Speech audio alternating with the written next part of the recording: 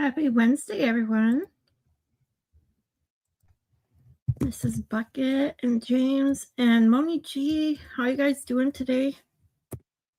Sorry, I'm a few minutes late. I swear, Moni G, I'm gonna just start stealing your time blindness reasoning. I don't know, like every time I think I have, I always I try to judge how much time I have and in the mornings between waking up and streaming or whatever it is I have to do that day. And for some reason, there are days, no matter how hard I try to judge how much time I have, I can't seem to get it right. So then when I realize that it's almost 1 o'clock and I'm running around trying to get shit together so I can get set up and go live, it's like, geez, oh, Pete. Like, I swear I had more time than this. And I truly wonder sometimes, like, I know that time, goes by faster the older we get, but I don't know. Sometimes I just feel like, where did all the fucking time go?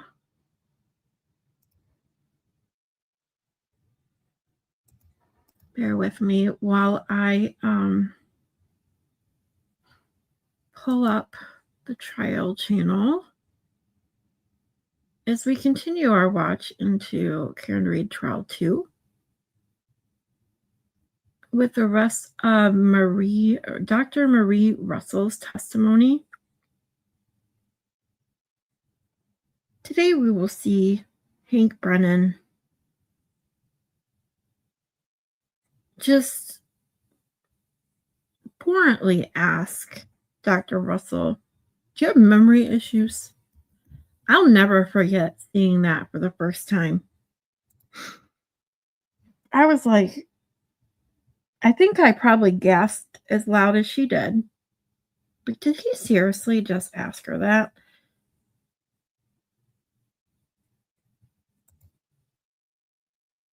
And anyone who watched this trial, even if they're crazy enough to believe that Karen Reed did it, can't deny that the longer Spanky went on, the more frustrated he got, the more snooty he got. And he didn't even hide it.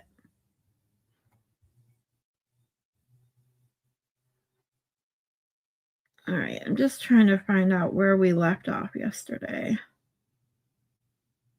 Oh, wrong one. That's why I'm in the wrong one. Karen Reed Trail 2. Here we go. Bear with me. How's the weather where everyone else is at today? Because today it's rainy and icky again, like yesterday. It gets sunnier and nicer out as the day went on yesterday. But here it's chillier and rainy and gloomy. My bird isn't even chirping outside. Sucks.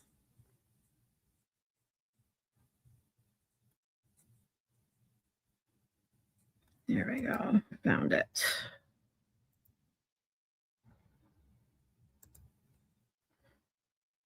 Spanky sucks. 100%. Yeah, the big gasp, you can't unsee that. Exactly, Mrs. Bucket. Like, it's crazy. I swear I swear I gasped as loud as she did when I heard him say that. Zach's dropping by. See you later, Zach. Beautiful day in England. That's wonderful. I wish it was a beautiful day here. I'm so tired of the gloominess. I mean, that's Michigan for you. I mean, it's when you live here, you get used to it after so long, but you get tired of it. You're used to it, but it's exhausting.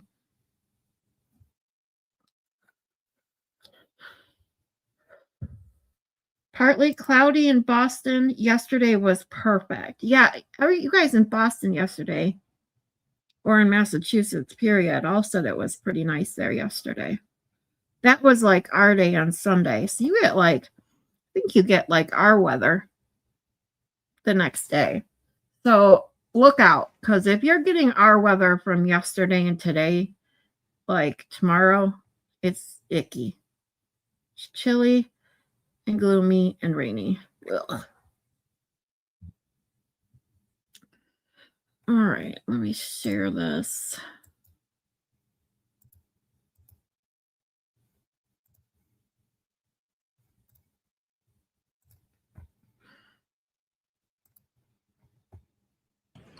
Oops. With regard, Hold on.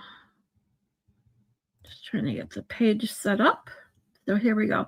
So as yesterday, I think most of you were here with me yesterday, Mrs. Bucket. I don't think I saw you yesterday, so welcome back. We started, we got through Kelly, Don't Call Me Diva Deborah yesterday. And then we also started Dr. Russell's testimony. We are in the middle of Alan Jackson question. I think now I forget. Was it Alessi or Alan Jackson questioning her? to other Alessi. It's Alessi. I can tell by their voice. We'll be sweating balls here soon enough. True.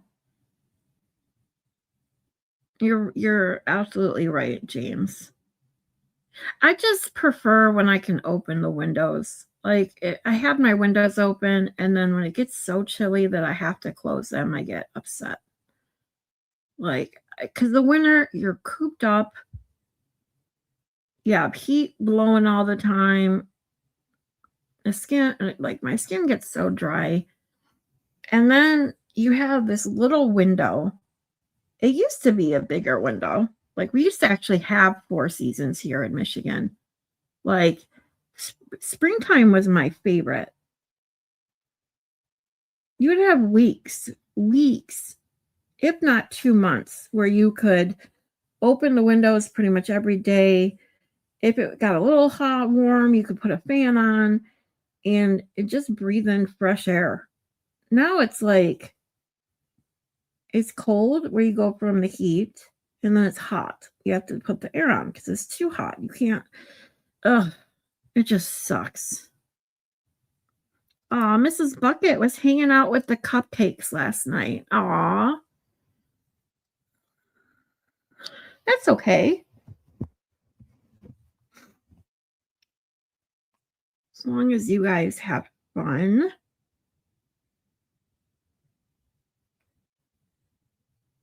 I am trying to figure out real quick who, because I'm trying to figure out our day today. So I think it'll depend on you guys. Yesterday I had you guys vote on how much we watch, because we probably will get all through Dr. Russell today, depending on how it goes. You know, sometimes, oops, sorry, my phone is, I turn the volume down. It depends on how much we chat in between her testimony, but it looks like, hold on, let me tell you. Trial channel.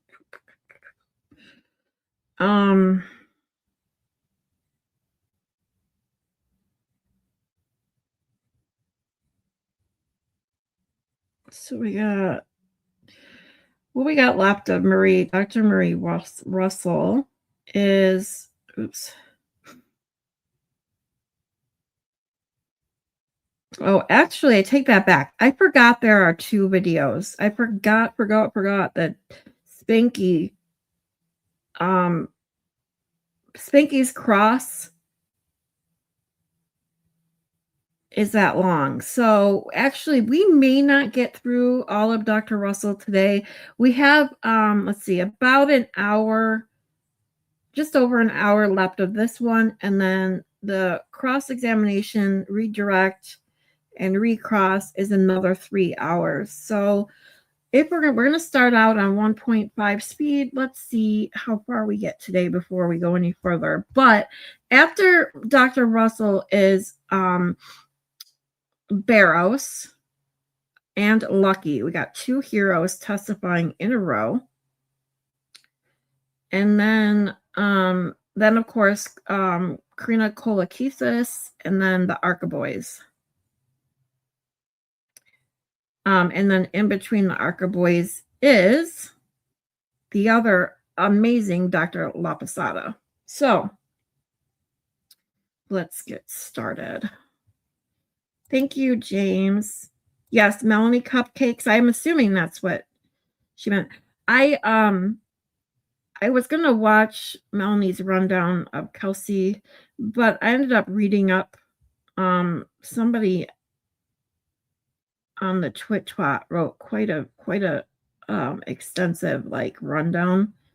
So I just read it because I'm so behind on all the videos. And then I ended up in Will's chat last night watching Will hysterically, like he's just hysterical. When he laughs, you laugh. I don't know how many of you guys were in Will's chat last night, but it was hysterical. Yes, please like and subscribe. It's free. Yes, James. Hey, Darvader. Yep, James got his name back yesterday.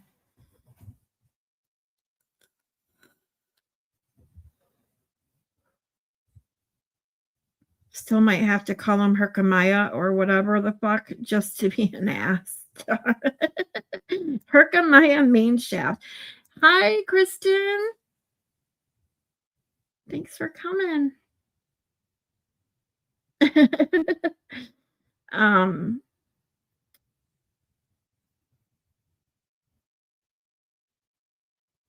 So we are going to get into this. Thank you guys so much for being here, as always. I got to set my speed 1.5. If for any reason 1.5 is too fast, let me know. Documents, if any, could you describe any other documents that you looked at? Well, I also. Yeah. I'm going to see what's in. May I continue, Your Honor? Yes. Thank you. Thanks for your patience, Dr. Russell. We broke up where you had described the materials that you had reviewed. Based on your, and Mr. Woke, if we could please put the exhibit that we just had, and with Your Honor's permission, republish it. Thank you.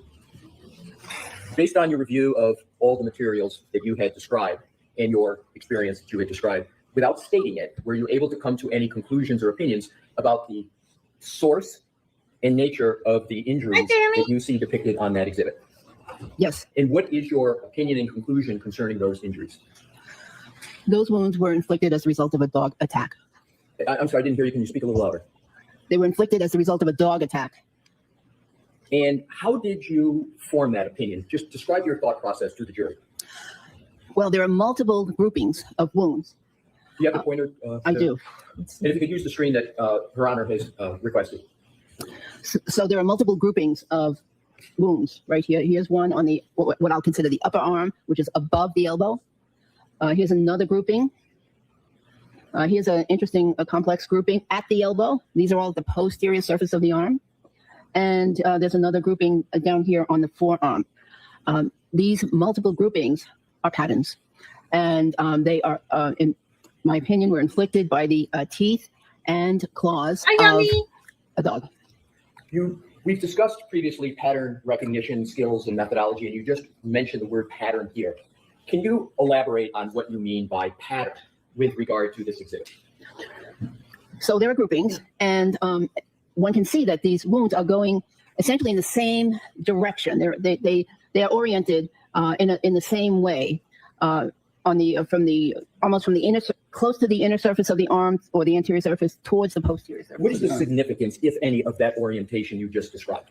So what that gives me direction, and that tells me that the dog's teeth were over here. Over here, the dog was over on this side of the arm, and the teeth started their punctures or their injuries over here, and through either the action of the dog or a combination of the action of the dog and the action of the decedent pulling away, or the victim pulling away, You did say the forbidden the word, teeth made dog. these abrasions in this Oh, direction, no. from here down to here. And then here, it's very complex because of the bending of the elbow. We don't know the exact configuration of what this elbow was in the arm. Was it fully extended, meaning it's fully stretched out, or was it partially bent? Was it fully bent? We don't know. But in addition to the pulling away movement, there's also the bending movement. So that one is even a little bit more complex. And of course, there are some additional marks down here and some possible bruising down here, punctate marks down here, which may represent the lower teeth. If we could just stop at that area, have you observed in your experience what you call that complex area pattern? Have you seen that before? Not that exact pattern, no. But have you seen any that is similar to it? I've seen some characteristics of these patterns before, Right. yes. And is the appropriate methodology to just to zero in on one section, or is the appropriate pattern methodology to look at all the wounds and then reach a conclusion? The second, to look at all the wounds. And could you please describe? Why don't we take our recess? Okay, Your Honor. Okay. Thank you. Hold on, please. Those are the phone. Goodbye. In this case. Yes, And what is it that Exhibit 1 represents? it's a picture of the forearm of the decedent. And we left off at lunch, and I'm not going to cover too much old ground, just to reorient ourselves back to where we were. You were discussing the basis of your opinion and conclusion that you said that these wounds were caused by, excuse me, why don't you restate, well, let's continue on in the basis of your opinion. Let's just continue on. Can you go through what is in Exhibit 1 and describe how it is that you came to your opinion? Well, I observed multiple patterns of striations or linear abrasions. I'm sorry to interrupt you so soon. Do you have the pointer in case you want to use that available? Thank you. Thank you. So there's multiple groupings of linear abrasions, and linear means similar, like a line, linear. So there's multiple of those, and here's one. Here's another one closer to the elbow. Here's another one closer to the wrist, and here's another array of linear abrasions near the elbow. In terms of these wounds, in assessing their source, do you look at them individually, collectively, or both? Both. I look at them individually, and then I put them in context of how they relate to one another. And how they relate to one another, is there a name of that methodology that you use in terms of how they relate to each other? Well, I think it's a pattern methodology, pattern recognition. And what pattern is it that you see here with regard to all of these wounds on the right arm? Well, I see multiple linear groupings together in a area from the mid arm to the mid forearm. Is there any analysis of direction that is involved in your analysis? Yes. What is it? I believe that these wounds were initiated closer to the anterior surface or the front of the forearm. I'm sorry, Dr. Russell, to interrupt you, but there's a fan back here which I can hear, but if you could just keep your voice up, that would be great for me. Yes, I believe they all started closer to the anterior or front portion of the arm. Like they start up here, up here, and the direction is towards the posterior portion of the arm. Now, if we could just go back briefly, I want you to do a comparison. If we could go back, Your Honor, please, back to Exhibit 157 that we had up earlier. Okay. I'm sorry, 167. As between 167 and 1, which one is closer in time to when Mr. O'Keefe was located? The previous one. All right, so let's go back to the previous one.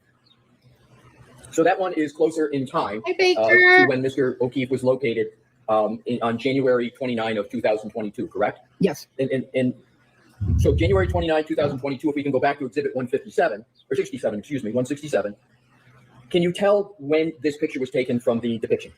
Well, it says January 31st. Okay, so is that the basis for you saying that the Exhibit 1 was closer in time to when Mr. O'Keefe was located? Yes. All right, so I want to do another comparison, have you do another comparison of the two. If you can look at what is depicted in Exhibit 167, and now go back to 1 and see if you see any differences at all as to what's depicted. Do you see any differences with regard to the wounds on the arm, or the arm just in general? Let's go back to, see that now, let's go back to 167. Well, the coloration of the photograph is slightly different. And what do you mean the coloration? Well, the skin tones here are more yellow than they are in the previous photograph. And I'm sorry, do you have a conclusion as to why there is a difference in skin tone in this exhibit compared to Exhibit 1? Well, it could just be technique, lighting technique. I do see some lividity on the chest, postmortem lividity, and that's what that means is pooling of the blood, which happens after death. Can you explain to the jury what lividity is? Yes. So, blood follows the laws of gravity, and the blood will settle to the dependent parts of the body. In this case, the body the body of Mr. O'Keefe is horizontal, and so the blood is going to settle from the top of the chest, which would probably be up here somewhere, down towards the back, which would be the inferior portion of the chest in that position. And likewise, it would happen on the extremities too. So you just mentioned the extremities. Do you see any lividity on the extremity here of the right arm? You know, actually, there is discoloration over here in the elbow area. I do see some lividity. Okay, so there's several areas of lividity on the arm. I'm sorry. There's some right here. This redness right here on the near the wrist.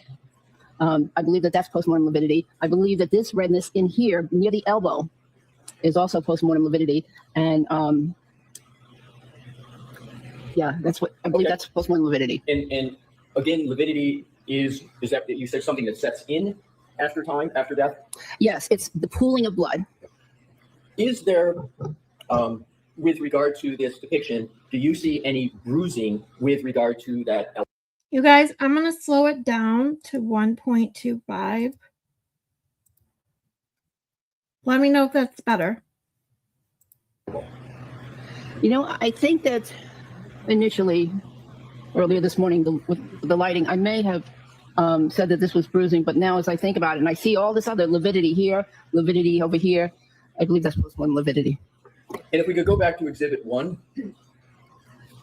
and you said this is the one that's closer in time to when Mr. O'Keefe was located, do you see any lividity or bruising with regard to that photo? I don't see any definite bruising. I do see some discoloration up here near the shoulder. I'm not sure if that's postmortem lividity or not. It could be early postmortem lividity. Okay. So if we could, thank you, Mr. Wool, can we take that depiction down for the moment? What I'd like to do is and we'll come back to that. If we get the lights back on, please. Thank you.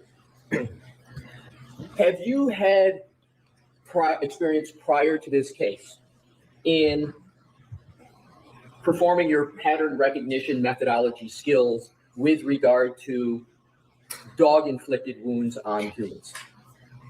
In other words, have you seen dog-inflicted wounds that have a pattern on humans? I've seen dog wounds that have had a pattern. I didn't need to do it, utilize that skill, because I also had other information about the case. You know, for instance, police officer or the victim himself said, you know, I was attacked by a dog. Right. And for those that can you give an example, like in the ER, just as to how you would come to have that knowledge, or otherwise, how would you generally come to have the knowledge as to a potential source of the wound? Oftentimes it's the victim that tells me, or in the case of the law enforcement dog bites, I had both victim and police officers tell me that the police dog, inflicted these wounds. And so and how many times generally in your career, we discussed it this morning, how many times generally did someone present with dog-inflicted wounds and you were told that these wounds were from a dog? Roughly how many in your career? Well, all of the law enforcement dog bites. So that would be 40 to 60 or so of those. Plus, most of the non-law enforcement dog bites, the patients or the mother have said this, a dog bit me, or a dog bit my son. And for those where someone said something, the dog bit my son, were the wounds that you saw similar to or different from the wounds that are depicted in Exhibit 1 that we've had up on the screen? On the civilian dog bites, there's some similarities, but not as many striations on the civilian dog bites. And are the more striations on what's depicted in Exhibit 1, does that lead you to more easily conclude it's from a dog bite, or is it harder for you to conclude it's from a dog bite? Neither. So is your prior experience as an emergency room physician, as a physician in Cochrane, does that experience allow you to exercise pattern recognition skills with regard to Exhibit 1 and Exhibit 157? Sustain. Do you use your pattern recognition, did you use your pattern recognition skills in evaluating Exhibit 1 and Exhibit 157? Yes. In terms of characteristics of dog bites, if we can go back to Exhibit 1, please. Is Exhibit 1 highly characteristic of a dog bite or lowly characteristic of a dog bite? How would you describe the characteristics of what appears on Exhibit 1? Well, what I see on Exhibit 1 is multiple strikes from a dog. I'm going to allow it. Can you please repeat your answer? Yes, What you see? multiple strikes from a dog. And with regard to, do you see any characteristics in terms of a medical observation with regard to those strikes? I don't understand the Okay. question. Are you familiar with the medical term pathognomonic? Oh, yes. What is the definition of pathognomonic? Pathognomonic in medicine means that the characteristics of a condition are so highly specific and unique that they basically say that it can only be from a certain condition and no other condition. So to the exclusion of all other conditions. That's what is meant by pathognomonic. At least that's my understanding. Do you consider these wounds pathognomonic? How do you evaluate these wounds in terms of what you call the characteristics? I characterize them as highly specific for a dog attack. I'm going to strike the last word, Mr. Russell. In terms of the Last word. characteristics that you have talked about, are there any other aspects of dog dentition that you can discern from Exhibit 1? I don't understand the question. You mentioned earlier when we had the dog dentition exhibit up, you mentioned an arch. Is there any aspect of Exhibit 1 that concerns an arch? Yes, there is, in my opinion, an arch-like structure right here towards the lower part of the forearm, towards the wrist, suggesting that this here is made from the very front teeth of the dog. Now, when one looks at these injuries or wounds, one has to remember that, number one, this is not a mannequin. This is a person whose skin is somewhat elastic, whose skin will slide over the underlying bones, and so therefore some of the wounds may have been created by the exact same teeth, for instance, but look differently, depending on the part of the anatomy, the elasticity of the skin, also depending on things like if there was clothing or something in between the teeth and the skin. So one has to consider the end. Also, there may be motion motion effects. The living victim could have been pulling away from the dog. The dog could have been, pulling or jumping and only catching a glimpse, a little slight bit of the skin with his teeth. So there's a lot of movement and things that one has to consider when an injury is inflicted on a body. I'm going to strike that. Can we approach your honor? Sure. Spanky's getting pissed. Mary, Your Honor? Yes. Thank you. If we could put the Exhibit 1 back up on the screen, please, Mr. Wolf. Dr. Russell, is what's depicted on the screen one dog bite or more than one dog bite? Ask it differently, Mr. Russell. Dr. Russell, can you determine from this depiction, how do you evaluate this depiction with regard to dog bites? Well, I see several groupings of wounds. Here's one grouping up near the shoulder. Here's another distinct grouping near the elbow, but above the elbow. Here is a third grouping around the back of the elbow and the upper forearm. Here's some additional marks. I think they're separate, but I don't know exactly if they are separate dog bites or scratches. And then there's another grouping around the posterior forearm near the wrist. So 1, 2, 3, 4. There's at least 4 different types of either bites or combination bite and claw marks. You mentioned claw marks. Is there any evidence of claw marks in this exhibit? It's hard to say exactly what this, what these marks are. This one here, and even to a certain extent, this one here has some characteristics of both claw marks and bites. So Even though you may not be able to determine whether it's a claw mark, can you determine, or the specific type of mark, can you determine that those are from a dog? I believe they are, yes. So now let's go. You mentioned, we'll switch. We can leave that up for just a moment, because we're going to come right back to it. And Dr. Russell, earlier on, you used the phrase incomplete dental impression. Do you recall that? Something like that, yes. What phrase would you like to use? Because you were describing whether a dog or not had a complete bite. What phrase would you like to use? But that's okay. Incomplete bite, I Okay. might Do you consider. see any evidence of an incomplete bite on Exhibit 1? I believe all of the bites here are incomplete. Why do you come to that conclusion? Because in my opinion, they don't penetrate the skin, which I would consider more of a bite or more of a complete bite. So they're just scratches on the surface of the skin.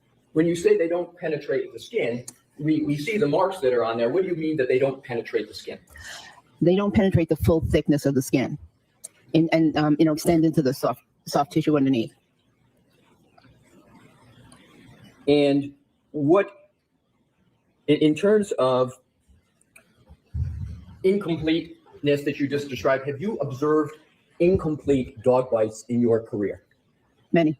Roughly how many incomplete dog bites have you observed and treated in your career? Over 100. In our incomplete bites, the majority of bites from civilian dogs, or are they a minority of the bites from civilian dogs? I believe they're the majority of the bites of civilian dogs. Did you determine whether these wounds occurred at the same time? I believe they did, Why do you come to the conclusion that they occurred at the same time?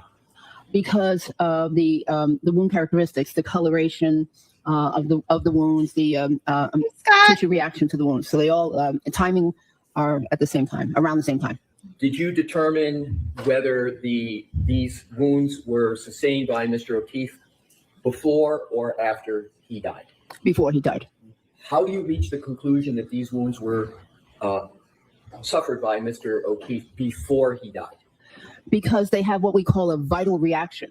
So there is an ever so slight vital reaction or inflammation around the edges of the wounds. And so that determines that, that supports the fact that they were inflicted during life. Dr. Russell, did you observe Mr. O'Keefe's right arm personally?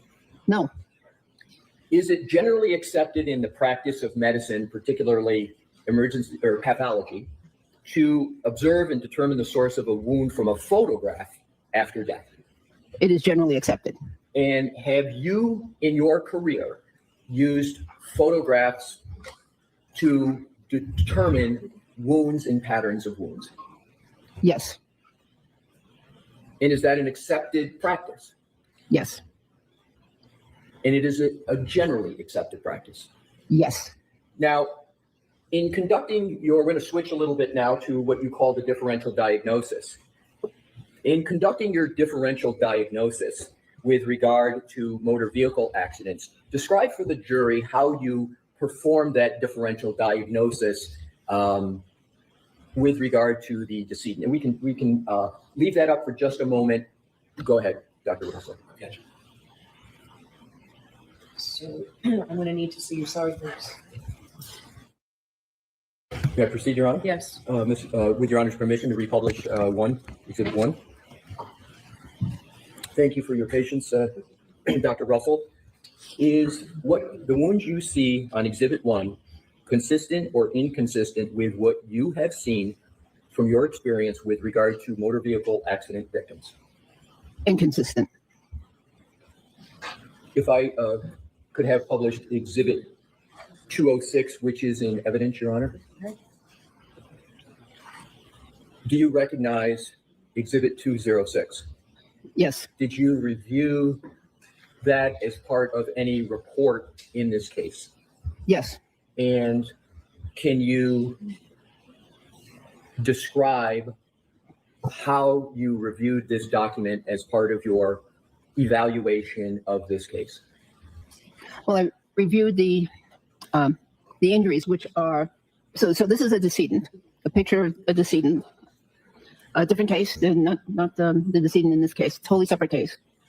And is this from Dr. Welcher's report that you reviewed? Yes. All right, so continue, please.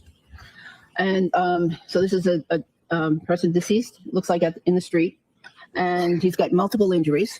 And this is allegedly from an auto versus pedestrian accident.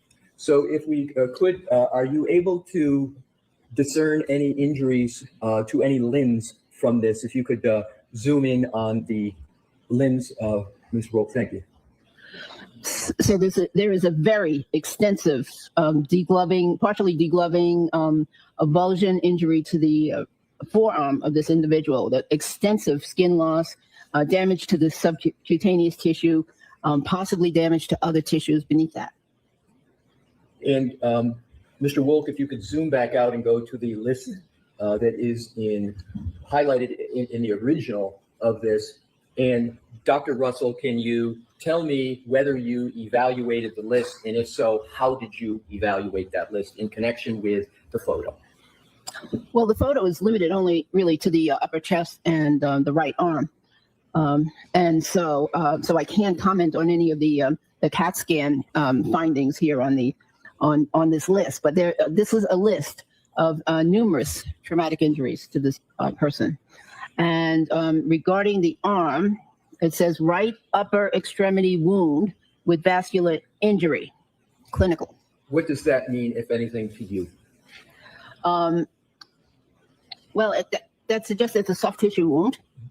However, what they're saying is clinical, so they're not commenting on if there were any X-ray findings, for instance, on an X-ray. But I mean, would be a post-mortem X-ray, and this is just a clinical diagnosis or a visual hands-on diagnosis. Do you know whether that line that you just read relates to any part of the photograph? Any part of the photograph? Oh, I believe it relates to that injury that we pointed out in the previous photograph. Can you switch back to that, please, Mr. Wolf?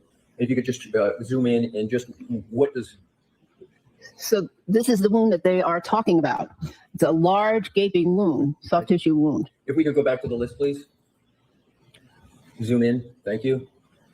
But Please continue. no, what I was going to say is that there are multiple other injuries in this person, multiple serious, significant injuries, subdural hemorrhage, subarachnoid hemorrhage, intraventricular hemorrhage, liver laceration, pneumothorax. That's blood and air in the chest cavity outside of the lungs. So it's in an area where it shouldn't be. This person had numerous injuries. Are you able to compare these injuries in that photo in this Exhibit 206? And did you compare them to your review of the autopsy report and other medical records of Mr. O'Keefe? From your review, did Mr. O'Keefe sustain any liver laceration? No, Did Mr. O'Keefe sustain any gaping, as you called it, lacerations to the right forearm? no, Did Mr. O'Keefe sustain any pneumothorax injuries that you were describing with regard to 206? no pneumothorax. Let's switch to another topic. Let's talk about clothing of the decedent. In forming your opinion, did you consider Mr. O'Keefe's clothing in relation to his wounds? Yes. If we could, Your Honor, have Exhibit 150 in evidence published. Okay. Do you recognize what's depicted in Exhibit 150? Yes. And what is it? It's a picture of part of the hoodie, sweatshirt or shirt that Mr. O'Keefe was wearing at the time. And wearing when? At the time of his death. And did you evaluate this photo as part of your review of the autopsy report? Yes. And we're going to come back to this. If we could please switch to, Your Honor, 147C in evidence. Okay. Thank you. And what is 147C? So this is a close-up of the sleeve of that shirt that we just saw on the previous image. And there's a hole or defect here in the sleeve, which I'm circling with the pointer. And there's a label that labels it number 1. And so I see this hole that is rather round and appears to have some fabric coming out of the hole towards the exterior of the jacket or the shirt. Did you attribute any significance to the shape of the wound? And if so, what significance? The shape of the hole, yes. So it's rounded. I actually attributed a lot of significance to that. Describe a lot of significance that you attributed to this hole. Well, I believe that this hole was made by a canine tooth, and with the tooth going into the shirt, reaching the skin, and then coming out of the shirt, pulling out some fabric with it. And we'll come back to this. If we could, Mr. Wolk, go to 147D as in David that's in evidence. Do you recognize this photo? Yes. What is it? A round hole in the shirt, again with some fabric fibers pointing towards the outside of the shirt. Is this the same hole that we just saw on 147C or a different hole? Can we go back? I don't know. Okay, so let's now go back to Exhibit 150. What significance, if any, do you give to the various triangles that are on the hoodie? Can you describe to the jury what those are and what's their purpose? So the triangles are labels that were placed by either the police or the crime lab or someone, and the point of the triangle generally is pointing towards a hole in the shirt. As you can see, there are multiple ones here, and I want to make sure that you don't confuse it with this rather large defect, which is caused by something else. So let's start with each one, and we'll go through these quickly. Let's start and zoom in on number 1. What did you conclude about the source of that hole in the hoodie? Sustain. Did you evaluate what is depicted as number 1 in that slide as part of your review? Yes. And what was your evaluation? Sustain. Let's go back and zoom out. Have you in your career examined clothing either as part of your forensic pathology practice or your emergency medicine practice to determine the source of defects in clothing? Yes. How many times have you done that approximately in your career? Several hundred. And have you, in those several hundred times, have you ever had to reach a conclusion as to whether there was any connection between defects in clothing and wounds to humans? Many times. Can you give some examples of the many times you've had to look at clothing and defects in clothing to assist you in determining wound recognition in humans? Yes. So let me clarify. It's mostly used in forensic pathology, not so much in emergency medicine. The clothing and the cause of the wound is as important as in emergency medicine as the treatment of the wound. But in forensic pathology, it's a key component to any examination where you think that it was an unnatural death. So, so I've done it in gunshot wounds, in stab wounds, multiple times. Looking at the defects, looking at the direction of the of what I think the bullet track was, determining entry and exit wounds. In stab wounds, I've utilized them to help determine offensive and defensive wounds or injuries. So yes, many times. Have you ever performed that analysis? You mentioned, testified earlier, 500 to 1,000 evaluations of dog-inflicted wounds on humans. Have you ever performed the analysis of defects in clothing and compared them to wounds on humans in the context of dog-inflicted wounds on humans? I don't think so. Perhaps. Well, yes. So in terms of, have there been any instances of doing that in your career? Have you done that at all in your career? Maybe that one child. All right. So let's go now to the you were discussing the defects in the arm, as well as the wounds in the arm, and then the defects in the clothing. In terms of back to Exhibit 1,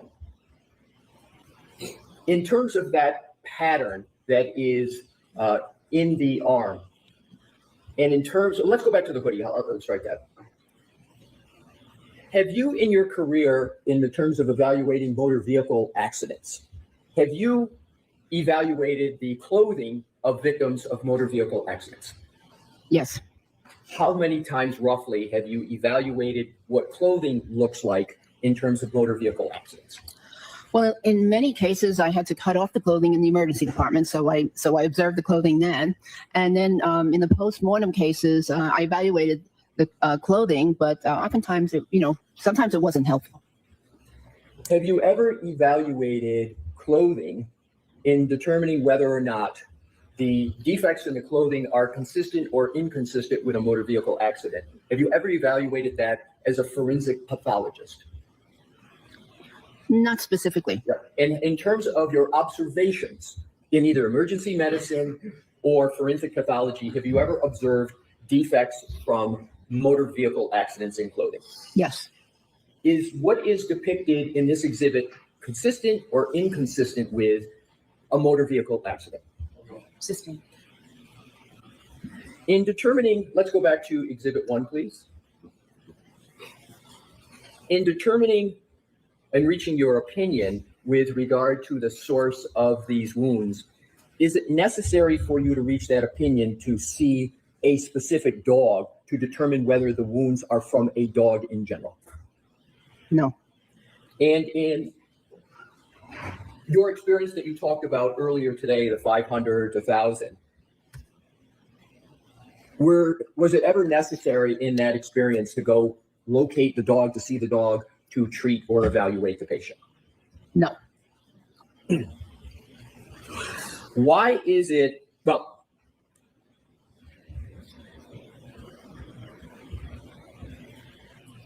in terms of, we're going to move to another category, studies. Did you review any studies informing your opinions in this case? Can we put the lights on and take this? Yeah, yes, thank you, Your Honor. Yes.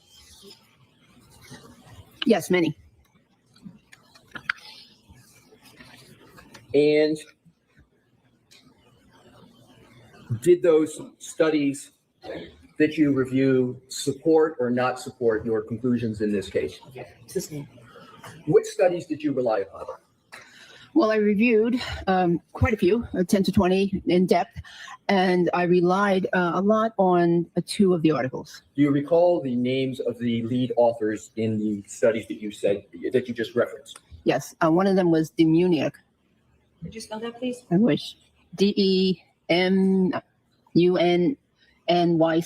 I believe. And was there? And then there was another one, Pollack, POLLACK. May I approach, Your Honor? Yes. Thank you. Your Honor, my recollection is correct. ATBJ. We've already pre-marked as exhibits for identification these studies. The studies, I may be incorrect in that, if so, I have studies under the children of Mr. Yes, thank you. So we can just. Do you have these? Okay. So we can just have them. Okay, I got it. These are them. If I could have marked for identification as one document, please. For the PPP, Friday. Yes, Your Honor. Which is what? Exhibit PPP is the Demuniak, and exhibit QQQ is Pollack. Just so you guys know, I'm just trying to give Dr. Marie Russell the obvious respect she deserves by not talking over her. So Those are the lead author names. You're welcome. Okay, leave them with the witness, Your Honor. Yes. Thank you. Dr. Russell, I have provided you with those 2 exhibits. I would ask you to just briefly take a look at them and let me know whether you recognize those as the articles that you were referencing before. Yes. Now let's start out with the Munich study. Is that exhibit? Don't work too hard, EEP? hippie chick. So is this the study that you referenced earlier in your testimony? Yes. Can you briefly describe for the jury how that study related to the opinions in this case? Are these the studies that you cite to as a basis for support for your opinions in this case? Yes. And is QQQ a study that also supports your opinion in this case? Yes. Now, in terms of your conclusions with regard to, if we can go back once more to exhibit number 1.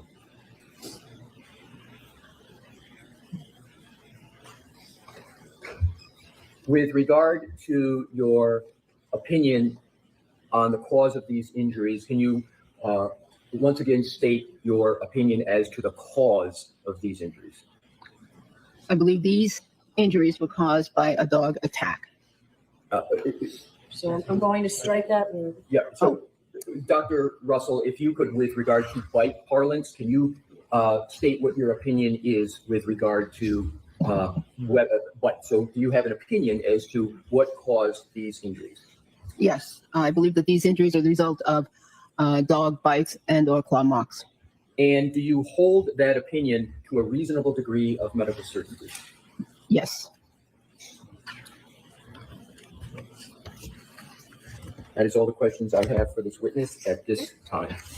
Right.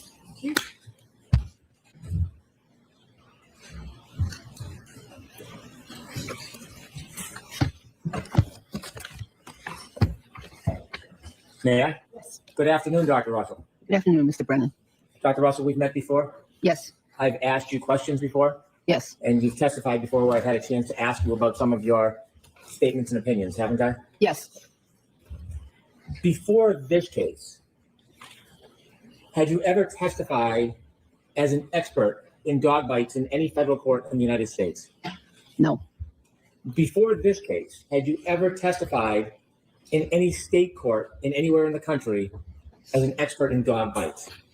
No. Other than this case, have you ever testified in a courtroom as an expert about dog bites? No. Last year, you learned that there was litigation regarding this case, Commonwealth versus Karen Reed, correct? Yes. You learned a little bit of information about it, and it piqued your interest, didn't it? Yes. Did you know that the case was receiving a lot of attention? No. Did you know that it was on television? I had no idea until I got here. You spoke to a colleague in Los Angeles, correct? I'm sorry, I spoke to who? A colleague? I spoke to a district attorney in Los Angeles. And did you just bring up the subject, or did that person bring it up to you? I brought it up. When you brought that up, is it because you knew of the relationship between that district attorney and somebody on the defense team? Yes. You wanted to get involved in this high-profile case, didn't you? No. No. You weren't called by anybody on the defense and retained as an expert in the traditional sense, were you? That's correct. It was after you reached out yourself and interjected yourself into this case, true? I did so for a reason. And the reason being that I knew I was one of the only people in the United States board certified and residency trained in emergency medicine and also residency trained in forensic pathology. And therefore I had a unique skill or knowledge set. And I was one of the very few people that had the knowledge of dog bites, as well as those other trainings. And because of the fact that you held this opinion about yourself, you wanted to get involved in this very high Held this opinion about I thought I yourself. could help Spanky, you're just clarify an the issues asshole. as to whether or not this Can't could be a dog stand him. bite, and maybe they could move on to something Ugh. else if it wasn't. Did you want to get involved? No, not really. Inevitably, you got hired by the defense, didn't you? Yes, I reluctantly agreed. And they paid for your time. They are paying for the time. Did you know that there As was a if you weren't relationship paying for between your the time. district attorney you Spanky. spoke to in California and somebody on this defense table? I know, yes. So when you spoke to the district attorney, did you have the hope that they would reach out on your behalf to get you involved in this case? As I said, I hoped that they could reach out to the team and I could help clarify issues so that they can move on. If these weren't dog bites, then no sense spending a whole bunch of time on it. After Exactly. you testified in this case last year, you then began to advertise yourself as a dog bite expert, didn't you? I had advertised myself many years ago as a dog bite expert. I think I'm not sure, but yes, I did advertise myself as a emergency medicine and forensic pathology expert Did you take with other sub interests. Sure. Did you take a photograph of you testifying at trial and put it on a website to promote your accomplishments? It's a listing service for physicians, and yes, there is a photograph. So you took a photograph from your participation in this event, Yes, that's there. and you used that photograph in your participation in this event to try to procure future work, didn't you? I wouldn't say that was the reason. No. When you listed a number of things that you had experience in after this case, you then added that you were an expert in dog bites, didn't you? I believe I am an expert in dog bites. Yes. But after this case, and after you took the photograph in this case, and after you created this advertising, you then added the fact that you were an expert in dog bites, didn't you? It was all at the same time, and it was submitted at the same time. Right. After this case, after you participated Well- and volunteered to involve yourself in this case, you then used it as a marketing opportunity, didn't you? Well, I had retired. Hold on. I'm sorry. I'm so sorry, Dr. Russell, but TBJ, I just saw in Discord about some order in Kelsey's case. If you get it, can you let me know? For my full-time job, and I had time, and I wanted to get more involved in some forensic And I legal agree with you cases, there. and not specifically dog bite cases. I have much more experience with other cases. Undoubtedly, I respect that. But simply, after you testified in this case, you did use your participation as a way to try to garner future interest in cases and income, didn't you? I did, but I did not mention this case. Have you testified in any other court since this case as a dog bite expert? No. You had written a few articles that were peer reviewed on dog bites back in, is it the 1990s? Yes. And they Thanks. involved law enforcement canines. You're so Yes. sweet. And you describe in those articles how a law enforcement canine grabs and holds, is that the technique they call it? Yes. Where they lock their jaw and then they pull and hold on to the subject that they're attacking or holding. Yes, that's what they were trained to do back then. And you would agree that there's a difference between generally the way a domestic dog bites and a law enforcement dog bites. I Oh, agree, yes. Darvader. It better be good. Since I- those two articles in 1990, have you authored anything? Shut up, Spanky.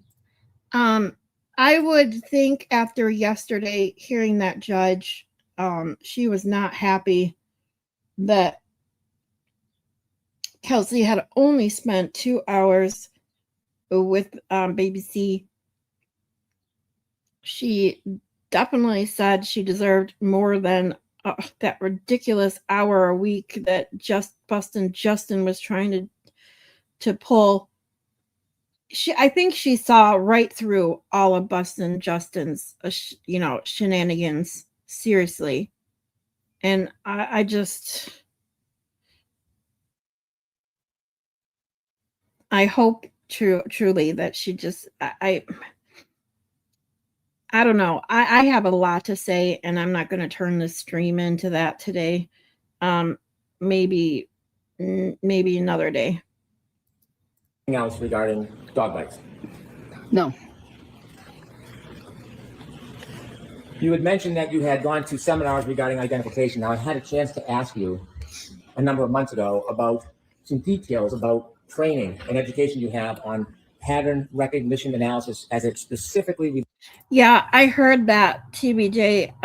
Because like I said, I didn't watch the hearing yesterday. I only caught the tail end of it, and I was going to go over it, but by the time I was looking around for it and that, it was like everybody had already seen it. So it was like, I'll just, check it out later.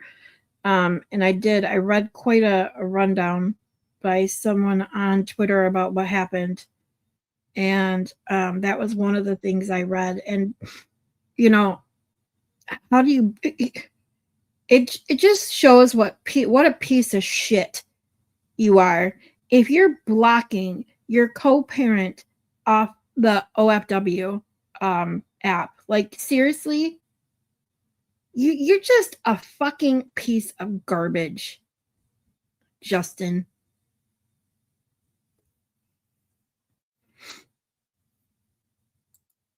Relates to dog bites. Remember I asked you those questions a number of months ago? I believe you did. And I'd asked you if you could give us any specific listed trainings that you had regarding pattern recognition analysis of dog bites. And at that time, you did not have any names of any classes or seminars or certificates that you have. You mentioned again today that you have attended seminars regarding dog identification analysis. Do you now know some of those trainings and seminars? And are any of those listed on your CV? The trainings that I went to on bite marks in general, they were bite marks in general, and included things like how to determine what was a human bite, how to differentiate a human bite from a dog bite. But no, I did not specifically attend seminars limited to dog bites only. However, actually, there was one this past February that I did attend at the American Academy of Forensic Science. Over your many, many decades, you did not attend any seminars on pattern recognition analysis. Did anybody else take that as like a diss at her over your many, many, many decades? He just had to say one too many times to like, oh, you're old. Did anybody else take it that way? Spanky tried to get these ridiculous like disses in by saying shit like that. And all it does is show, just like Bustin' Justin, all it does is show Spanky what an asshole Spanky is. He's such a douche.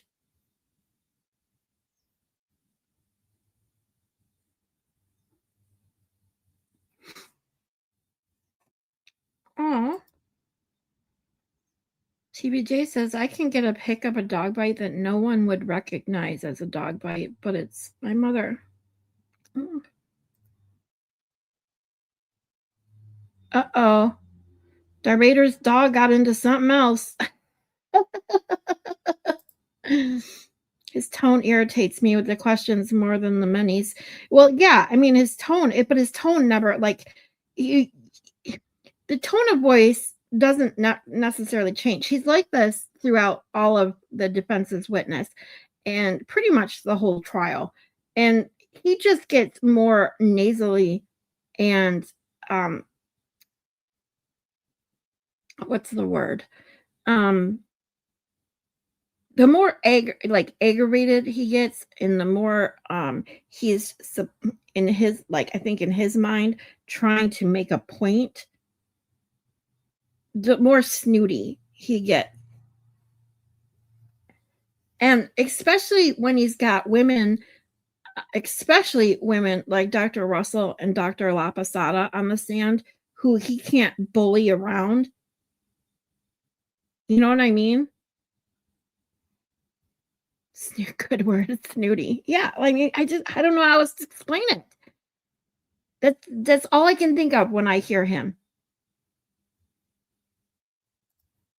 Of dog bites, did you? Specifically dog bites? No. I only want to talk about dog bites. I know you're well trained and educated. I respect that, but I want to talk about dog bites. You didn't attain any certificates in pattern recognition analysis of dog bites, did you? I don't think there are any that exist, any training programs like that.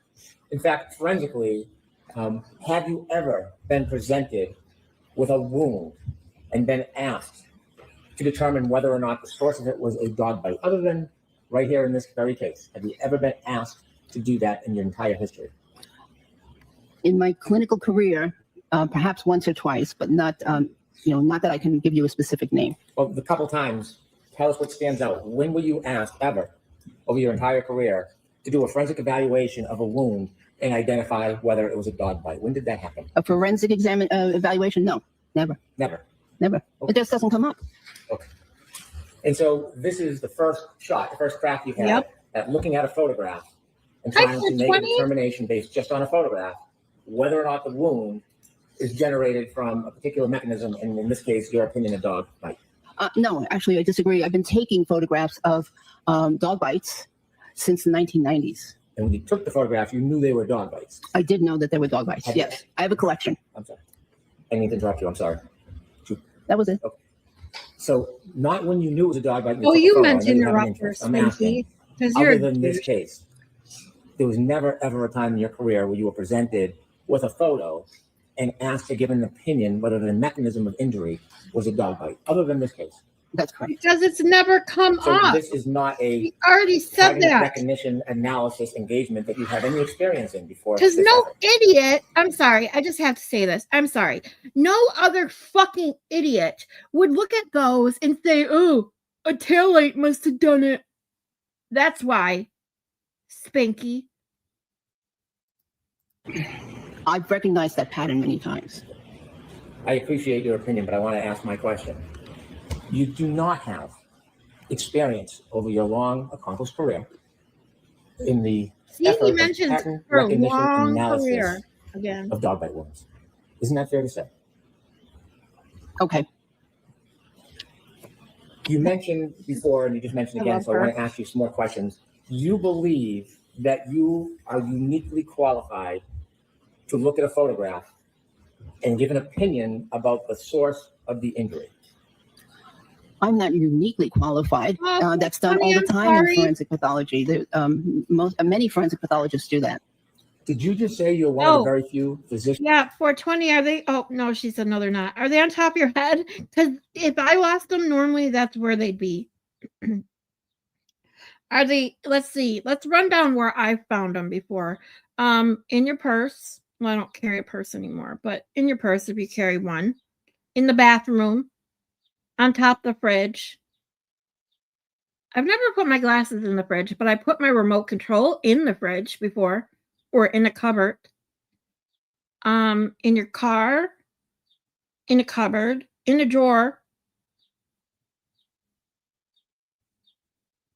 inside a book. I've left them inside a book, like to hold my page. Let's think. Let's find 420's glasses, everyone.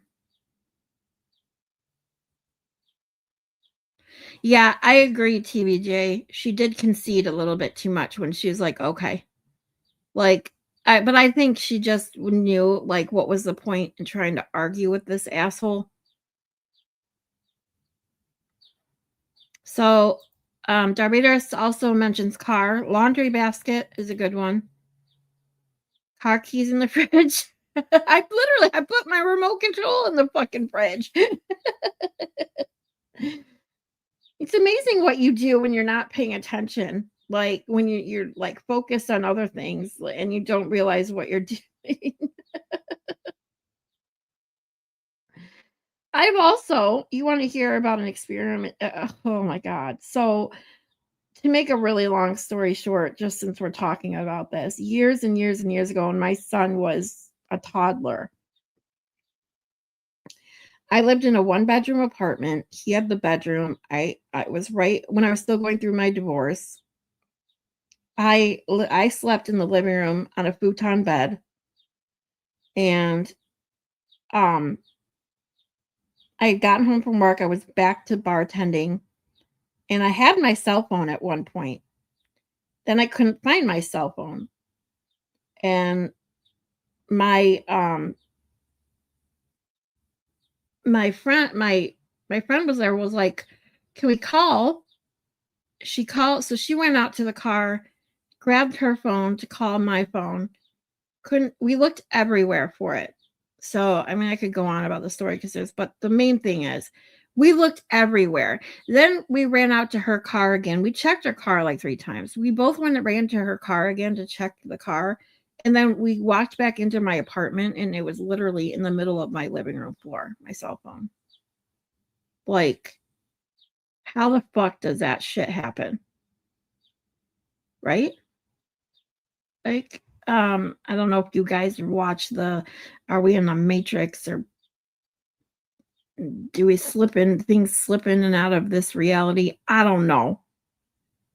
But things like that have happened before, where I have looked in the same spot 10 times and it wasn't there. And then out of nowhere, it's like, oh, here it is. It's freaky. Pants pocket, says TBJ. Under a table because the cat knocked them off. In the dog's stomach. Uh-oh. Hey, Noodle Mama. Couch cushions. That's a good one. We're trying to find 420's glasses. Car keys in the fridge actually worked well because it reminded me to get my food for lunch at work. It's funny.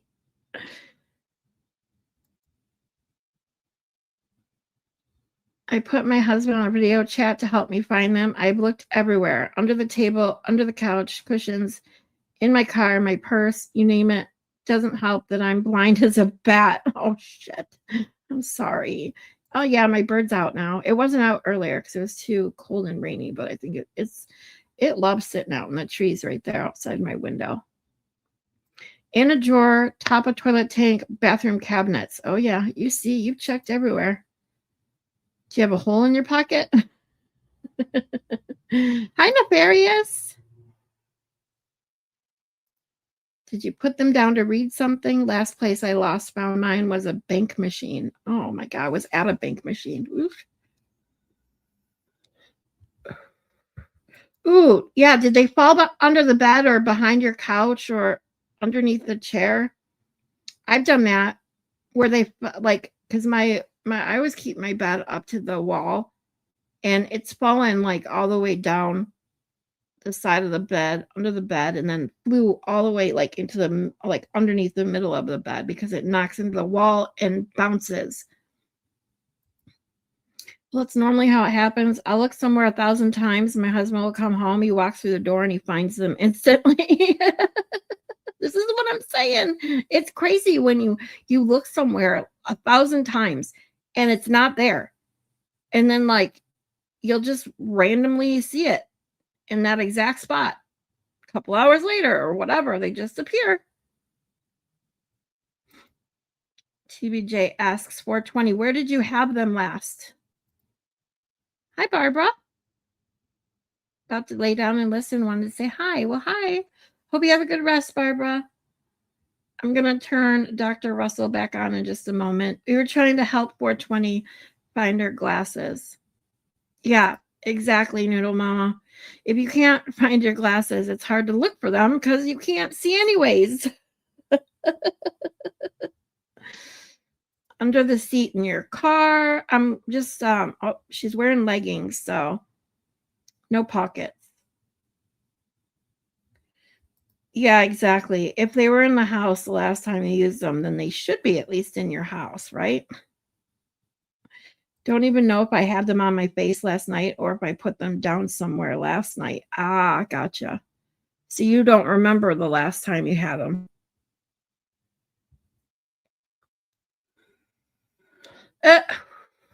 Nefarious says, I just lost my drink while I was trying to think of where she could have found her glasses.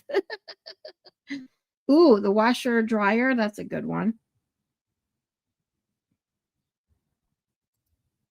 I got new furniture, so I'm trying to empty out the living room to put the new furniture in. So I've been like crazy cleaning, and I've checked all the furniture to make sure it's not in there. Ugh. Did it fall in one of the box? Did you like open any boxes or anything like that?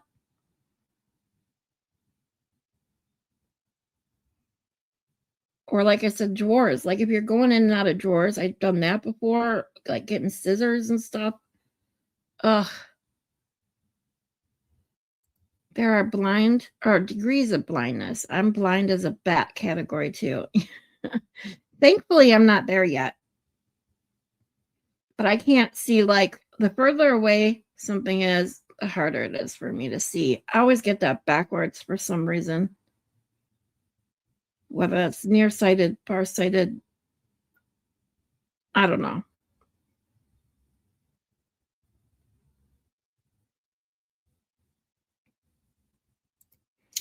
Noodle Mama says, did you hang them on your t-shirt?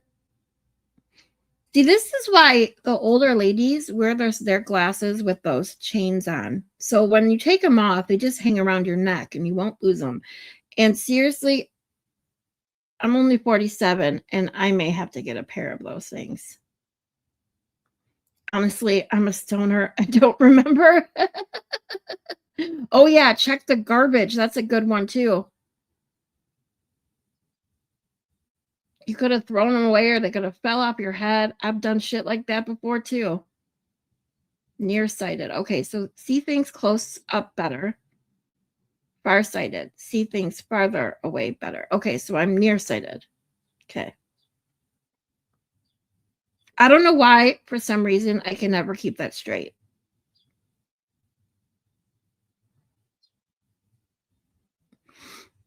All right. Let us know if you find them 420. If I think of any other good places to check, I'll let you know. Let's get back into Dr. Russell. And ugh, I dread putting Spanky's voice back on, but here we go. In the United States who has both the forensic and the clinical experience to look at a photograph and make a determination, the mechanism of injury. No, I said, if I said that, then I was incorrect. I meant dog bites, dog bites. But your question just now was not specific to dog bites. Right. Postmortem photographs are used all the time in forensic pathology for second opinions. You're right. My apologies. Did you say today and before, have you said that you believe you're one of only few physicians in the United States who could authoritatively distinguish between causes of wounds when it relates to dog bites? I did say that, and that's because of my unique training. I don't know of another doctor in the whole United States that did 2 residencies, one in emergency medicine and one in forensic pathology, and has a lifelong interest in dog bites. So, Dr. Russell, from your perspective, as far as you know, you were the only person in the entire United States of America who was qualified to look at a photograph and make a determination whether the Not wound what she said. was derived from a dog bite. No, I'm one of I'm the only physician that I know of that can do that. There may be a few others out there. There may be, but I don't know of any other physicians that can do that. Do you recognize anybody other than yourself who has this very particular expertise to be able to do this kind of work? I'm not aware of anyone. You were a medical examiner, a forensic pathologist, Yes, and you know there's about, or would you agree there's probably about 900 to 1,000 medical examiners around the country at the same time over a period of time? I believe that there might be. There's probably. I think there's around 500 or 600 practicing forensic pathologists. And do you think because they are forensic pathologists, those 500 or 600 people have the unique qualifications as you do to be able to give an opinion about the genesis of a wound? Wounds in general, perhaps. Dog bite wounds, I doubt that very many of them have a specific interest in dog bite wounds. And so you think that of all those forensic pathologists, medical examiners, you think that qualification and experience itself is not enough to qualify somebody to give an opinion on a photograph about the genesis of a wound related to dog bites? Well, if a forensic pathologist has autopsied 1 or 2 cases of dog bite wounds versus my experience with over 500 to 1,000 cases of dog bite wounds, I'm not so sure that person would be a very good expert in that kind of a case. Have you ever heard of a doctor named Dr. La Posada? I've heard of Dr. La Posada. Have you ever read any reports by Dr. La Posada? No. Has anybody ever shared with you any information or opinions of Dr. La Oh, Posada? she found them. I Hold believe she has a on. very good reputation. 420. I just saw this. You found them. Where were they? They were on the outside railing. Oh, no. Well, we said car, but we didn't specifically say anything else outside. I'm so glad you found them, sweetie. Yay. Hopefully we made it a little more fun for you looking around for them. So 2,400 is what a normal person with perfect vision can see at 400 feet. Poor vision, nearsighted, could see at 20. My vision is worse than that. Ooh. I don't remember what my my prescription or what my vision is exactly. I had 20/20 for a long time. And then now especially in the last like 4 years, like I always had astigmatism. So my glasses were always astigmatism. So imagine trying to have to focus when your eyes don't want to focus, basically. And it always give me headaches. But in the last couple years, 3-4 years, like the far away stuff is just fuzzier and fuzzier. And now it's like It doesn't even have to be that far away. If it's not pretty much, you know, within 2 feet in front of me, it starts getting blurry. It's getting bad. I need to get to the eye doctor. Have you ever? Well, how do you believe that? Who told you Because I've heard of her name at national organizations. I believe she's given presentations nationally. I've seen her name, you know, over a dozen years or so. that? Do you know whether or not she has any participation in this case? I believe she does. So you know when you're providing accolades that she has maybe some involvement in this case. Do you know that? I would provide those same accolades if she didn't have involvement in this case. Do you know that she has involvement in this case? I believe she does. You know, the attorneys have not shared everything with me Well, in terms of who the witnesses are. somebody must have shared her name. Who shared her name with you? Oh my I'm God. very familiar with her Spanky, name get over outside this it. case. Who shared her name that she may be a participant in this case? I don't remember. I don't remember. Well, somebody may. I think I got a file or something. He doesn't remember. Yeah. So when you were Douche. reviewing this case, did you get materials from any of the attorneys authored by Dr. Laposada? I don't think I read a report. I was very interested in reading a report by Dr. Laposada. I was very interested, but I didn't see one. So when you received materials in this case, you didn't read all the materials the defense gave you? I don't believe they gave me the report. What report? Any report that Dr. Laposada might have written. Do you know whether or not you've received the report or not?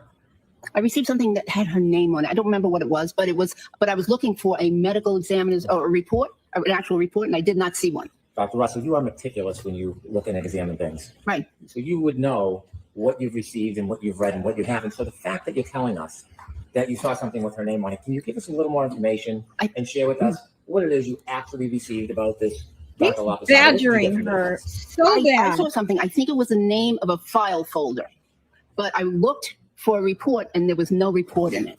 Did you ever ask for it? I didn't ask because I didn't ask. I really wanted to read it, but I didn't. It wasn't given to me, so I didn't ask. Were you ever told what other people's opinions might be regarding those photographs? I'm aware that there was a Dr. Sheridan involved in a previous proceeding, and he believed that those were consistent with dog bites. Did you ever receive any reports from the defense about what other person's opinions would be in this trial about dog bites? Oh, yes, I received a report authored by a non-physician. Yes. So when you say non-physician, you're trying to make the point because you think that person might be your opponent in this case? I don't have any opponents Okay, so why did you qualify him as a non-physician? because I believe that in order to really understand wounds on a human being, one needs to have treated wounds, seen lots of wounds, and I think that the person that is best qualified for that is a physician.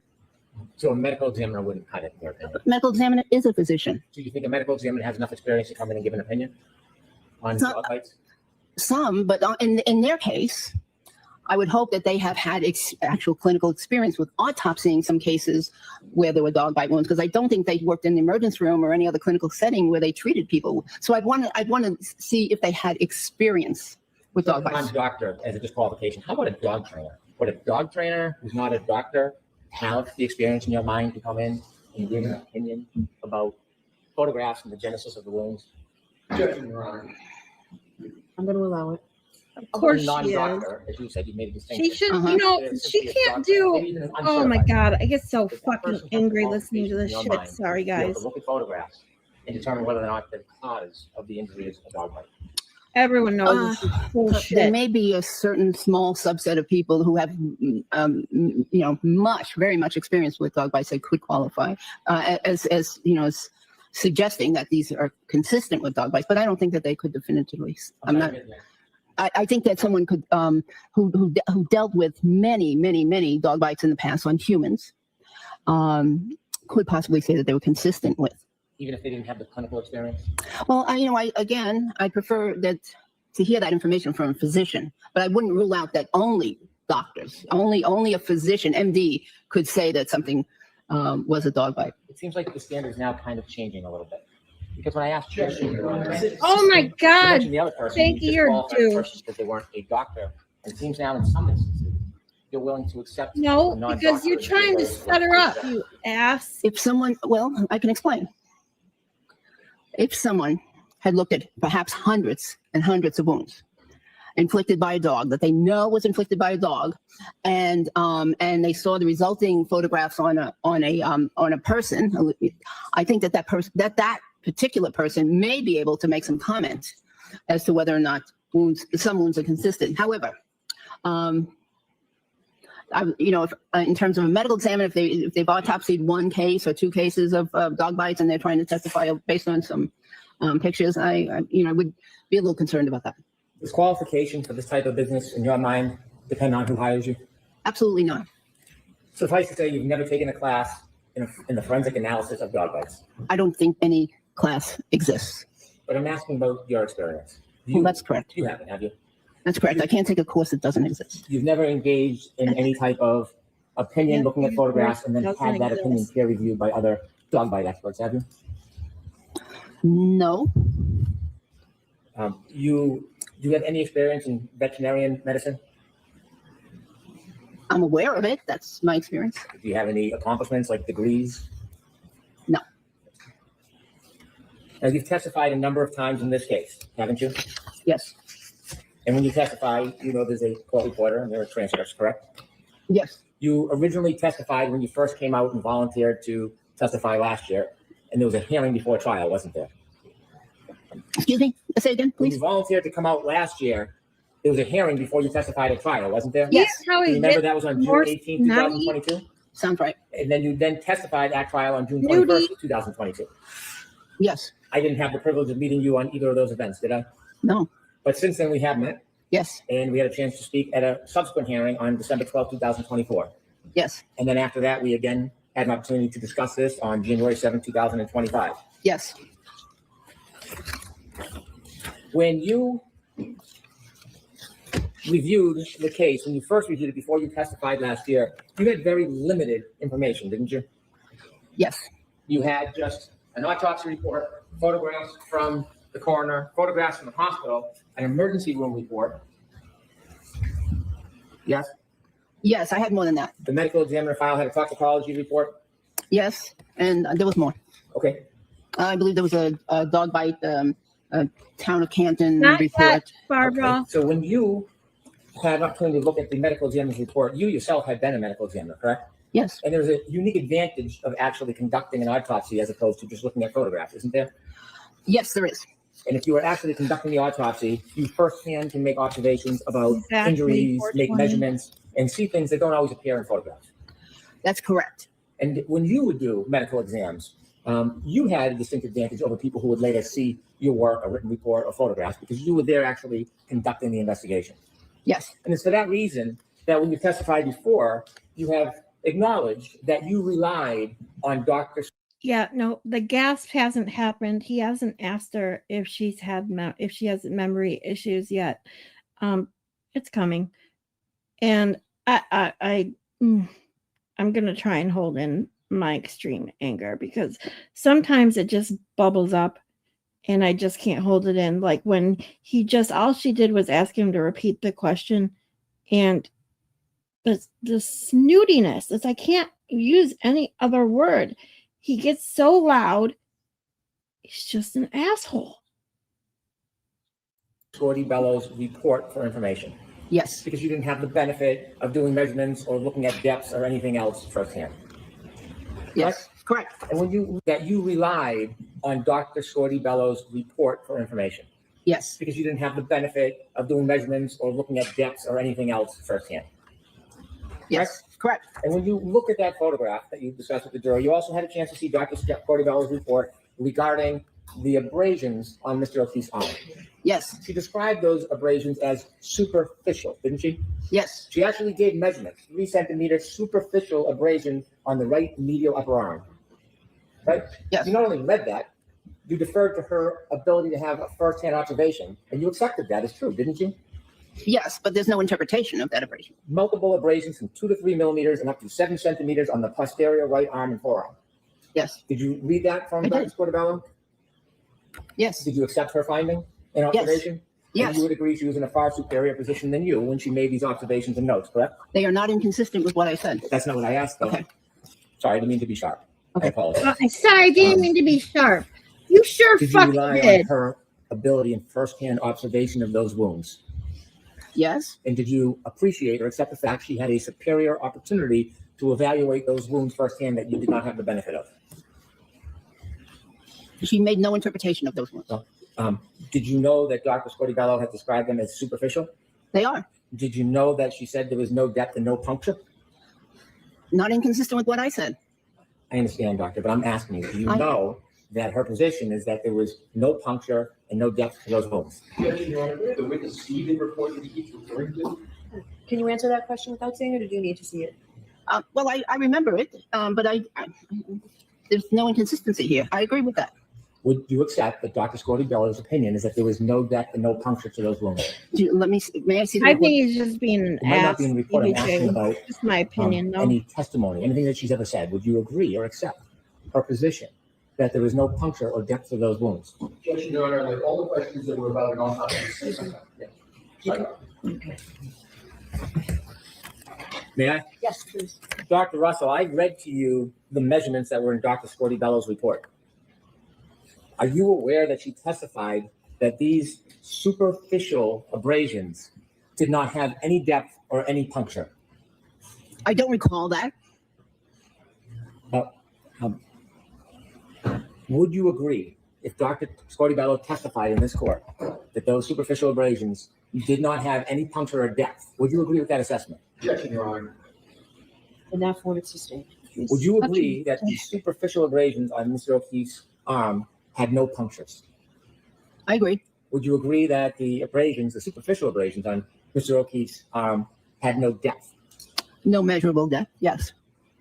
Between the last time you testified and then you testified here today, have you spoken to the attorneys at all regarding the issue of punctures? No. Because you are agreeing today that those superficial abrasions did not have any punctures, right? They don't appear to have any punctures. But you, in the past, have testified very, very differently from that, haven't you? No. Now, we've spoken many times. I'm going to go through many of those examples later, but we'll do that a little bit later, Dr. Russell. Over the course of your many testimonies under oath, would it be fair to say that you have changed your opinions about the superficial abrasions to John O'Keefe's arm many times? I don't believe that's fair to say. In the past, when you were describing Mr. O'Keefe's superficial abrasions on his arm, did you give varying and different opinions about the cause of each individual wound, area of wound? I don't believe so.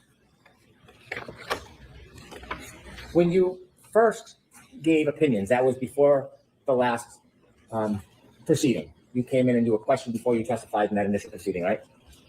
I'm trying to be as specific as I can. You testified last year? Yes. And Please. There was a hearing and then there was a proceeding. That prior hearing, can we call the first event the prior hearing and the next one the prior proceeding?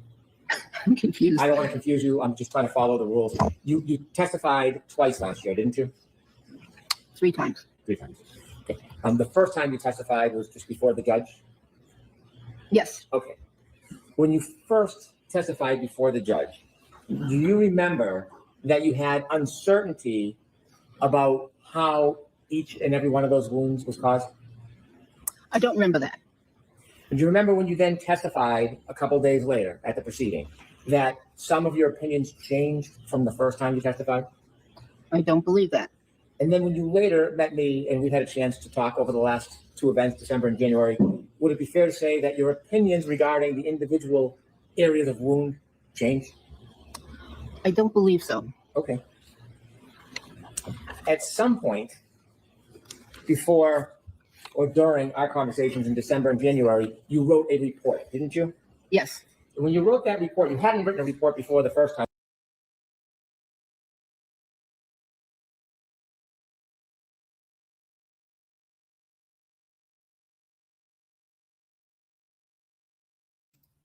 Was it a degloving injury, TBJ?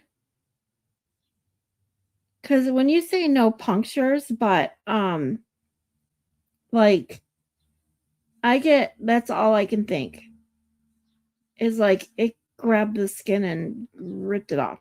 That's what a degloving is. Ugh.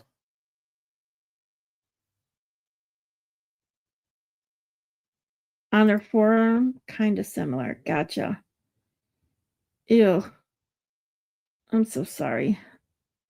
Ugh.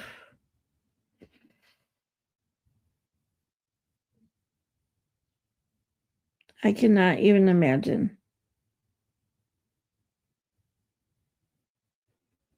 But when you think about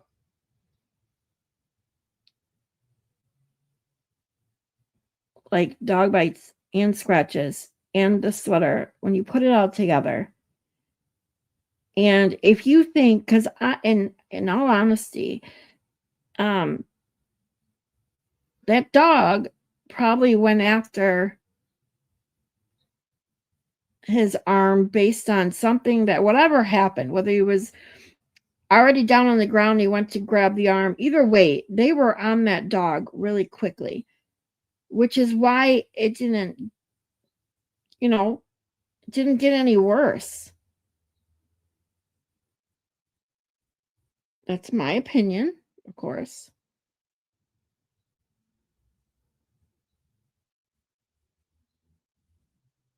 But I don't know how I still am, it still boggles the mind how people can honestly think those taillight pieces somehow ripped through his sweatshirt, through those tiny holes, but yet still made those long scratch marks with no pressure. You think about the pressure that comes from a dog's mouth and arm and paws with the claws. And then think about, spraying taillight pieces. How does it make all linear lines like that? It does not. It cannot. Sorry. Just it's so stupid. Some of the things people believe. I'm sorry. Just is. You came in and testified, had you? That's correct. And it was between those hearings in December Yes. and in January where you wrote your first report. Sounds correct. You dated that report December 9, 2024. Does that ring a bell? Yes, When you wrote that report, you did not write that report alone, did you? I did. You had some help, didn't you? Not in the content of the report. Well, you sent the report back a number of times for review and revisions, didn't you?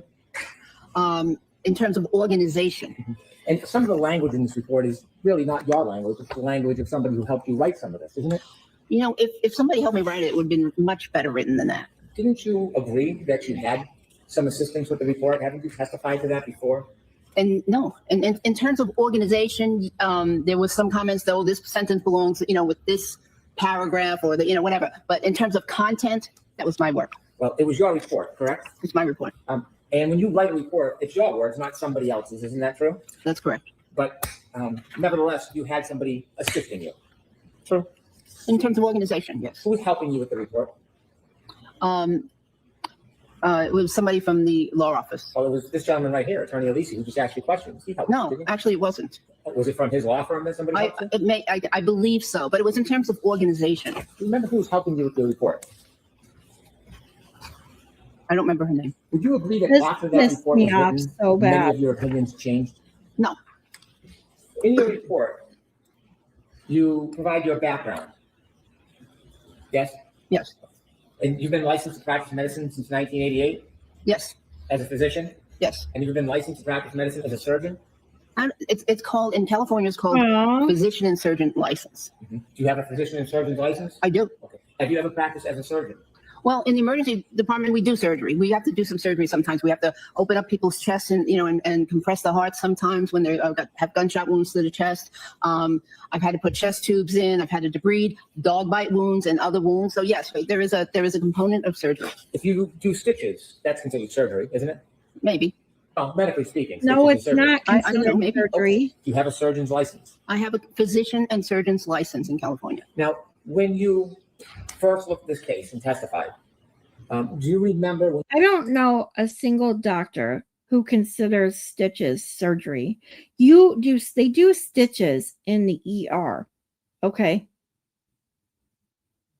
You can do stitches after surgery to close up the incision. But stitches themselves I don't know. I've never heard it. I work with surgeons. I work for surgeons. I've never heard. I take stitches out. When I worked in the office, I used to take the stitches out. So if stitches are surgery, like, I'm sorry. No. I don't know what fucking Spanky's point is here either. You were looking at Mr. O'Keefe's superficial wounds.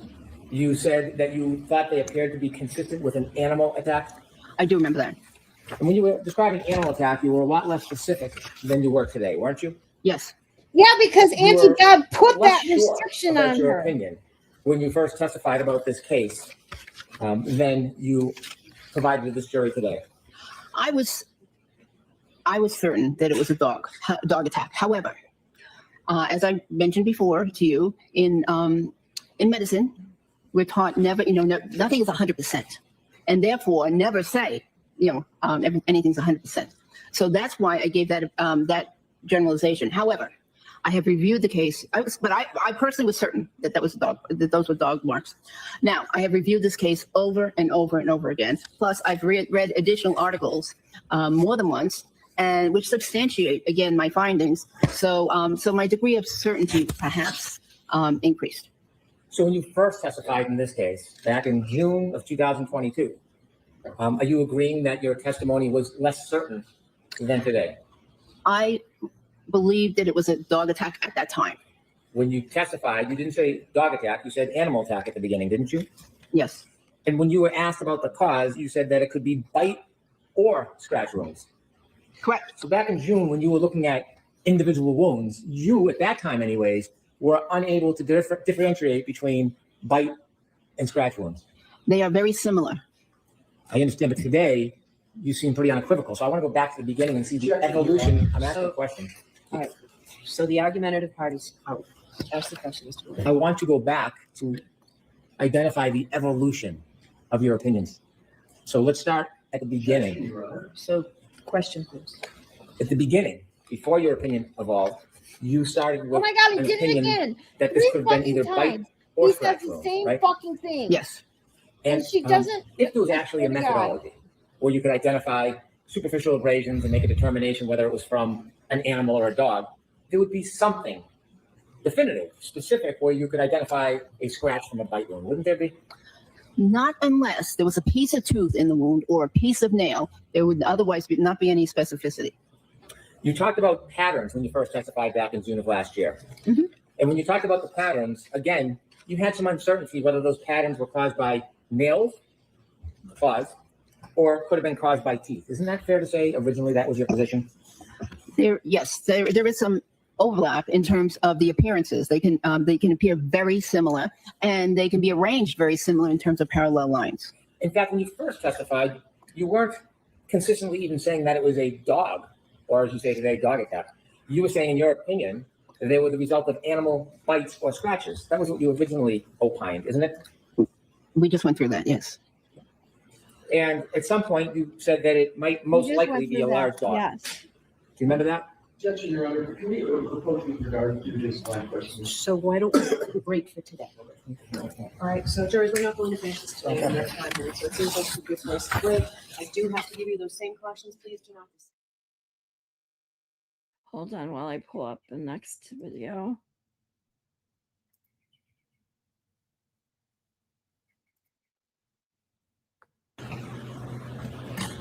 Okay, that is right. Yeah. Yes. Good morning, doctor. Good morning, Mr. Brennan. I had asked you yesterday if your opinions regarding the wounds on Mr. O'Keefe's arm changed between when you testified last year and then the more recent hearings that we've had over the past 4 or 5 months. Do you remember that question? Yes. And when I asked you that question, I asked if you had help with your report, and you told us that there was a woman who helped you with your report. I told you that there was someone who helped me or made suggestions in organizing the report, having certain sentences placed in certain categories. When I asked you about the identity, the person who actually helped you, I asked you if it was one of the attorneys, and you had said no. That is correct. May I approach your honor? Yes. May I ask questions? Yes. Thank you. You had testified on December 22nd, 2024 in this case. I believe it was that date, yes. And when you testified back in December of 2024, do you remember I asked you who it was that had assisted you with your report? I don't remember that specifically. I'm going to show you a page from the testimony. This is from the hearing.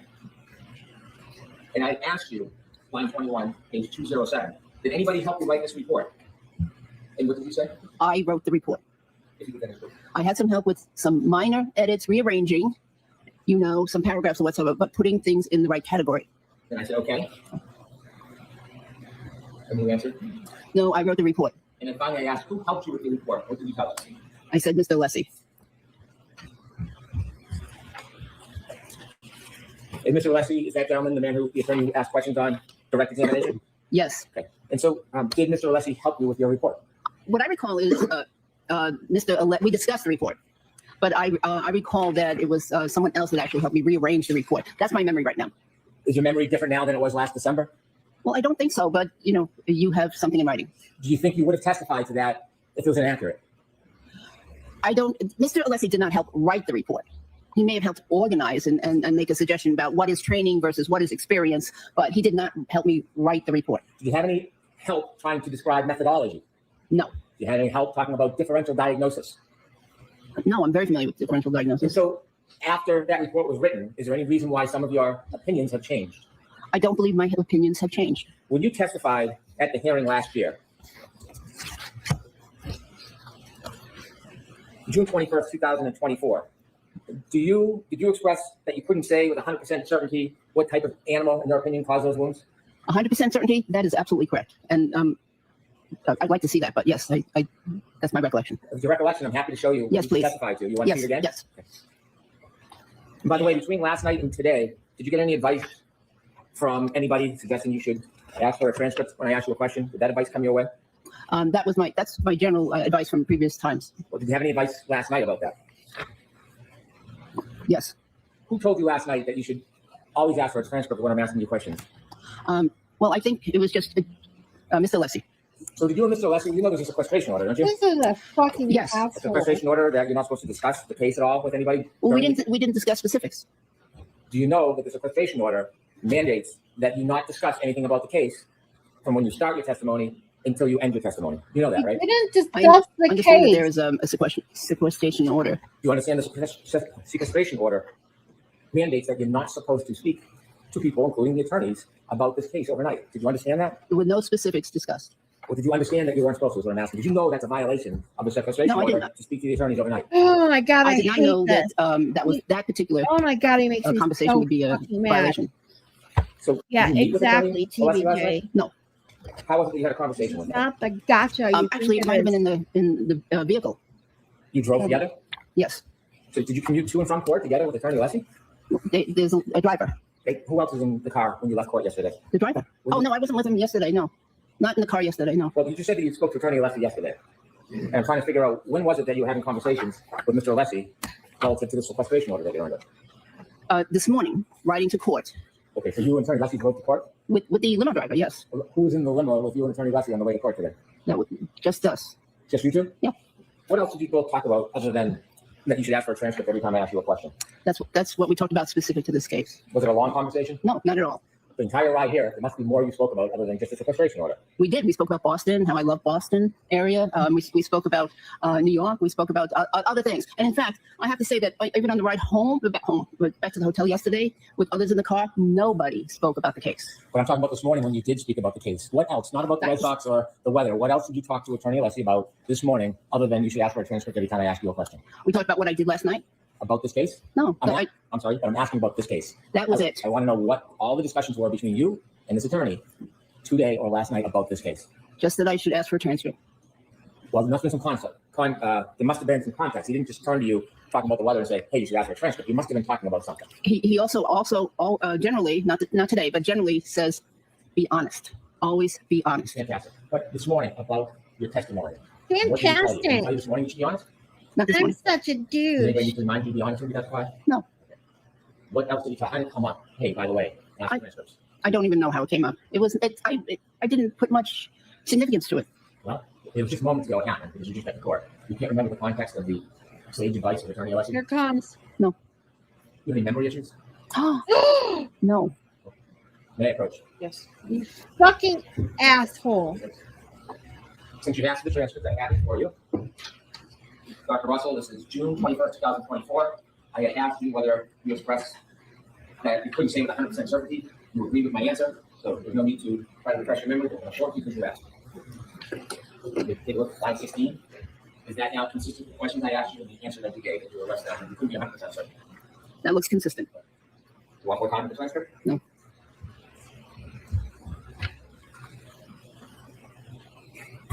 Has anybody else talked to you about your testimony today overnight, Dr. Russell? No. When you testified last year, same transcript that we just looked at, do you remember when you gave your opinion to a reasonable degree of medical certainty, you said that you thought the wounds were from an animal, possibly a large dog? On that same date? Yes, May I see the of transcript? course. Pursuant to Attorney Leslie's advice, let me approach. Objection, Your Honor. I'm gonna strike that disregard by terms. May I approach? Yes. What page you on, Mr.? He is just seriously. He should have been. I keep forgetting how much I used to scream that he should have been held in contempt for the shit he tried to Page pull. 23, line 14. Auntie Bab didn't even When you asked the question hear. based on everything we've discussed today, is it your opinion based on a reasonable degree of medical certainty these injuries were from an animal attack, possibly a large dog? What did you say? I said yes. Thank you. How's that back? Yes. Thank you. Exactly, TVJ. Damn Kate. What if When you gave your show me opinion, the not this year, report? last year, Show me the report. you agreed when you were assessing the wound, you used the word or adopted the word possibly, didn't you? Explain the context of it, Sure. that sentence? Sure. Go right ahead. No, you. I'm sorry. Okay. I'm sorry. Please rephrase the question. When you were asked about your opinion last year, not this year, last year, about whether to a reasonable degree of medical certainty the injuries were from an animal attack, possibly a large dog, you agreed with that characterization. A large animal, possibly a dog, didn't you? Yes, an animal, possibly a large dog. Last year, yes. When you were on direct examination, there were tons of questions about this word methodology. Remember all those questions you were asked? In June?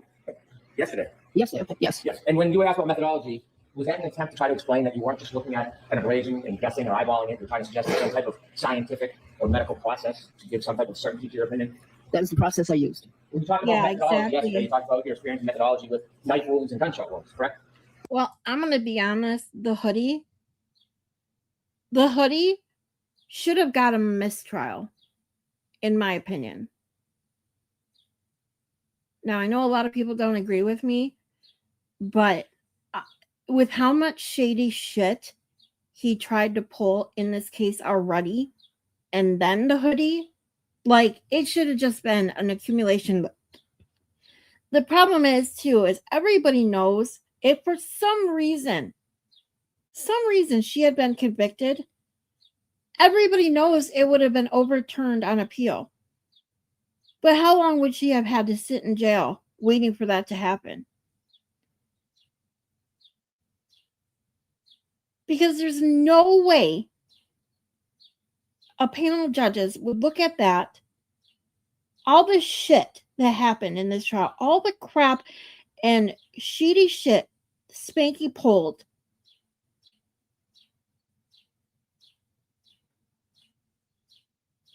that she wouldn't have been, her appeal wouldn't have been granted. There's no way.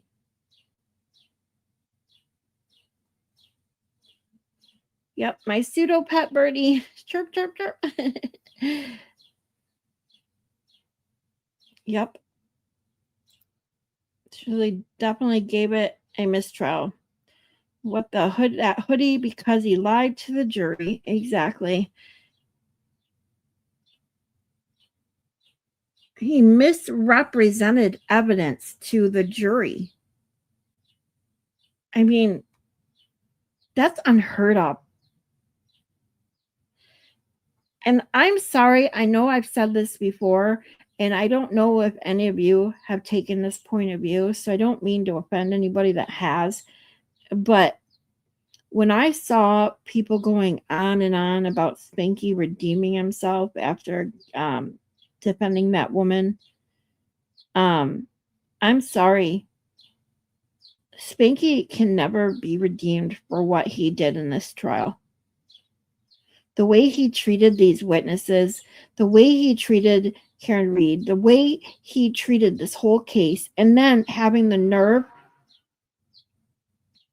to stand on those steps after court and say,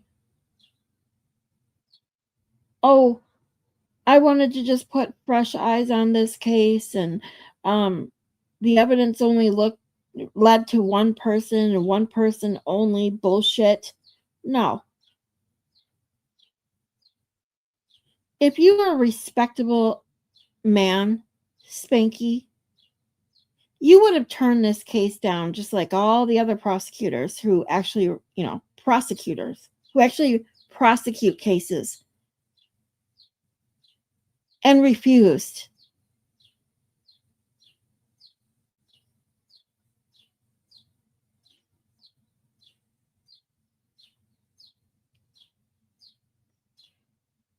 Yeah, I agree, James. Says the case should have been tossed countless times. Inverted video, hidden x-rays. Exactly. Yeah, I remember like when I watched the second trial, as you guys know, I didn't see the first trial.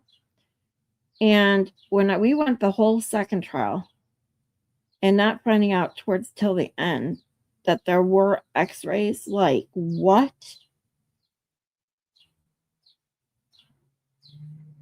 What?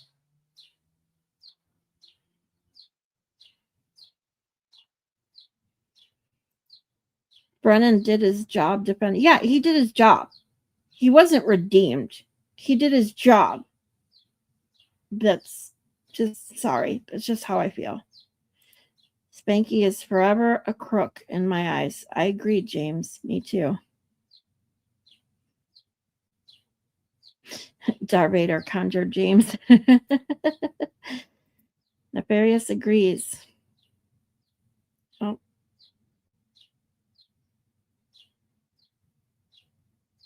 He's just a complete asshole.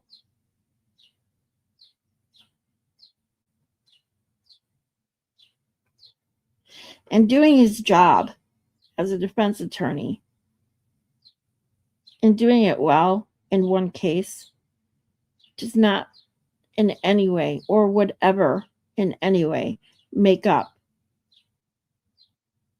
for the despicable human being he is. He swindled Norfolk County taxpayers out of over $500K. Yeah. Yep.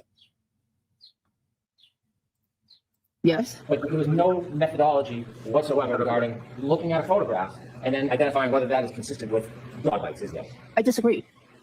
When you describe methodology, you were asked by attorney Alessi whether or not you engaged in that methodology regarding dog bites.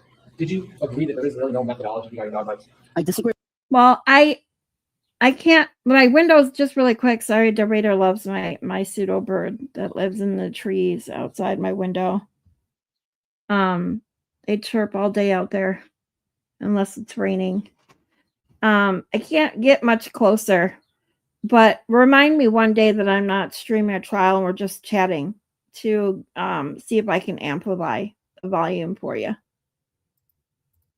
When you use the word methodology regarding dog bites, there isn't something specific you are looking at as if you were looking at a fingerprint. There are points of comparison. You don't do that, do you? There are no specific points that are published by a organization, for instance, on how to determine something is a dog bite. However, I did use different methodologies, including what we talked about, the differential diagnosis, the pattern recognition. Pattern recognition, again, is so important in medicine. It's what pathologists use to diagnose tumors. There is no standard. There is no recognized standard anywhere for methodology on how to identify a dog bite wound, is there? There is no published standard from an organization that I am aware of.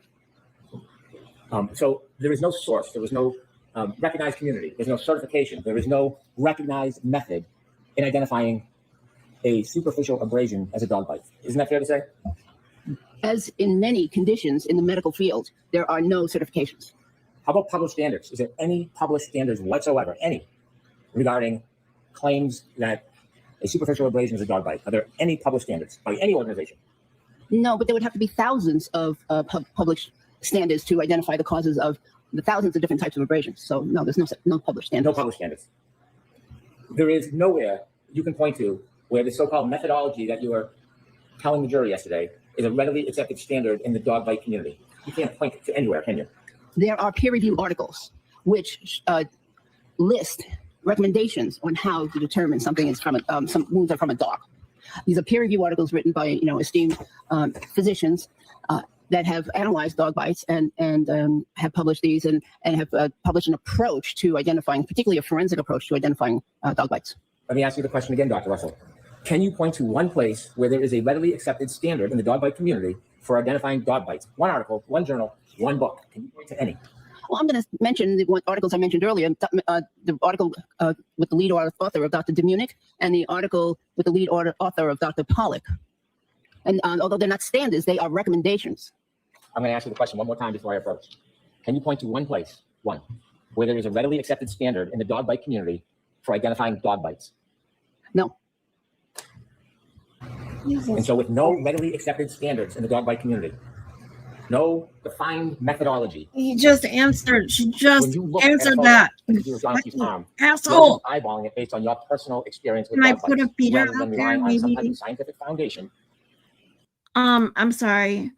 I can't put a feeder out there because I have nowhere to hang it. The tree that they are in, because I'm in the second floor of an apartment, the tree that they're in is too far from my window, and there's no way I could climb up there to do it. And my balcony is on the opposite side of the building.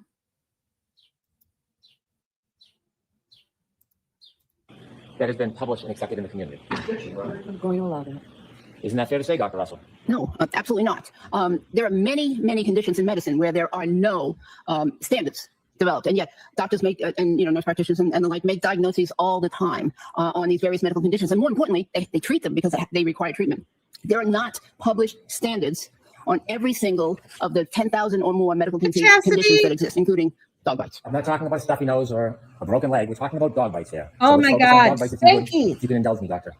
Regarding dog bites, since there is no standard practice, there is no accepted methodology. How many and since times there are is you going no to say that? accepted and approved guidelines, you are essentially simply looking at a picture, a photograph, and just using your past experience with treating dog bites as the basis for your opinion. Isn't that fair to say? I don't think so. I'm using my past experience, my strong interest in dog bites over 30 years, and the method and the articles that I read, the numerous articles I read, but the articles that have recommendations. I'm using all of that combined to come up with a methodology for determining that those are the result of a dog. When you say coming up with a methodology, are you saying that you're creating your own methodology, that you're the person who has the standard and nobody else? Is that your position, Dr. Russell? No, the phrasing is not not what good there. you I use said. standard methodology of pattern recognition and differential diagnosis. There is no standard in the medical community Asked and relative to answered. differential diagnosis and pattern recognition as it relates to dog bites, not other areas of medicine, dog bites. There is no accepted methodology, is there? That's true. You mentioned that you have this strong interest in dog bites. Let me borrow a phrase. Do you think you had any confirmation bias when you got into this case? I don't think so. Well, you definitely want to be in this case. You weren't sought out. You sought the case. That is incorrect. And you said you had a strong interest in dogs. And that is one of the reasons you wanted to get involved in this case. Isn't that fair to say? No, that's actually an unfair statement. I did not want to get involved. I wanted to offer my my knowledge and experience to help clarify issues. I did not want to become an expert witness in this case. And I used, again, as I do on just about every medical condition that I look at and every wound that I look at, I do a differential diagnosis. What else could this be? What else could cause these scratches and abrasions and wounds? yeah. What else? Before I come to my conclusion. On your ride over here today, were you I agree, Chastity. Watching this again, like my nerves are shot. I tried to stay quiet to give Dr. Russell the respect that she deserves testifying. But Hanky is making it truly impossible for me to stay quiet. Oh my God. His snootiness and nasal fucking just nails on a chalkboard voice. Like it's disgusting behavior from a supposed grown man. instructed that when I ask a question, rather than answer it, give a long explanation about something else? No. Witch breaker, huh? I would like to put up an exhibit of Mr. O'Keefe's arm. And I want to ask you some questions about it. You and I have had many conversations about Mr. O'Keefe's superficial scratches before, haven't we? Yes. And would you agree, looking at these, they are superficial abrasions? Do you agree with that characterization? Yes. When we last spoke, just for background, to remind ourselves, we broke these into separate parts so we could discuss them by number, just for a sense of clarity. And we discussed this as wound number 1. Do you remember that? Grouping number 1, yes. Number 2? Yes. Number 3? Yes. 4? Yes. 5. Which did you call sorry, 4? this one, 4, 5. 5, 6, maybe. Okay, so as we go through, I'm going to identify them by number. That wasn't done by anybody else. It was just during our discussion so we can have clarity. Is that fair? Okay. Sustained. Is it fair if I refer to this as 1, 2, 3, 4, 5, 6? I think so. When you testified June 18th of 2024, last year, when you came in, you were asked questions before the actual hearing. You were asked questions about this particular superficial abrasion, weren't you? I'd have to see the transcript. I believe so, but I'd have to see the transcript. Do you remember when you were first giving opinion testimony about this specific abrasion, wound number 1? Do you remember you saying that you thought it was either teeth or nails? I'd have to see the transcript again. I will give you the transcript, and as I'm doing that, let me ask you, do you remember your testimony about what you actually said?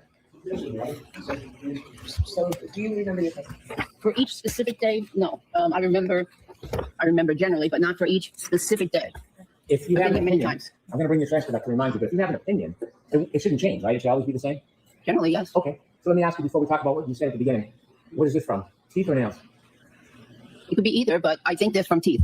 So when you say they could be either, if you have a methodology and you have a certain standard where you can identify something based on a standard, there wouldn't be so much uncertainty, would there? You'd be able to look at this, consider the methodology, and either come to an opinion whether it was teeth, nails, or something totally different, right? You know, Mr. Brennan, perhaps I didn't explain earlier, but the nail of a dog tends to be cone-shaped, conical in shape, and very similar to the nails that the canine teeth of dogs. So the shape and the fact that they come to a point makes some wounds indistinguishable. Are you saying that nails of a dog are so similar to the teeth that you can't tell the difference between them when you're looking at a wound? I'm saying that they can cause similar-looking abrasions. Are you able, as the premier expert in the United States on dog bites, able to tell the difference between teeth and claw nails of an animal?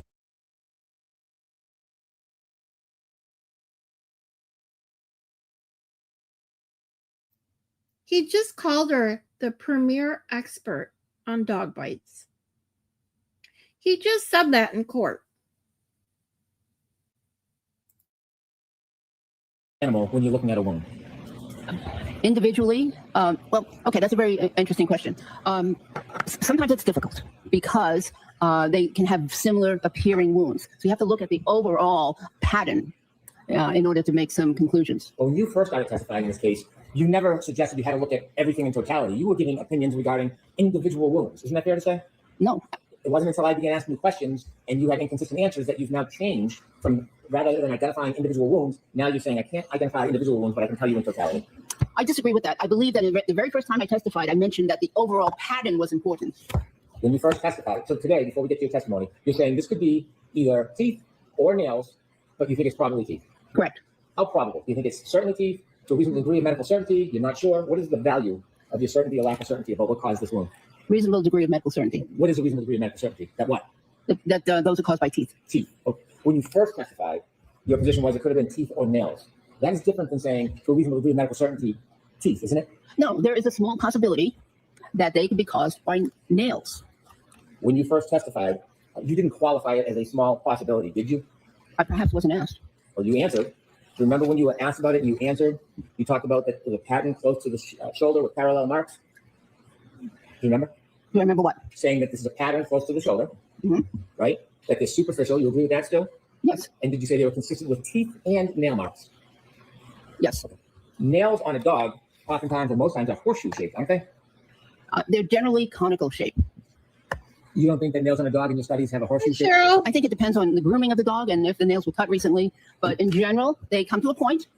They're at the, at the end of the paw. They come to a point. And by the way, the paws can open and close. So the distance between the nails can vary depending on how that claw impacts the skin. So in many ways, they resemble the overall shape of canine teeth. And so to get back to my question here, you're saying that this could have been caused by dog nails? It's possible. Do you know, or do you think that the teeth in the dog are different shapes and sizes? Oh, yes. Depending on the tooth, there's different shapes and sizes. Absolutely. When you testified the first time and you said that you thought it was teeth or nails, teeth or nails? Do you remember testifying a couple days later in front of a group of people, and you again iterated that this could be teeth or claw marks? That was your testimony last year, teeth or claw marks, right? You're under objection to characterization of that part. So just prior proceeding, to tell me. Did you testify at that prior proceeding last summer that this could have been teeth or claw marks? I would need to see the transcript. When you first testified on June 18th, doctor, you were asked questions trying to identify what you thought that wound was. And this is your June 18, 2024 testimony. On page 37, line 7, the questions begin, and you were asked what you thought they were. You can be any part you want, but line 7 might be a starting point. Yes, I said that, which are consistent with teeth marks. They also could be possibly consistent with nail marks. Dr. Russell, I'm just going to ask you to keep your voice up, okay? Okay. Mm-hmm.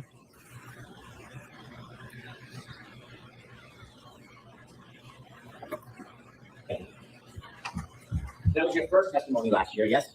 Yes. And then did you testify a couple days later and again repeated the same opinion, teeth or nail marks? May I see it? I'm asking if you remember. Yes, I remember testifying. Do you remember after you worked on your report and submitted your report, Yes. after your consultations, do you remember changing that opinion regarding number one? Do you remember changing that opinion? No. Do you remember changing from either teeth or possibly claw marks to being very specific, claiming that it was definitely teeth marks? No. Are there different types of teeth in a dog? Yes. Okay. The pointy teeth, the big ones, those are called canines, Correct. and the smaller ones are incisors. Correct. There's 6 incisors in a healthy dog on the top and bottom between the canines. Correct. Okay. Did you, when you testified subsequently to the original proceedings, did you change your opinion from teeth or claw marks to specifically teeth and even more specifically canines? Do you have a transcript? I do, but I'm going to ask you the question. Do you remember changing your testimony from teeth or nails to being very certain that it was canines, not just teeth, canines that caused that wound? I became more certain. Yes. You had never said that the canines caused these wounds before you filed the report, ever, did you? I may not have. That's true. And so after you did the report, you shifted from teeth and nails to canines. Do you remember that? I don't think it's a shift. No one would ever refer to a dog's nails as canines, would they? No, I don't think so. That would be inaccurate, wouldn't it? Yes, That would be a mistaken use of the word. I believe so. When you testified, December 2024, you didn't say nails could have caused this wound. You didn't say generally teeth. You said canines. I believe that, and that's true. I believe that canine teeth caused that wound. Did you have any new information about photographs that would help you change your opinion from teeth and nails to canines? Well, I had been challenged. I had testified several times. I reviewed the case several times and challenged. And each time I reviewed the case, I became more certain that these were from canine teeth. And actually, there's other marks there, but these are from teeth. You say more certain. You had never said canines before, ever, until that recent hearing. Isn't that true? I said teeth. Canines. It doesn't matter. I said teeth. Canines are some of the teeth. Upper or lower canines? Upper. And if it's upper canines, you testified previously that the point of entry would be here at the bottom and the dog would pull this way. That's what you testified to. Yes? No, I believe you misunderstood then. The point of entry is up there. The first initial point of contact is there.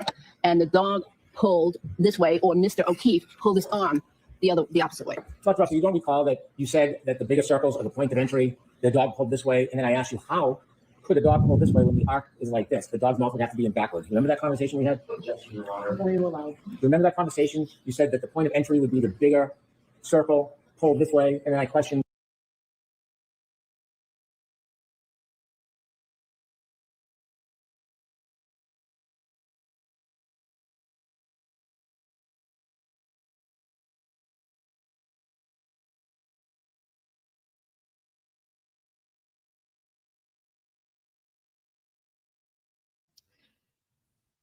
I was just gonna say, I keep forgetting I'm muting because I'm eating lunch.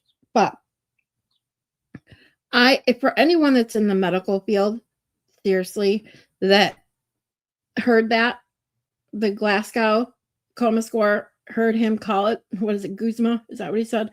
I almost fell off my chair, like when I heard him say that. And that not only say it, but then like double down on it. Like, isn't it also called that or something like that? Like, no. It was hysterical. like he's the condescending, patronizing. Exactly. I just call it snooty. He knows he's getting spanked, and he's just he's a sore loser. He's out. It's just disgusting behavior.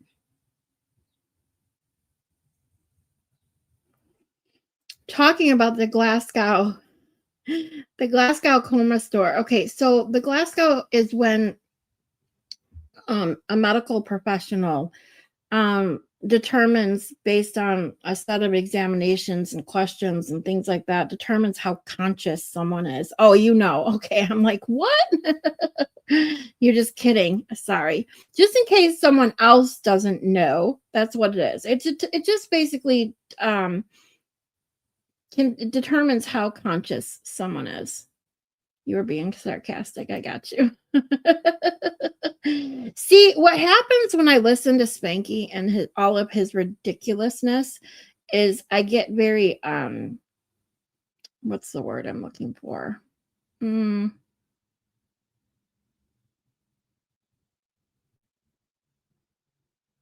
I can't think of the word, but let's just when I listen to his voice, not only raises my blood pressure, pisses me off. It's just I get very I can't think of the word, but literal. Yes, I get very literal because it's like I just want to prove my point, like because that Spanky is a fucking moron, and that we are educated people who know things, and you're not gonna convince us with your bullshit. Exactly. Totally skipped my Pokemon joke. Peekapoo. Oh, I'm sorry I missed it. If you guys didn't see the joke, it says, what does Pikachu say when he's going to the bathroom? Peekapoo.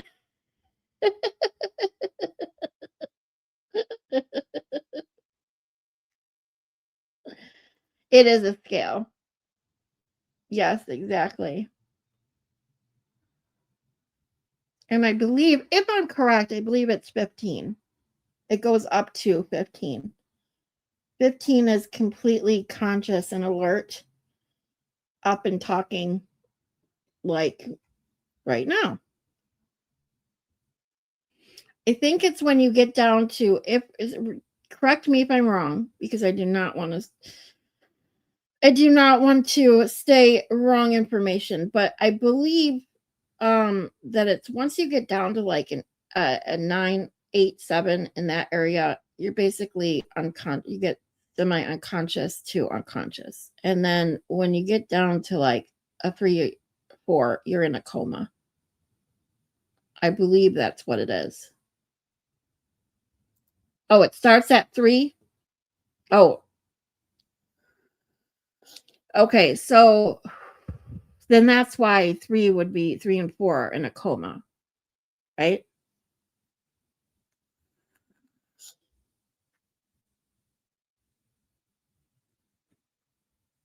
Aw, Debbie, and their son made up that joke. Usually it has actions. Funny. I like Pokemon. Okay, so TBJ knows it. So thank you. So 3 to 8, severe TBI, which is traumatic brain injury / coma. 9 to 12, moderate TBI. 13 to 15, mild. Well, 15. Well, that's for TBIs only, but they use the Glasgow score for other things. Scale. I said score because we've been using, Spanky uses that term. It is a scale, but they use the Glasgow scale for other things as well. Not just TBIs.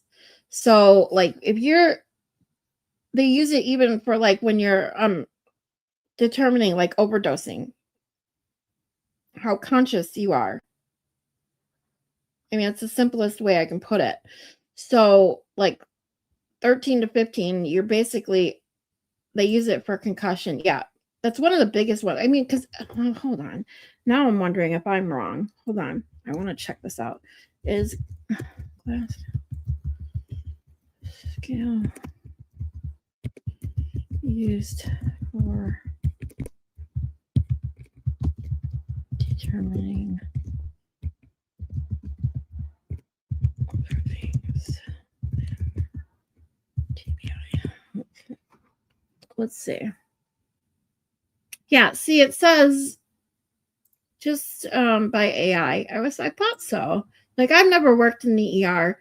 I worked in a doctor's office, surgeon's office, things like that. So I wanted to make sure I was correct, but it does say right here. So you got the scale, Glasgow Coma Scale is used to assess consciousness in any patient with potential brain dysfunction, not just traumatic brain injury. It is widely used to monitor for deterioration in cases such as stroke, poisoning, infections like meningitis, post-seizure management. It also employed to track neurological status in intensive care units.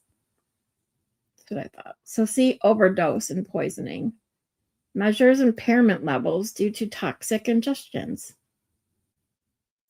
I just wanted to make sure that I was right on that.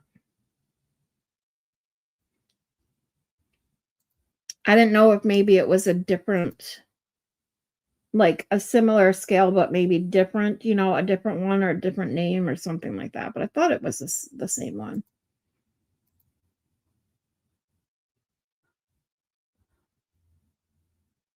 Oh, shit. I lost audio. Hold on 1 second, guys.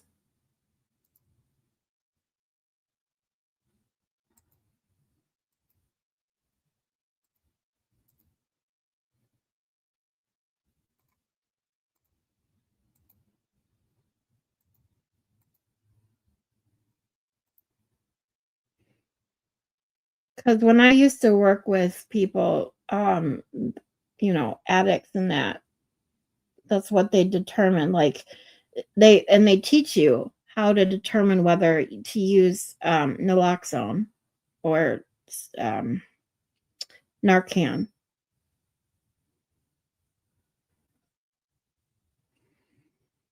So verbal response equals 1, none. 2, incomprehensible sounds. 3, inappropriate words.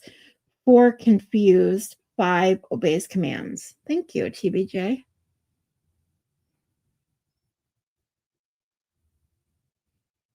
Concussion from hockey. Son said, I'll do that yesterday. Oh boy. Ugh.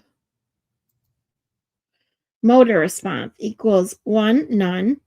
2, extension. 3, abnormal flexion. 4, flexion withdrawal. And 5, localizing pain. And 6, obeys commands. For 5, verbal 5 is actually oriented. Sorry, brain fart. You're good. No, I love learning this stuff. Like, I know basics about a lot of medical stuff just because I've been in the medical field for so long. You learn things. I read a lot. Like, I love learning. I do. I've told you guys this many times that I would be, if someone would pay me to be a professional student, I would do it in a heartbeat. So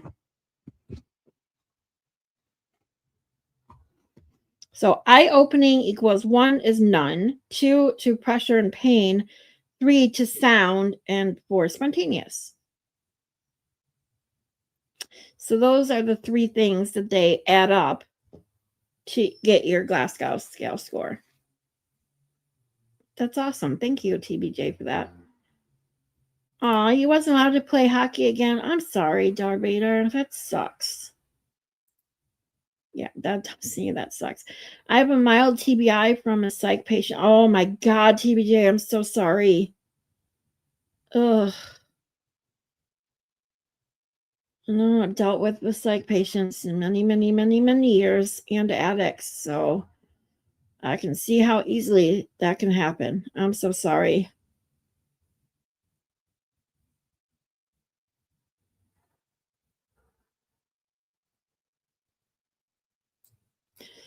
All right, let's get back into that. I think I need to get this off the screen. Hopefully, YouTube won't screen. How could a dog's arc look like this if the teeth went that way?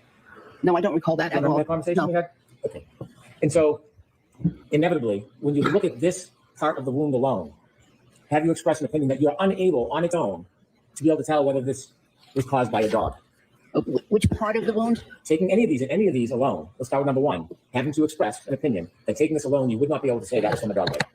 That's That amazing, is, Darth Vader. Correct. In and of themselves, they're not that specific or characteristic. However, as a group, they are highly characteristic of a dog So if injury. Mr. O'Keefe's arm only had this wound and nothing else, by virtue of what you're telling us, you would not be able to offer an opinion that this was consistent with a dog bite.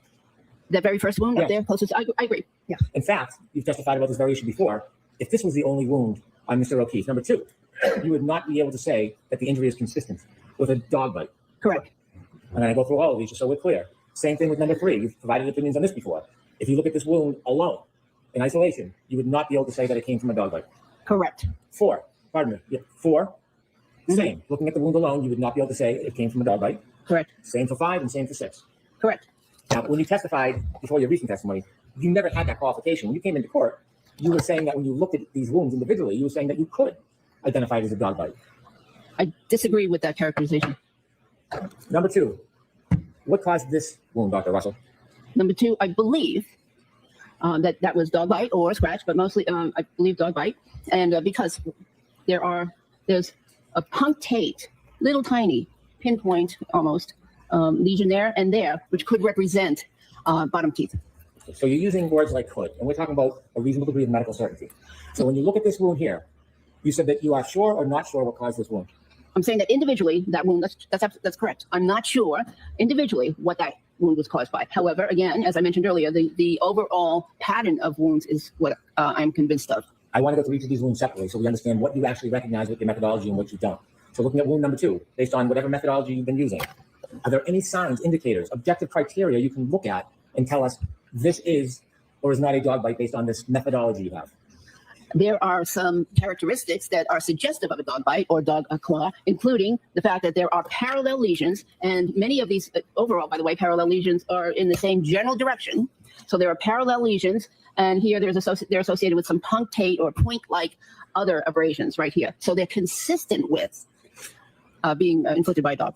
I appreciate using some medical terms to describe this, but my question is more pointed. Is there anything about your methodology, something that stands out about these wounds, that you can say to a reasonable degree of medical certainty that these are consistent with a dog either biting or scratching? These wounds all by themselves, not to a medical degree of certainty, no. You said on this first wound, you thought this was from the canines. Those are the big upper teeth is what you're claiming, right? Yes, And you're saying today, anyways, starts here at the bottom and goes up. Is that No. your position today? that's not what I said. I said the exact opposite. So it starts here and comes down. Correct. Okay. And these two scratches, they're linear, just like these are linear, aren't they? Yes. But you have a problem with these because if these are the canines, you see the spacing there? Uh-huh. This is nowhere close, is it? I didn't say that these were caused by canines, and spacing also. There's reasons why the spacing can be different. We can talk about that in a second. Are you suggesting that these these two linear abrasions, just like 1 and 2, are you suggesting the canines cause these? I don't know what caused those, which teeth caused those, or which nails caused those. When you testified last year on June 18th, you said that this was either teeth or claws. Can you give us any development of your opinions, whether or not you think that is teeth or claws? Excuse me? No, well, I couldn't hear the fan. When you testified on June 18th, you said wound number 2, the top 2 linear abrasions, you believe are either teeth or claws. You share with us now you have improved your study and have new opinions. So you have a clear opinion whether this is teeth or claws. Checking, Your Honor. Sustained ask for Do you have an opinion whether this is teeth or claws or not something totally different than a dog? I believe they are teeth or claws caused. When you testified at trial and in that hearing that they were teeth or claws, you changed that opinion as well at the most recent hearings, didn't you? I would object to the word of use of another side. Mr. Brennan, where did you? I'm so sick of Sorry? him repeating the same Okay. fucking Did you question testify? over and over At a more and recent hearing. over. That teeth made these, not teeth or claws, but teeth. I may have, and I'd like to see that. May I approach? Please hold 1 second. Could you please turn the fan off? Jerry, is it okay for Jerry to announce you can announce? From your December hearing, page 100.5, when you were asked about that second wound in December, and I asked whether you changed your opinion from teeth or claws to just teeth. Weren't you asked simply about that on page 100, line 5? Yes. But may I read it? Sure, I'll be with you. Okay. I said, I'm not sure on the second set. So this is the set just above the elbow. I'm not sure exactly what teeth made these. One of them could, one set of these could be canine, one part of this, and then adjacent and scissor tooth. But I'm not sure on the second set, so this is the set just above the elbow. Yeah, I think the first part of that paragraph is talking about the first set up there close to the shoulder. And then the sentence, but I'm not sure on the second set. So this is the set that's just above the elbow. I said, I'm not sure. And then, sorry,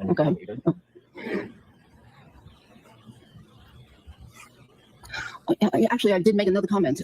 What is it? So, however, what is interesting and certain is that there's an upper set and a lower set. So this mark was an upper tooth. This is a lower tooth. What I was referring to is this mark here and that mark, and then this mark here and this mark here. So it appears that this is from upper and these are from lower. That's what I was referring to. And so when you first described this wound as teeth or claws, at the most recent hearing, you had a certain opinion that this was teeth, didn't you? Yes, I was leaning towards teeth. Correct. Well, it didn't seem like you were leaning. You said these were from the upper teeth. You Yes. said it matter of factly, not with any qualification. Your claim at the last hearing is this was from teeth. That's what I believe. And today you're saying you don't know if these were teeth or claws. Not with 100% certainty. You didn't qualify 100% certainty. You were asked your opinion, Dr. Russell. You were asked, what do you think? And you didn't say without 100% certainty. Your claim, the first time you testified, teeth or claws. Recently, you said teeth. And now you're saying you're not sure. No, I'm saying I believe that those marks are from teeth, but I'm not 100% certain. Suffice to say, looking at wound 2 alone, you cannot say this was caused by a dog. In and of itself, no, What tooth do you think caused this wound? I don't know. Do you think this in any way could be caused by dog teeth if you're claiming that this is dog teeth? Do Excuse me? you think there's any way these two could be caused by dog teeth if you're saying that these two are caused by dog teeth?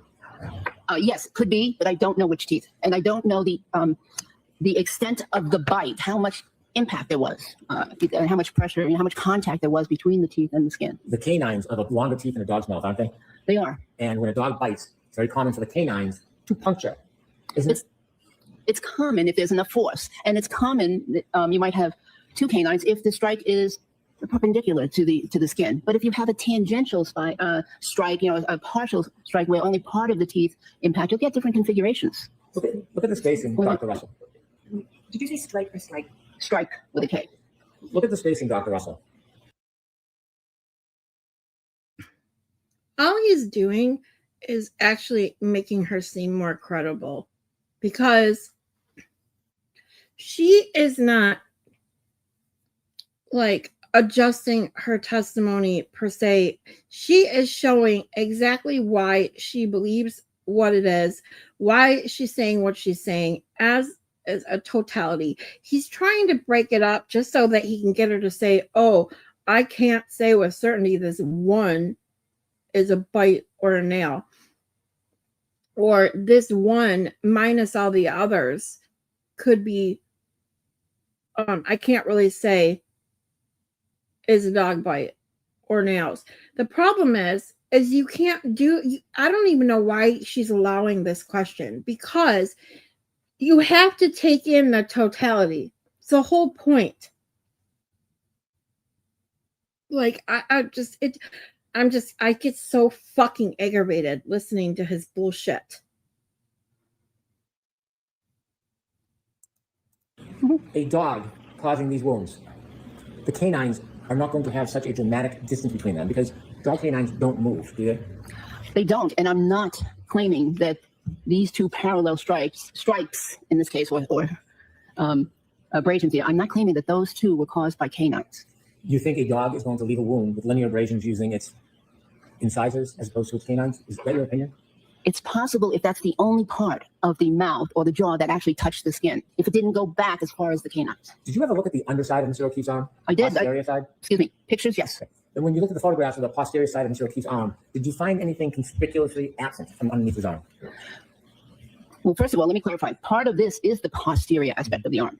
So are you asking me, did I look at the underside of the arm, the fleshy part Exactly of what the arm? I'm asking. It's a question I've asked before. When you look at the other side of Mr. O'Keefe's arm, did you notice anything conspicuously absent? Yes, there's an absence of wounds. When a dog bites, I don't care if it's a law enforcement dog or a domestic dog, you know it's like a lever, a dog's mouth, isn't it? It can be if both jaws strike the skin. However, there are many times when only the upper jaw strikes the skin. The lower jaw is a lever, locks, and that's part of the clamping and pulling process of a dog, whether it's a law enforcement dog or a domestic dog. You know that, don't you? I know that they are attached. Your claim is that there's many, many different dog bites on Mr. O'Keefe's arm. Are you suggesting, to a reasonable degree of medical certainty, that these are a number of different dog strikes, and coincidentally, every single one of them lacks any wound to the underside of his arm? Yes, Your claim is that a dog penetrated the sweater on the top, but the lower jaw did not leave any wounds? I'm claiming that that's not what I'm claiming. No. As I mentioned earlier, these could be from lower jaw. Those right there. You're saying could be. Could be. That's speculation. We're asking you for your medical opinions. Your medical opinions. Do you have any evidence that the dog's lower jaw, you said maybe upper, maybe, that the lower jaw, even just once in this whole event, penetrated Mr. O'Keefe's skin? No, nothing penetrated the skin. There's no actual penetration of skin irritations. But I believe that these small marks right here, contact marks, may be the result of lower jaw impact. Rather than deal in speculation and maybes, can you tell us to a reasonable degree of medical certainty whether or not this was caused by a tooth? Yes, Your Honor. I'm going to strike the first part. Why don't you ask the other? Can you tell us to a reasonable degree of medical certainty whether this superficial abrasion, put that back up please, was caused by a dog? In and of itself, that part only, no. Can you tell us anywhere on Mr. O'Keefe's arm to a reasonable degree of medical certainty where the lower jaw impacted Mr. O'Keefe to leave even a scratch? Not with a reasonable degree of medical certainty on individual wounds. And not just individual wounds, I'm talking specifically the lower jaw. Can you point to one wound, one abrasion on that arm where you can say to a reasonable degree of medical certainty the lower jaw caused any of those abrasions? I believe there are several areas where there's impact from the lower jaw. However, I cannot say with reasonable degree of medical certainty that part only. Let's look at number 3 to move along. When you first talked about these wounds, again, is it fair to say that you described that it could have either been teeth or claw? I'd have to see it. I'll bring it to you. You don't remember that testimony? I remember, again, I've been here many times, so I want to be, Well, you have the opinion today. I'm getting the transcript for you, Doctor. thank You you. have the opinion today that those are either teeth or claws? Yes. What's your opinion today? Well, I think that most likely they are from teeth marks. Rather than most likely, we deal with reasonable degree of medical certainty. For a reasonable degree of medical certainty, can you give us an opinion regarding the cause of those marks? Yes, Your Honor. So I'll strike the comment. Can you tell us to a reasonable degree of medical certainty whether these wounds were caused by teeth or claws? Individually, no. Did you ever change your mind about the source of these abrasions? Can you be more specific? Did you ever claim that any of these abrasions were from upper or lower teeth? I don't recall changing my mind. You don't recall if you've ever said that? Let's separate these bottom wounds. Do you have an opinion to a reasonable degree of medical certainty whether these were caused by teeth or claws? I have an opinion. To a reasonable degree of medical certainty? No. Do you have an opinion to a reasonable degree of medical certainty whether these were caused by either dog teeth or dog claws? I have an opinion. To a reasonable degree of medical certainty? Individually, no. The one near the wrist, you had testified yesterday, there's lines in what you believe to be an arc, correct? Yes, they have a general overall appearance of an arc. If there's an arc and there's 2 linear abrasions on the outside borders, wouldn't these necessarily have to be the outside borders from canine teeth? Not necessarily. They're longer than the middle ones, aren't they? The abrasions are, but doesn't mean the teeth are. If this was an arc, like you claimed, do you think different teeth other than the canines could have caused the outside scratches? It's possible. And you do note the distance between the top and bottom of those wounds compared to the distance in number 2 and the distance in number 1. I see the difference, yes. And you have to concede, Dr. Russell, that the same set of teeth, the same canines, could not reasonably have caused this wound, and this wound, given the distance between the inside and outside. First of all, I'm not certain that these are all canines, as I mentioned earlier. Secondly, you have to take into account that skin is elastic. It bends, it depresses. So you could have 2 prongs, for instance, of a pitchfork, for instance, just as an example, impact the skin in different places, and the measurement between the 2 can be slightly different depending on the elasticity of the skin and the underlying structures. This is not a slight difference, Dr. Russell, is it? Again, Objection, Your Honor. So there was a question with that, so I'm going to let that. Again, Dr. Russell, the distance here, it's not insignificant, is it? Mr. Brennan, I already mentioned that I did not think that these were caused by two canine teeth. And the distance between these two, have you measured them? I approximated them, yes. And Did you come up with visually, and I can see that there's a difference. What was your measurement for this one? I think about 4 centimeters, and this was a little bit more. Did you note that in the report? Did you No, I actually did not. measure them, did you actually take out a ruler, measure them, and document them as you study these wounds? Did you go through that process during your methodology? No, because this is an image, and there's no scale in this image as to how far away different points are. So my own measurement would not be accurate because there's no scale in the picture. Why did you go through the process of measuring them if you're now saying that it's inaccurate after I asked you if you memorialized it? Why would you even do it if you're now saying it was inaccurate? It was an approximate measurement in my mind. In your mind? Yeah. Okay, but you never put it on a piece of paper or report, notes? That's correct. Why would you even go through the process if you're looking at it and your explanation is, it's only a photo, I wouldn't be able to tell? Why would you even try to? I think He has some nerve asking her if she wrote it down in her notes. After how many fucking cops and everyone else in this fucking case didn't note things, didn't document things. Trooper Paul didn't measure anything regarding the crime scene. Nothing. He just has some fucking nerve. everybody in this room has already done the same thing. If anybody in this room did the same thing, it would be quite obvious, Doctor, that the gaps between 1, 2, and 5 are dramatically different from each other, aren't they? They are. However, I'm not saying the same exact teeth caused those marks. When you testified yesterday, you used the term differential diagnosis. I want to ask you a lot of questions about differential diagnosis. Do you remember using that term? Yes. And differential diagnosis was really just a way for you to try to get your opinion to the jury that these injuries were not consistent with a car accident. That's what a fancy way of doing it is, right? No, it was a method I used. Differential diagnosis, you're claiming that you can say this is not from a car accident or a car collision. That's what you're trying to say, aren't you? That was the result of my differential diagnosis and my pattern recognition methodologies. If you're going to exclude a cause of the injury, in this case, a collision, you have to know a little bit about collisions, don't you? Yes, I don't know how to answer that. No? Try. Can you be more specific? If you're going to say that these superficial abrasions could not have been caused by a car collision, you kind of have to understand a little bit about the mechanics of a car collision, don't you? Actually, I disagree. However, I've treated thousands of victims of motor vehicle accidents and have seen the wound patterns that they come into the emergency room with, and that forms a basis for me. Do you really think? Did you finish that answer, Dr.? No. Did I cut you off? I believe so. Oh, I'm sorry. Please continue. No, and the thousands of victims of motor vehicle accidents, I've looked at their wounds, I've treated their wounds, cleaned their wounds, touched their wounds, and that is what I use as a basis, part of my basis to determine that these were not caused or not consistent with a motor vehicle accident. When you first gave that opinion that it wasn't consistent with a motor vehicle accident, it's fair to say you didn't have a lot of information at that time when you first came in and said that, correct? Specific to this case? Yes. Yes. I didn't have a lot of information, that's correct. Okay. And so in order to rule out a collision causing these wounds, let me ask you, are you an accident reconstruction expert? Reconstruction? No. Did you ever go to any academy for training to receive any type of degree or certificates in car collisions? Actually, I did receive a certificate in hit and run accident investigation from the Massachusetts Criminal Justice Training Council when I was a police officer.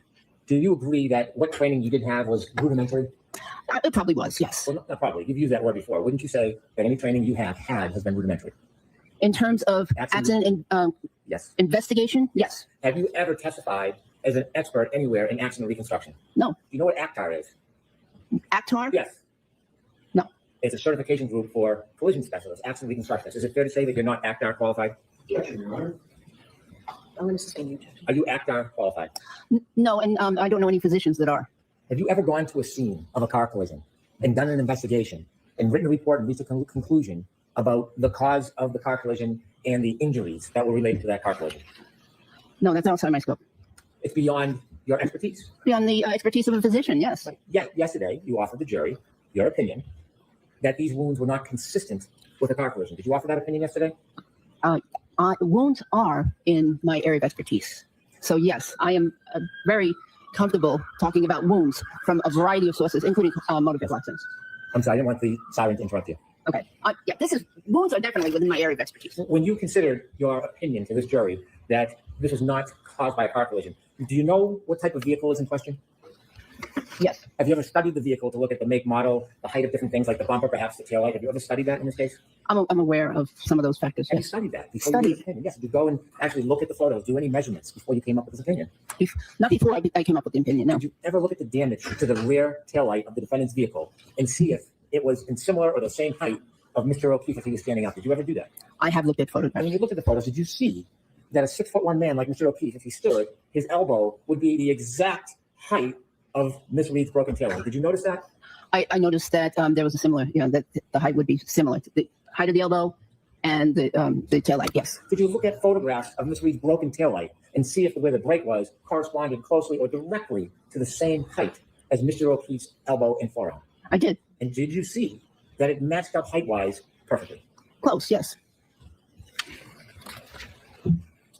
You have really no, respectfully, comprehension about the details of the car collision in this case, do you? I have some understanding of the allegations of a possible collision. Do you know how slowly or fastly Miss Reed's Lexus was traveling on January 29, 2022 at about 12:32 a.m., right around the time that you think these wounds happened? I have some knowledge of the alleged speed at the time of the alleged collision. Do you have any knowledge about the surroundings, the outside, whether the ground was soft or frozen? I understand that there was snow on the ground, How much snow do you understand was on the ground when Mr. O'Keefe's body first landed on that ground? several inches. Where did you get the information that there were several inches of snow on the ground when Mr. O'Keefe landed? You asked me when? Where did you get that information from? A report that I read. Have you ever seen the videos or the reports that when Mr. O'Keefe was moved from the ground, there was grass and dirt under him? Yes, I saw a picture. Not 2 inches of snow. The ground, the cold, hard ground. Did you see anything that said that? Yes, I saw an area of grass Have you in ever the looked picture. Have you ever looked at Mr. O'Keefe's pants to see if there was any dirt or grass stains on the back of them? I've seen pictures. Did you realize when you were forming your opinions about the source or the genesis or the cause of these abrasions, did you look at his pants and study whether or not he landed on snow or landed on the hard ground?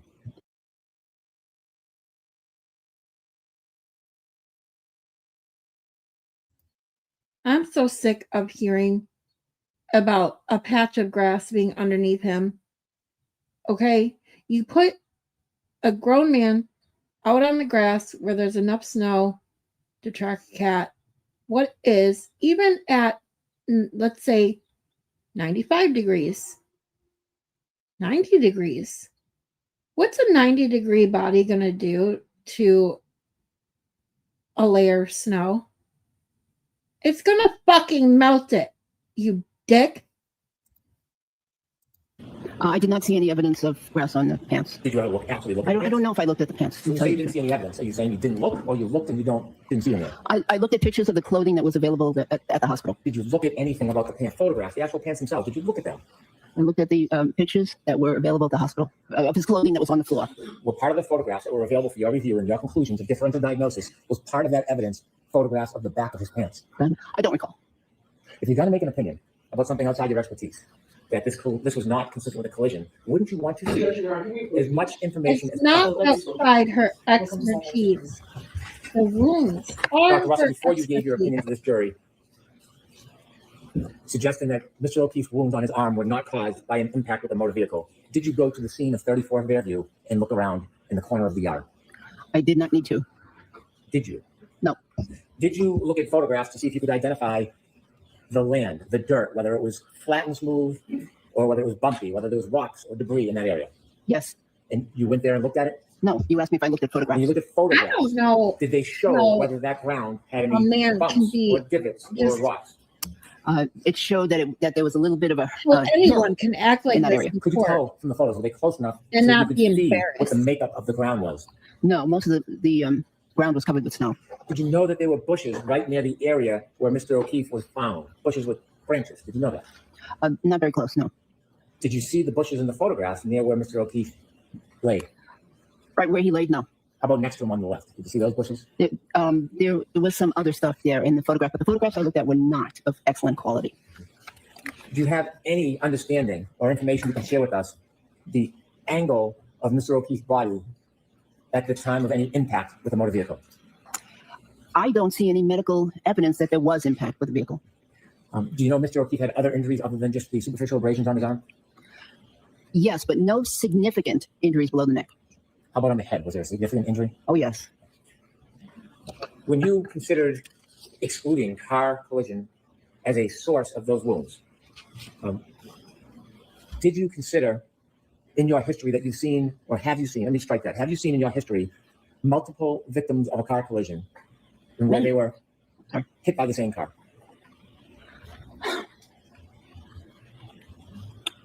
Probably, but I can't recall a specific case. Would you agree with me if a car ran into a group of people and caused a number of injuries, those injuries to different people could vary wildly from one to another? Yes. Even if the car was going at the same speed and ran into a group of people, those injuries could be totally dissimilar from one another, couldn't they? Yes. Some person, unfortunately, could be killed if the car was going fast enough. What does that have to do with Yes. this? Another person could have a less Nothing. severe injury, maybe a broken bone. Yes. Another person in the same exact collision could have scratches. Yes. In fact, there are cases, I'm sure you've studied, where people have been hit by cars, thrown airborne, and had no wounds on them at all. Have you seen that? Could you repeat that? Are the instances that you have considered where a person is hit by an automobile, actually thrown, removed from the ground, thrown in the air, and gets up unscathed with no injury at all? No significant injuries. Correct. So a car collision can cause wildly different injuries depending on many, many unpredictable factors. Isn't that fair to say? Yes. When a vehicle's involved, have you ever been involved in treating patients that receive injuries from broken plastic or broken glass in a car? Yes. Many times. And when you've seen them, have those injuries differ on a person as far as cuts and abrasions from glass or broken plastic? Yes. When you were considering excluding car impact or collision as a source of Mr. O'Keefe's injuries, did you consider whether or not Mr. O'Keefe could have been struck on the side of the car in a clip type event rather than being run over? Yes. I considered multiple scenarios. Have you, or do you agree that injuries from a side swipe or from a clip could be much, much different than a full rear or front impact being run over? They could be. Did you do any study in this case when you were thinking about excluding the car collision or impact as the source of Mr. O'Keefe's abrasions about what his body posture was, how he may have hit a motor vehicle? Did you consider that? I considered several scenarios, several different positions. And when you considered that, what did you conclude as far as Mr. O'Keefe's body movement at the time of any potential impact? Oh, first of all, I didn't see any medical evidence that there was an impact. There were no significant injuries from the neck down, no fractures, no bruise, no internal injuries, no lacerated organs, no collections of fluid in the lung cavities, the abdominal cavity, no significant injuries from the neck down. And so yes, I used that and tried to put that in a scenario of his various positions. What could he have been? Standing, kneeling, sitting, lying down on the ground. I did all that. You were a police officer before you went to medical school, weren't you? Yes. You had arrived at scenes of many, many car collisions, hadn't you? Yes. What is oftentimes left behind after a car collides with an object? Debris. Debris field, yes? Did you look at the debris field in this case? No.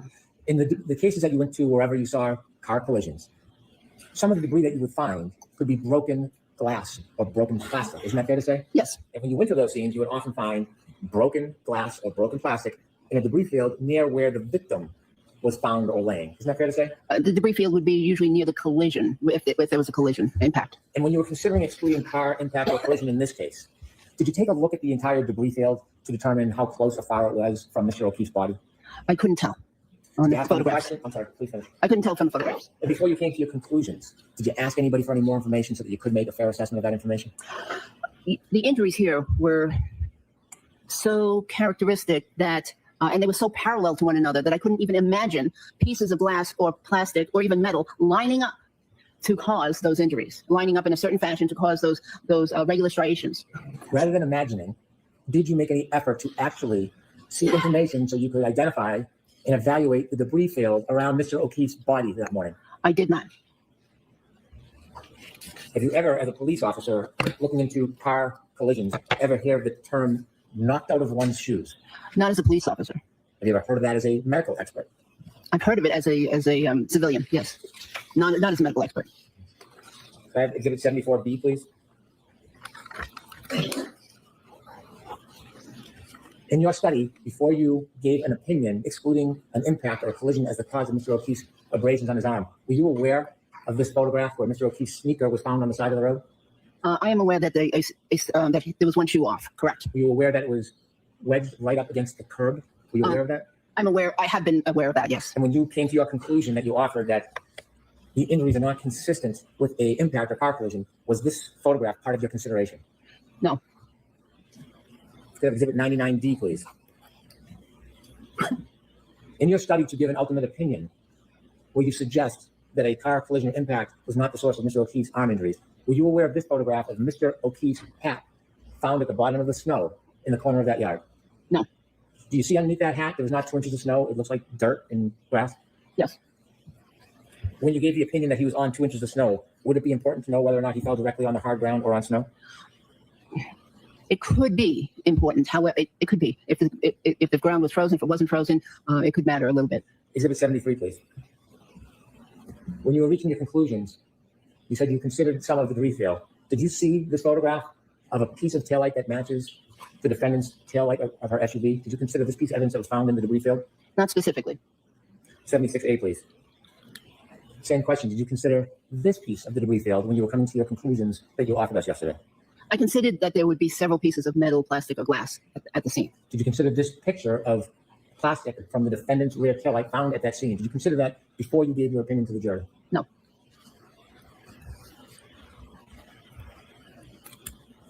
You can take that down, please. Would there be any significance in your study, in the foundation of your opinion, that a collision or impact did not cause Mr. O'Keefe's wounds on his arm? Was it important for you to determine whether or not the taillight to the defendant's Lexus was broken early that morning? I think there needs to be more to the question. Okay. When you were considering potential causes of injuries, did you know that the defendant's Lexus rear right taillight was broken in missing pieces? Yes. Was it important to time when that taillight was broken? What do you mean by time? You understand that Mr. O'Keefe was found on January 29th, 2022, yes? Yes. Early morning hours. Yes. When you were making your differential diagnosis, was it important for you to learn whether around that time the defendant's taillight was broken? It was important to know. I still don't understand the question. I'm having trouble understanding the It's my question. fault. I'll try to ask it a different way. You were considering as much facts and information as you could to give a solid opinion in front of this jury, weren't you? Yes. And you ultimately have offered an opinion that the wounds from Mr. O'Keefe's arm are not consistent with an impact or a collision with a vehicle. Yes? That's correct. You know the vehicle in question in this case is the defendant's vehicle, her Lexus. Yes. And you learned that her right rear taillight was broken and missing pieces. Yes? Yes. Did you want to know if there was any evidence depicting when that taillight was broken? In considering this conclusion, Yes. did you know that there was video from 5:07 a.m. showing that the defendant's taillight was missing pieces? Objection, Your Honor. I'm going to allow that. Not at the time, but I expected that if there were a collision, that there would be pieces of the car, involved. So that didn't really make any difference. When you were trying to rule out a collision between Mr. O'Keefe and Ms. Reed's vehicle did not cause these injuries, did you want to seek that information about the broken taillight and date and time?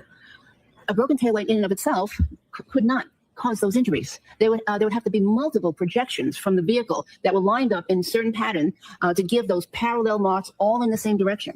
So, that's why a broken taillight could not have done that. So you, in your investigation, you did not want to know when that taillight was broken. Oh, I did, but for information only. Did you review the ring video from 5:07 a.m. at Meadows Ave? Later on, later on in the not initially when I had the initial records, but later on I did. Did you have that information before or after you arrived at your opinion? Oh, after. So you had already arrived at your opinion, then you received new information, which was that ring video, correct? And it confirms, yeah. And then you received more information. Did you receive photographs from a dash cam during a wellness check showing the defendant's Lexus missing pieces of a right rear taillight at about 8:03 a.m. that morning? Would that be? I'm not sure which video that is. Well, it's not a video. If we could put up Exhibit 10. It actually was from a video. Did you look at this picture during your differential diagnosis? I think I've seen that picture before. The vehicle parked. Yes. Exhibit 11, please. Did you consider this picture in your differential diagnosis? I didn't. I don't know that I ever saw this picture. Seeing this picture, do you see that the right rear taillight is missing pieces? I can't even see that. Oh, yes, I do see that. But again, these pieces would have to be lined up in a certain configuration in order to cause those wounds. So seeing this photograph now for the first time, it doesn't in any way shape or change your opinion, does it? No. You had, as a police officer, when you're excluding the source, in this case, you're saying the cause of Mr. O'Keefe's scratches on his arm could not have been from a collision. Do you listen to witness testimony or do you review witness statements? Objection, Your Honor. I'm going to allow that. Just, do you do that? As a police officer, in investigating a car accident, is that what you're asking me? Yes. Did I listen? Did I take witness statements? Yes. Yes. And do you value the statements as part of your analysis? I give varying values depending on what I believe to be the veracity of the witness. Have you listened to the statements of the defendant herself in this case regarding potential impact? No. What do you mean? Have you seen any statements made by the defendant to any media about potential impact or collision in this case? Oh, are you referring to what you've asked me previously about Did I hit him or something? Something that what do you mean specifically? Have you seen any of the media statements by the defendant, 2020 Nightline docuseries? Have you seen any of these statements in your analysis of whether or not there was a impact or collision between the defendant and her Lexus and Mr. O'Keefe? Have you seen any of those? I did see some statements, but that was after I rendered my opinion. And some of those statements after you rendered your opinion, did some of those statements come from the defendant herself? Yes. And when you listen to those statements, did you hear any of them talk about the idea or issue of collision or impact? Yes. And when you listen to those statements after you formed your opinions, did in any way change the analysis of your opinion? Absolutely not. And I'll tell you why. Please do.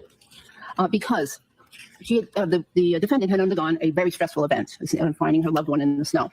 And so after a stressful event, many people suffer from what's called an acute grief reaction. I'll never go back to It's very common. And they do things that seem to be irrational. They ramble. They act bizarrely. They make statements that are irrational, that don't make sense. And they oftentimes tend to blame themselves for whatever has happened. I've seen this many, many, many times in the emergency department. Does this happen moments after a stressful event? Oh, yes. Does it happen months later when you go on 2020 or Nightline? I've never seen that situation. No. Does it happen a year later when you go and speak to documentarians and be interviewed? Is that the same kind of condition you see a year and a half later? A grief reaction can last years. It usually is very brief, but it can last years. Now, when you looked at the clothes in this case, Mr. O'Keefe's clothes, you are aware that those clothes were swabbed for DNA traces, weren't you? Yes, I'm aware that some of the clothes were swabbed for DNA. If we have exhibit 147B, please. On the right arm, there were a number of different tears in that fabric that you looked at, weren't there? Yes, there were a number of small round holes in that You're fabric. aware, aren't you, that those holes were swabbed for traces of dog DNA? Your Honor, like approach, please. Okay, come on up.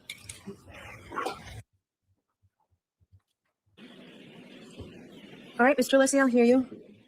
Thank you, Your Honor. Attorney Brennan, just with regard to Dr. Russell, in open court in front of the jury, used the concept of DNA in this case. He has introduced it and brought it in for the very first time in front of the jury. He has done so intentionally. He intentionally brought up DNA. Based upon that intentional mention, the defense moved strongly, vigorously for a mistrial with prejudice. A mistrial with prejudice. There has been no mention in this trial of DNA with regard to the topic, with regard to what Mr. Brennan has raised. There has been none. Specifically, the prosecution had, in the first trial, had a witness, Terry Kuhn, with regard to DNA. For whatever reason, the prosecution has chosen not to bring that witness in who would testify perhaps to DNA. As a result of that strategic decision that the prosecution made, there's been no mention. I want to be very clear. The defense has been incredibly assiduous and meticulous about not mentioning DNA in any fashion, directly or indirectly. With regard to the hoodie shirt and the hole, the only thing that was adduced in direct examination was a mechanical function, simply of Dr. Russell testifying that a dog tooth went in and came out and caused a certain mechanical effect on the yarn. Nothing even close to the mention of DNA. With regard to representations that Attorney Brennan has made, that somehow there was a hearing that we were on notice, it is completely incorrect. Show me the hearing, show me the transcript where that has been discussed. The prosecution has also said, we're going to, or we always intended to bring on rebuttal, Dr. Crosby, who would talk about the supposed absence of DNA, the alleged absence of it.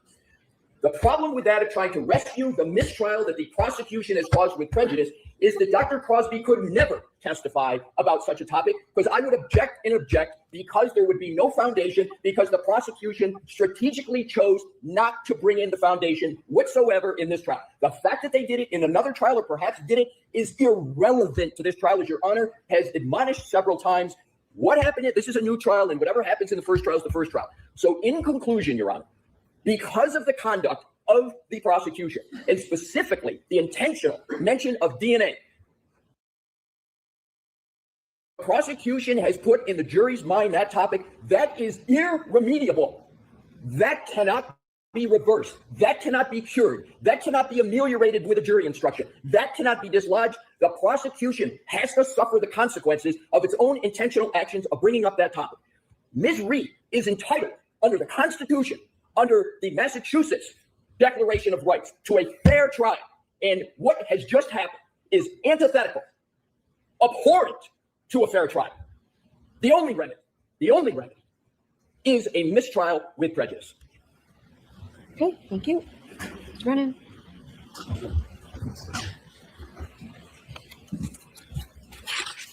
Inquiring of Dr. Russell about the absence of dog DNA is not only proper and permissible, it's essential, and the Commonwealth is entitled on cross-examination to explore theories and facades that the defense creates if there is actual evidence that undermines or contradicts the representations that they are trying to portray to this jury. Let's be clear. The defense is on notice that there is no dog DNA in the sweater of John O'Keefe. Let's be clear. The defense is on notice that we were not going to try to disprove all of their varying theories in our case in chief, but if they were going to propose theories that we thought were unsubstantiated, we would do so in rebuttal. It is clear these witnesses are on the witness list. More so, the conversation and examination of Dr. Russell is replete in the historical record of this case. Dr. Russell herself testified on December 12, 2024, that she did consider the absence of DNA in her opinion. She disregarded it. She discounted it. She created false theories about the potential destruction of it, but she did testify this was part of her consideration for her opinions. Again, on January 7th, 2025, Dr. Russell again discussed the absence of dog DNA in John O'Keefe's sweater. Now, it may be inconvenient. It might be hurtful for the defendant's theories, for the creation they portrayed for this jury yesterday, but it is not improper. It's not unconstitutional. It's not irrelevant. It's very relevant. It is powerful evidence that the Commonwealth has to undermine this idea that the linear superficial abrasions on John O'Keefe's arm were somehow caused by a dog. They, on their case in chief, tried to create impressions about the cause of the abrasions to Mr. O'Keefe. The defense does not get to pick and choose what words the Commonwealth can or cannot use. They do not get to pick and choose what parts of Dr. Russell's opinions are important and not important. Because they chose not to emphasize, highlight, or discuss the absence of dog DNA on direct does not mean it's beyond the scope of direct examination. It means they did not want to talk about it because it was not helpful to them. There have been countless cross-examinations in this case where questions are asked beyond the scope of direct. This is not beyond it. It goes to the heart of her opinion. If I cannot cross-examine her, as proposed by the defense, about the heart of her opinion, she shouldn't give it. She shouldn't have an opinion because you can't come in and just take the favorable facts into yourself and leave out reality. I intend on asking Dr. Russell about her opinions about the role that the absence of DNA played. Also, I expect to ask her about her attempt to diminish or demean the DNA evidence because it shows her inherent bias in all of her opinions, where she acts as an advocate, not as a scientist or a doctor. It is admissible evidence. We intend on using it. And when she returns to the stand, these are the very questions I'm going to ask her. One minute. Sure, go right ahead. Thank you, Your Honor. Your Honor, a key misstatement of fact that Attorney Brennan just made. He said that Dr. Russell talked in prior proceedings and hearings about dog DNA. The record is abundantly clear. She only did so in response to a question from Mr. Brennan. I have the transcripts right with me. She never raised it affirmatively. She gave her opinion that these wounds were to a reasonable degree of medical certainty from a dog. Mr. Brennan on cross said, did you consider, and this is in a prior proceeding, did you consider DNA? She gave her answer. She didn't raise it. I heard it. I was there. Your Honor was there. So this impression that Mr. Brennan is trying to give, that somehow the defense brought this topic up before, is incorrect. The second point, Mr. Brennan needs to have a good faith basis to ask the question. To have a good faith basis, he has to have some admissible evidence that he's got for it. He has no admissible evidence on dog DNA with regard to the arm. He knows he doesn't. He strategically chose not to bring that evidence in this case. Now he's saying he wants to use it. That would be improper in this trial for that reason. The other 2 points quickly. Mr. Brennan alleges an absence of dog DNA with regard to these wounds in the right arm. There was no swabbing of the wounds of the right arm of Mr. O'Keefe. That is a major, major investigative flaw in this case. That should not be befallen upon the defendant. Secondly, there are, with regard to the hoodie that was one, I believe, swab taken, and we don't know much about it, but what we do know about it is there are horrible, tremendous chain of custody and care with regard to the hoodie, conceded, virtually left on the floor of the ambulance, left on the floor of the hospital, carried around by Mr. Proctor for weeks, maybe even months, not submitted for testing for months. There are huge issues that prevent a fair determination about whether there was even proper determination of whether there was DNA or not. So in conclusion, Your Honor, the defense has never brought up DNA or alleged absence with regard to the right arm of the hoodie. It's always been the prosecution. We were meticulous and assiduous in not doing it here. The prosecution needs to live with the consequence of its action. This is remediable, and I respectfully submit warrants only one ruling respectfully, and that is this trial must be declared a mistrial with prejudice. Can I have 30 seconds? Sure. The defense can pound their fists and yell as loudly as they want, but they can't change truth and reality.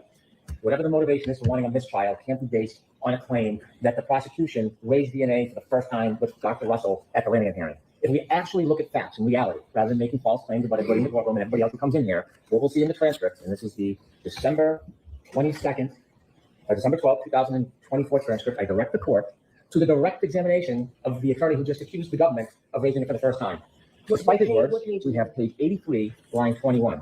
We have page 122, line 14. We have page 124, line 14. These are the words of Attorney Alisi on direct examination. And there are more. There are more. But that is enough for the court to understand that representations are wholly mistaken by Attorney Alisi. Wholly. All right, thank you. We'll give everybody a half an hour. All right.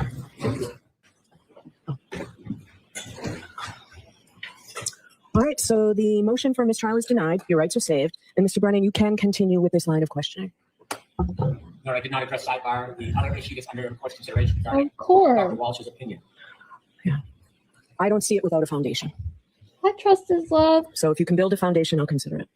I do not believe that foundation has been laid yet. I would expect that foundation would need to be substantial, specifically whether or not it was relied upon by the witness. Yes. To see that outside the presence of the jury, I don't ask the questions come to the jury. Yes, but not right now. They're on their way. All right. Do you have an? I'll work around it. Okay. I'll work around it. You know, I would object to things outside the jury. The issue that I had to do with several witnesses in front of the jury. Okay. If that's what the defense wants, are you sure, Mr. Alisi? Wait, I'm sorry, let me refer to my. Yeah, okay. I am going to, yes, Your Honor, we are going to. Oh, dear. Thank you, Your Honor. Okay. How long they are?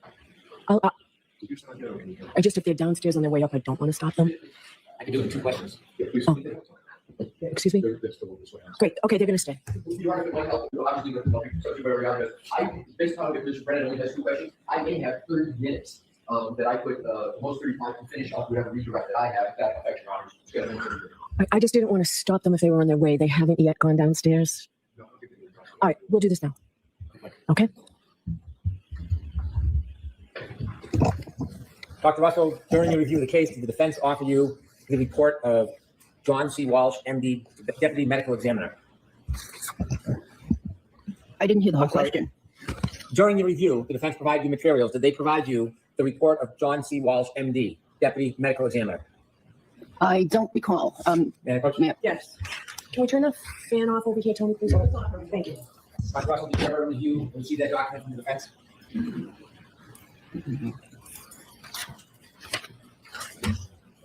Oh, yes. And regarding Dr. Walsh's opinion, did you consider that when you formed your ultimate basis that the wounds on Mr. O'Keefe's arm were consistent with the dog bite? Yes. Did you disregard it or agree with it? I disregard. I disagree with his assessment. Thank you. I'd like to inquire. Your Honor, I would check. This is the same exact issue that I had here with the cross. The witnesses disregarded it, and I was not allowed to pursue questioning. So I do not believe, under the standards that's been set in this trial, the proper foundation has been set. What do you say about that, Mr. Brennan? How is this any different? Pardon me? I'm talking to Mr. Brennan. How is this different with this witness's analysis? Because they specifically opened the door when they had her vouch for her own credibility, extolling her uniqueness and ability to determine that these were dog bite wounds. And so when they opened their own door to vouch for their own credibility and suggested that they're only person or a limited person in the entire country that can do this, they should be confronted that they are not alone. There are other experts. And so this isn't affirmatively bringing in. This is when the defense continually opens the door and creates these issues. What do you say, Mr. Leslie? Thank you, Your Honor. My response is this. I'll give 2 quick examples. Dr. Welcher, Super Bowl, Dr. Shorty Bella. They talked and opened the door under Mr. Brennan's theory, opening the door widely. They even had, as part of the direct examination, documents in Dr. Welcher's slide that mentioned Dr. Shorty Bella. You'll recall that slide. They even had material from the CARS team with a file named Super Bowl. I'm not letting it in. All right, I'm not letting it in under that, Mr. Brennan. So you can mark the report if you want, but for that reason, I'm not. For the reason stated by the Commonwealth, I'm not letting it in. Okay. All right. Thank you, Hunter. Good afternoon, Dr. Russell. Good afternoon. Dr. Russell, we were talking about your differential diagnosis and your opinion that Mr. O'Keefe's abrasions on his arm were not consistent with impact or collision with a car. I was asking you specifically about some of the things you may or may not have reviewed before you formed your opinion. You looked on direct examination at a photograph in Dr. Welcher's presentation. and it had a photograph of a person who had been hit and died as a result of a collision. Do you remember that photograph we looked at? The photograph of which one specifically? There was a gentleman lying on the ground, his face was redacted. And, there Oh, was that a- one. remember that one? Yes. And when you discussed that, what was the reason? What was your point in discussing that? I was answering questions. Do you know what the point was, what you were trying to deduce? Or No, I was suggest? just answering questions. Okay. You have stated before that one of the reasons you do not believe that the injuries were the result of a collision or impact with the car is because there were no lower body injury breaks. Do you remember that? That's one of the reasons, yes. You would agree that a side swipe or a clipping collision is different than a front or back immediate impact, like being run over. There's a difference, right? In general, yes. When you talk about the absence of lower body brakes, did you have any studies about the frequency or the likelihood of lower body brakes in a clipping impact as opposed to being directly run over? No. When you looked at that photograph that was shown to you on direct examination, did you look at the actual injuries that were listed for that gentleman and see that there were no lower body brakes? I looked at all the injuries, yes. And did you recognize in that photograph and slide that there were no lower body brakes? Yes, I did. There were major internal injuries, however. When you considered the information in this case, did you have an opportunity beyond that photograph to look at Dr. Welcher's videos about impacting a vehicle driving backwards? Did you watch those videos? I saw an image. I saw an image. Did you see a video when Dr. Welcher put blue paint on his arm and showed the height and the location when it touched Alexis? Did you see that? Objection, Your Honor. I'm going to allow that. I saw that image. Did you consider what's called text stream data? Do you know what text stream data is? What? Text stream, the black box that shows the operation of a car, how fast, how slow, acceleration. Did you look at any of that information before you formed your opinion? I looked at it, but I honestly did not understand it. Did you ask anybody to help you interpret that data before you drew an opinion that the injuries were not consistent with the collision?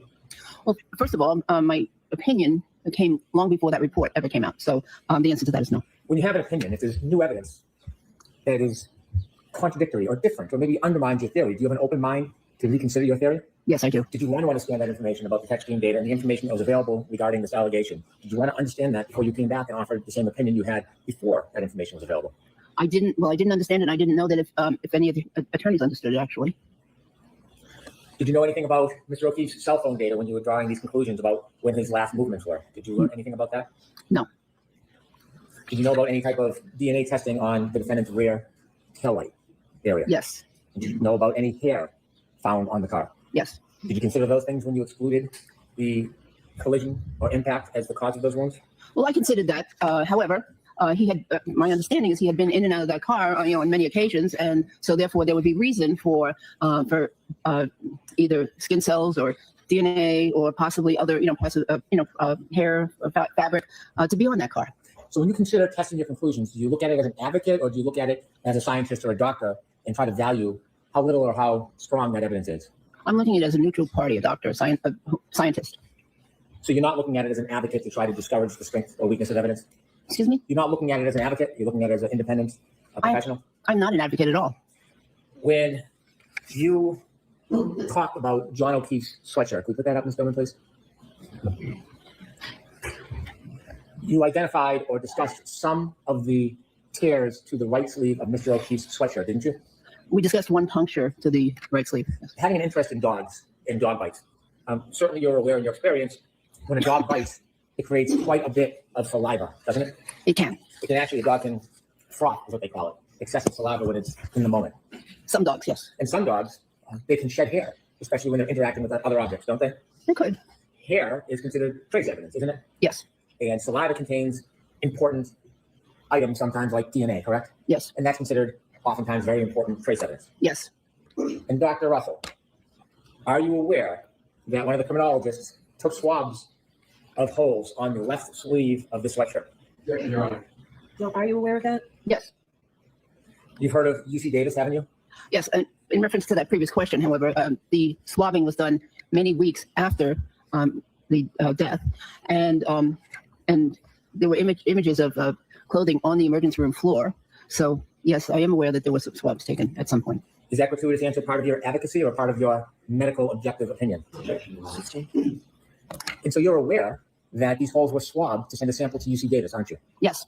UC Davis, do you understand they specialize in dog DNA? Animal DNA, I believe. And you also know, and giving you before you gave your opinion, that when they were tested, there was no dog DNA found in any of the samples. You knew that, right? Yes. In fact, what was found was pig DNA, That's correct. and there's no identification where the pig DNA came from, is there? I don't think so. So when you saw the information, after you claimed there was a dog, John O'Keefe, when you saw the information that there were swabs done of those holes and the results were no dog DNA, did you consider that before giving your ultimate opinion? Yes. And in fact, you've tried to discount the significance of that evidence in the past, haven't you? Yes. In fact, you have made claims about that evidence candidly with no foundation whatsoever, haven't you? I explained why there could be no dog DNA found. You were claiming that it was inconsequential because of a number of speculative reasons, didn't you? So the objection sustained. Can I ask you something? When you were discussing the absence of dog DNA on Mr. O'Keefe's sweatshirt in the past, were you trying to make suggestions that perhaps the samples could have been tarnished or compromised in some way? That's one possibility, yes. As a independent, objective expert, should you deal in possibilities, or is it a best practice, to deal with objective criteria in the form of actual opinions to a reasonable degree of certainty? It would be best to go through a process to determine, or at least come up with a list of reasons as to why dog DNA was not found. There are a number of reasons. If you have a test in medicine, you expect it to be positive, and it's not positive. You go through a process of trying to figure out why the case is that way. There are many reasons why there could have been no dog DNA found. When you first gave your opinion, you didn't even know about that DNA testing, did you? Not initially, correct. But then once learning about it, you were not willing to reconsider and change your opinion about the source of these scratches. You maintained the same opinion you had before, correct? I reconsidered, however, my opinion did not change. What you suggested is there's possibilities, is the word you would use, possibilities why there were errors with the DNA. Yes? Yes. You can't tell us anything based in fact. No. I'm sorry. You can't tell us anything based in fact to support the claim that something was wrong with the testing of this DNA, can you? Not in fact, but again, you have to go through a process. If you expect a certain diagnosis or a certain finding on a lab test and it doesn't materialize, and you wonder why, and you want to know, was the test done correctly, was the specimen handled correctly, et cetera, et cetera. There's a process. In that process, you found no evidence whatsoever, none, zero, to support any claim of compromise of that DNA process, did you? Well, ideally, the swabbing should have happened immediately or very soon after the incident. So there was a delay in processing or swabbing to begin with. And then, of course, I don't know about the transportation or the chain of custody. You were a medical examiner, weren't you? Yes. When you were a medical examiner, when you examined a person or their body, you did everything you thought was reasonably necessary based on the information you had, correct? Yes. Did you know at the time Dr. Sportabello did the autopsy, there was no claim whatsoever that a dog caused these wounds? Yes. Did you know that claim didn't come about until over a year later? No. And did you know that in response to that claim, that's why this was done at a later time? Did you know that? Still, for a complete investigation, this should have been considered by investigators early on. Even where there was absolutely no claim or evidence whatsoever that a dog caused these wounds? Well, again, a complete investigation. You can't tell us one step that went wrong with that DNA process, can you? The process, no. In fact, you have admittedly very little experience with DNA. I have little personal experience with DNA. And yet, although you're not an advocate, you are willing to advocate trying to undermine the strength of that evidence, aren't you? No, I am a scientist, and I'm trying to understand why it could have been negative. As a scientist and providing a medical opinion, do you try to exclude in your differential diagnosis all other reasonable causes of a wound? Generally, yes. Did you do that in this case? Yes. Now, when a dog bites a sweater, would you expect that it would leave DNA? Yes. When a dog bites a sweater, you would not expect it would leave little fragments of taillight shards enclosed, would you? Correct.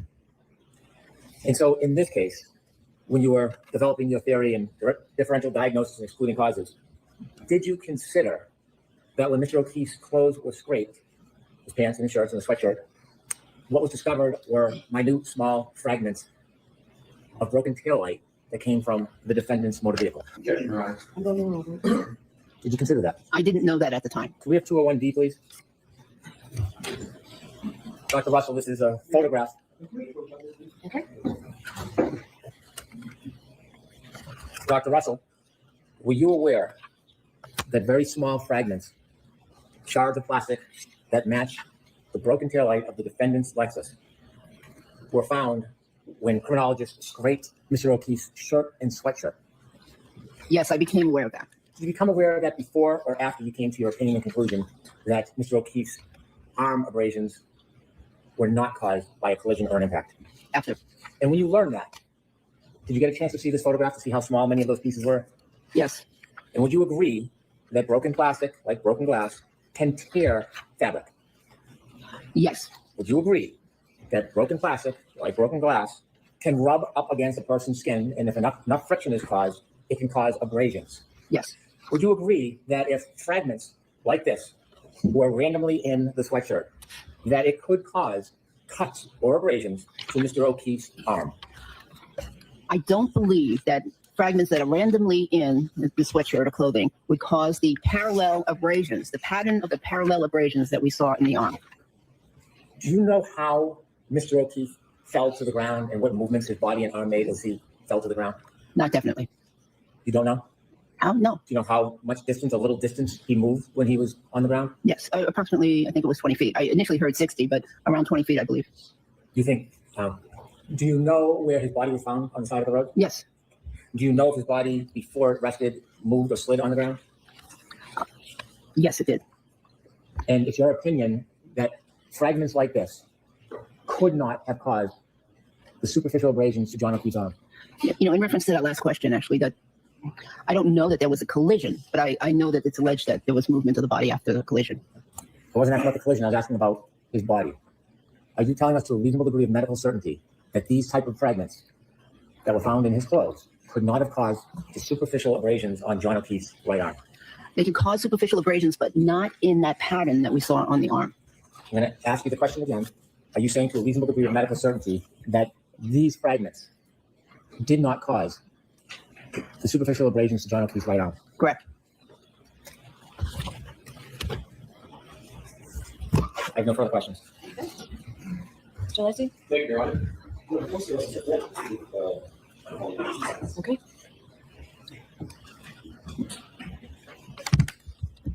May I, Your Honor? Yes. Thank you. Your Honor, I would like to have published what is in evidence is 201A, and then I'm going to proceed after that with 201E. Okay. Dr. Russell, I have up this exhibit, and with regard to the questions of Attorney Brennan that he just asked about these alleged shards, can you tell the size of them from this depiction? I don't even see any shards in that depiction. Can you read that slide and see the handwriting that is there? Yeah, it looks like clear plastic collected from 7/18/18. There's another date over to the left side, and then it says AMV 6/29/23. Right. And if Mr. Wilkie could go back, can you determine at all from this whether the shards are microscopic or not? I cannot see any shards. All right, let's go to 201E. With regard to this depiction, do you recognize what is in this depiction? It looks like irregular, red-colored pieces of debris. Thank you. And do you recognize the ruler above those pieces? I'm not sure if this is the same ruler as in the previous image, but there does appear to be a ruler. If we could go back to the previous slide, does that at all assist you in determining whether or not it's the same ruler? Not exactly, but there are similarities. So let's flip back to the next slide. Does the what is up in black help you reach any conclusion about whether those pieces are microscopic in size or not?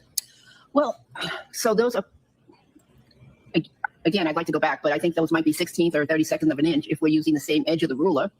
Those pieces that are depicted are not microscopic because we can see them with our eyes, but they're extremely small. All right, so they're extremely small. You've asked, you want to go look back at the ruler. Does that further assist you in your analysis as to the size of these pieces? 16. So those look like they're maybe a 16th of an inch or less. Okay, so let's go back Mr. Wolf, one more time. So these pieces are a 16th of an inch or less, correct? Yes, if we're using the same ruler. Right. So with regard to, and if we could, Mr. Wolf, now go to Exhibit 1. Attorney Brennan asked you several questions with regard to whether those 16th of an inch or less pieces could cause these types of abrasions. You have addressed this issue, but I would like you to answer whether those pieces, 16-inch or less, could cause, not knowing the size, whether they could cause these abrasions, including with regard to this pattern. I don't believe so. And with regard to that answer, how do you come to that conclusion? What is your thought process?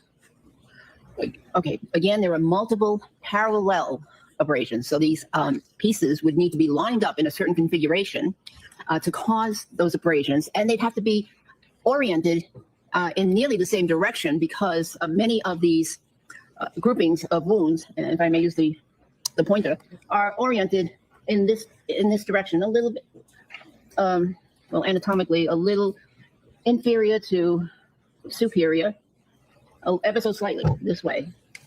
So they're oriented in the same way. So not only would they, those abrasions are rather large for those tiny pieces of plastic or glass, but they'd have to be oriented in a certain way to cause those wounds. As an emergency department physician, as a forensic pathologist, what is the likelihood, if any, that those shards could cause those wounds? You have to ask it differently, Mr. President. Dr. Russell, please state your evaluation and conclusion and the basis for it as to whether those shards of glass, shards of plastic, 1/16 of an inch and less, can cause those abrasions and wounds on the right arm of Mr. O'Keefe. I do not believe that they could have caused those wounds. Is that a close call for you to come to that conclusion? Not at all. You were asked several questions by, please keep that depiction up, Mr. Wolf. You were asked numerous questions by Attorney Brennan where he wanted you to go section by section by section and evaluate each. He grouped these, I think, 5 or 6. Do you recall that questioning? Yes. Is that a scientifically proper way to evaluate this wound to determine whether or not it is from a dog? Is that proper methodology to look at each individual section only? No. How, at a scale, is it improper to evaluate them that way under your methodology? Sustained. Dr. Russell, what is the proper way to evaluate the wounds on the right arm to determine whether or not they're caused from a dog? To look at patterns, because individual wounds can vary, but the pattern is what is significant. And on your direct examination, did you go through this method that you just described, a pattern and pattern recognition? Did you go through that in some detail and discuss that? Yes. Now, you were asked questions by Attorney Brennan, and in his questions, it was asserted that you don't have a standard, a published standard. Do you recall that questioning? I'm going to allow it. Do you recall the question asking whether you had a standard to reference for your methodology? Do you recall that questioning? In reference to dog bite wounds, yes. Yes. Yes.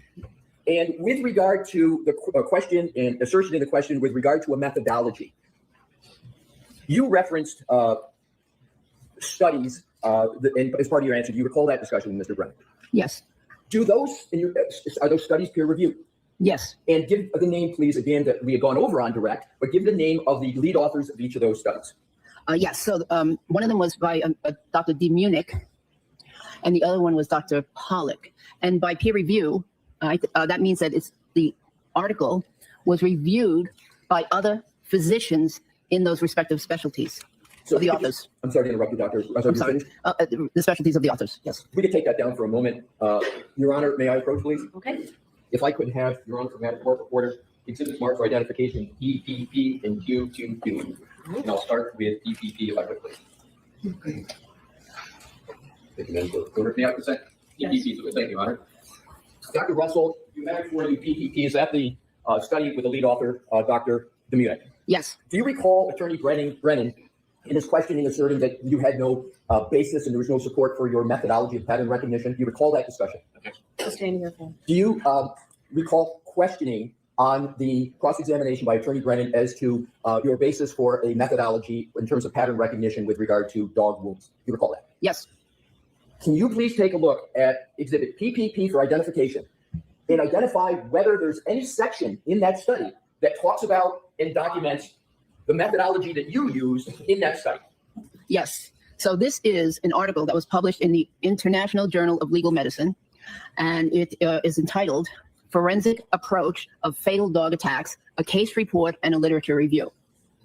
And so it's several pages long, talks about a specific case, and then on page 298, there are some significant passages that I would like to read, actually. So it says here, dogs have some very specific dental and maxillofacial features. They have 42 teeth, 20 in the upper jaw, 22 in the lower. Usually the mandibular dental arch is narrower and shorter than the maxilla. That means, lower and upper.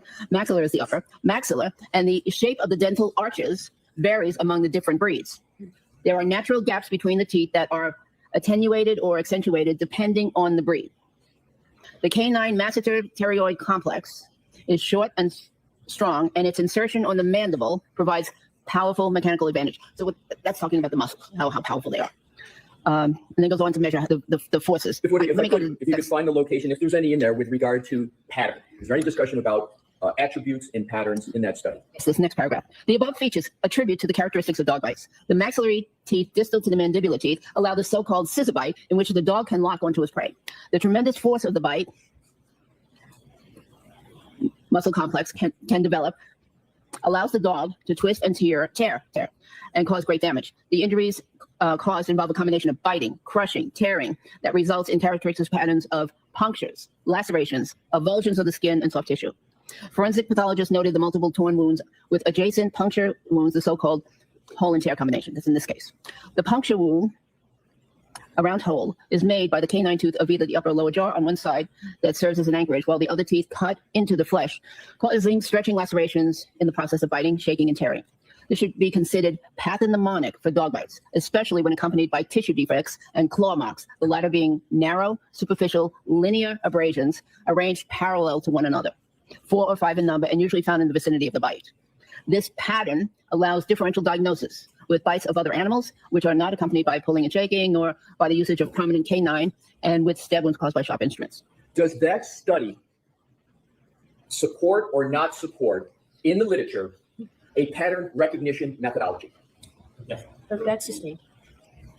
What do you conclude from the language you just read in that study with regard to methodology of discerning dog bite wounds? That pattern recognition is very important. Now what I would like, if I could approach, Your Honor. Okay. If I could return this to Madam Court Reporter and please request Exhibit QQQ for identification. Thank you, Madam Court Reporter. May I hand it to the witness? Yes. Thank you, Your Honor. I now handed you what is marked for identification as Exhibit QQQ. I would ask, please, that you, is that the Pollock study that you referenced in your direct and in your cross-examination? Yes. Could you please, as you did with the Munich study, can you please articulate the relevant sections with regard to your reliance upon that study? Yes. So this is an article from the Institute of Forensic Medicine at the University of Vienna. Is that a peer-reviewed study? Yes. Please continue. Excuse me? Please continue. Okay. The title of the article is Fatal Dog Bite Injuries. And there's a summary. It says the dog's front teeth. So let me preface this. This was talking about a deceased child, and they described the features. It says the dog's front teeth left marks of individual circular or scratch-like abrasions, as well as slit-like skin severances of the skin, arranged in curved lines. The pattern of the skin lesions largely corresponded to the anatomy of the dog's set of teeth. No tissue defects could be detected. And is there any other section of that study that references pattern and pattern recognition methodology? Any other Yes. words, any other section? And if so, could you please read them? Yes. So on page 491, there's a section called the morphology of dog bite injuries. What does morphology mean? It means the shape. And so it goes on to say the anatomy of a dog's teeth is the key to interpreting injury findings. The particularly long, cone-shaped, pointed canine teeth often create sharp-edged wound slits that can be mistaken for stab wounds. The bite mark on the skin is ideally a complete and congruent imprint of the front dental arch. Sometimes only the protruding canine teeth are imprinted. If the shorter incisors leave an impression, smaller skin lesions, parentheses, round pressure marks or streaky glide marks, can be found between the impact points of the canines. In practice, it is hardly expected that all 6 incisors will act uniformly. I'm sorry, I didn't hear that sentence. Could you repeat that? In practice, it is hardly expected that all 6 incisors of a jaw will act uniformly. Is that sentence relevant at all to what you've referenced as an incomplete bite? Hi, Shelly. How is it relevant? Because if not all the teeth impact, then you get a partial bite. You get irregular appearances. There's another sentence that's important here. A gap in the injury pattern can have several causes. Oblique biting, so what that means is not dead center on, but off to the side a little bit. Oblique biting, curvature of the body surface, which we could have in this case around the arm, the edges of the arm. Mr. Wolf, can you please put Exhibit 1 back on the case? And Dr. Russell, it would be helpful as you're discussing these items, if you could determine whether or not what's discussed in that study is at all depicted in this exhibit. Okay, so oblique, so we discussed oblique biting, which is off at an angle. Curvature of the body surface. So here we have a body surface that's actually quite irregular. There's curvature down here, there's definitely curvature around the elbow, and so there's curvature around the bones. So curvature of the body surface can change the appearance of wounds. Interposition of textiles, so that would be clothing. Is there an example of interposition of textiles in this case? I don't think so. Well, was the decedent in this case wearing any, is textiles mean clothing? Yes, and I thought you meant in this article, but yes, there's textiles in this case. Mr. O'Keefe was wearing that hoodie sweatshirt, or sweater shirt. So interposition of textiles, and then it goes on to mention some other things which I don't think apply in this case, such as different tooth lengths, tooth loss, abnormal teeth. And is there any other aspects of that study that are relevant to your analysis and methodology with regard to evaluating the wounds in Exhibit 1? You know, a lot of this article is relevant, and I don't know if you want to keep. I don't want to keep reading. reading it, but if there is a section, because then I'm going to have a few more questions once you're done identifying the most relevant sections of the article. Yeah, this. And then there's one section that said, Thank you. yes, thank you. Then it does mention that in some victims, parallel scratch marks originating from clawed paws are found accompanying the injuries. And is there any other section that you believe supports your evaluation of the wounds on Exhibit 1? No, I think that's it. All right, so thank you, Your Honor. May I approach? Yes. Mhm. Madam Clerk, reporter.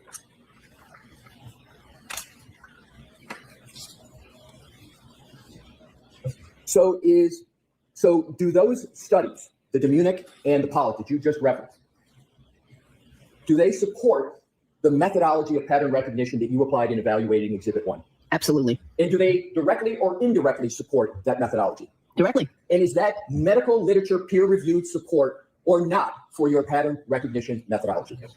So as to the form, Mr. Leslie. Do those studies, each of them, those peer-reviewed studies, support your pattern recognition methodology that you applied with regard to Exhibit 1? Yes. Did those studies look solely at individual wounds, or did those studies methodology look at the overall pattern to evaluate and discuss wounds from dogs? Ask it differently. How did those studies evaluate wounds with respect to individual wounds and overall wounds? How did the study evaluate those? They described some individual wounds. There were numerous wounds. Described some individuals, but they looked at the overall pattern to make recommendations. Was the overall pattern in those studies important or unimportant in the analyses and conclusions that those authors reached? Important. Now let's switch topics. Attorney Brennan asked you about various considerations you made with regard to differential diagnosis. Do you recall those? Yes. Let's just start with your differential diagnosis methodology.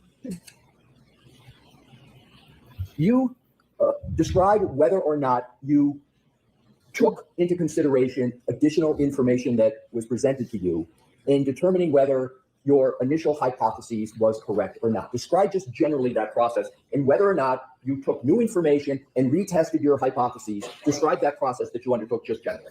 So in general, when a physician is presented with a set of circumstances or wounds or symptoms or whatever, they come up with a possible diagnosis, but have to consider other diagnoses as well. That's what a good physician does. They consider what they think is most likely, and then they go through a process of eliminating or including and the other possibilities. Would you like me to give an example, like chest pain or? Well, I'd like to give you an example of what you used here in this case as okay. the application of that. Well, okay, so I'm just describing the overall process because if you came to a diagnosis and narrowed in on it and never considered any other information, sometimes your diagnosis is going to be wrong, and so you have to allow for other information. And so I did that in this case. I examined the circumstances, examined the wounds photographically, and came up with my impression. But I also considered other possibilities. What else could cause those scratches or those abrasions? And did you honestly and scientifically consider those other possibilities as you continue to review the information, old and new information in this matter? Yes. And did that process allow you to avoid confirmation bias? Yeah. Yes. So in terms of that process, now let's go through some of the items that Attorney Brennan discussed with you. He asked you several questions, one of which, did you evaluate news clips and audio clips? You remember that questioning? I remember a question about some news And clips. did you recall your discussion with Attorney Brennan about acute grief reaction? You remember that discussion? Yes. Now, in terms of acute grief reaction, you talked about it, and you recall discussing that sometimes people who have a traumatic event, that acute grief reaction occurs. You recall that discussion with Attorney Brennan? Yes. Now, do you recall also mentioning that sometimes these patients engage in self-blame? Yes. And my question, among others, is when they go to self-blame, from your experience as emergency room physician, seeing patients with this, as you discussed with Mr. Brennan, are there instances when patients blame themselves for something when they're not to blame? Sustained. Can you discuss what you meant by self-blame in acute grief reaction? Sustained. Your Honor, may we approach? Okay. Oh my God. Dr. Russell, do you recall questioning by Attorney Brennan with regard to some alleged clip with regard to a motor vehicle, the Lexus and the pedestrian in this case? Do you recall that discussion? Yes. And have you reviewed and Attorney Brennan asked you about the slide presentation, what Dr. Welcher did with regard to this supposed accident reconstruction? You remember those questions? Yes. Mr. Wilk, if you could please publish the slide from Dr. Welcher's presentation with the arm out and the glass in the back, not that one, the one in this case of the Lexus and Dr. Welcher dressed up as Mr. O'Keefe and with a clothing in the back, but with a that would be toward the back of that slide presentation, probably around 130-ish. That's it. Yes. And what slide number is that? 109. So, Dr. Russell, can you see what is depicted on that slide? Yes. Is that impact that is depicted on this slide, is that a clip or is that a direct impact to the arm? I believe that that's a rather direct impact. Okay, so this is a direct impact. And now, from your experience, and you were asked about this on cross-examination, a direct impact to the arm, assume, as was discussed, a motor vehicle, 6,000-pound Lexus going 24 miles an hour in reverse with a direct impact on the arm. From your experience as an emergency medicine physician, what type of injuries would you expect to this arm? So I would expect at least significant bruising, at least. But I would also expect fracture, possible dislocation of portions of the arm. What portions of the arm would you expect fractures and dislocations? Well, from this image, if it impacted that section of the arm, and let me use my pointer, right here, a very good possibility that there would be a radius and ulnar fracture of the forearm or an elbow fracture. Could you please stand up and with your Honor's permission, show where the radius and where the ulnar bones are of the arm? The lights on, please. Thank you. You can keep the lights on. So the radius and ulnar are the two long bones in the forearm right underneath the skin. And then they join with the humerus bone here in the upper arm at the elbow. And those, of course, these bones are they're susceptible to fracture with a significant impact. And also the elbow would be susceptible to fracture. How about the hand? The hand could be injured. It depends on where the hand was in relation. And also, if there was a fall, there are other mechanisms that could contribute to a fracture from the actual fall onto the ground. So there could be a wrist fracture, digital fractures. It depends on the circumstances. Thank you. And do you can be seated. Thank you very much, Dr. Russell. From a direct impact to the arm, as you said, is depicted here. What is the likelihood of there being any fracture to any bone? Sustained in that form. Do you have an opinion, based upon a reasonable degree of medical certainty, as to whether there would be any fracture to any bone? I believe that there's a very high likelihood that there would either be a significant bruise or a laceration or a fracture of the bones. Now let's go to, as I understand it, you have reviewed the autopsy report of Mr. O'Keefe? Yes. And you've reviewed the file, the medical records files, correct? Yes. Is there any indication at all of significant bruising to the right arm of Mr. O'Keefe? No. With regard to the lower extremities, from what is depicted here, meaning this impact, did you evaluate the autopsy and the medical records to see what evaluation was done of the lower extremities? Yes, a very extensive evaluation of lower extremities was done. What very extensive evaluation was done and by whom? By Dr. Scotabello, and it was both external and an internal examination of the lower extremities. Let's start with the internal examination by Dr. Scotabello. Could you please describe what type of internal examination she performed? Well, she opened up the legs. Sustained. May we approach her for lunch? All right, Jerry's, I'm going to send you for lunch. Okay, we'll see you too.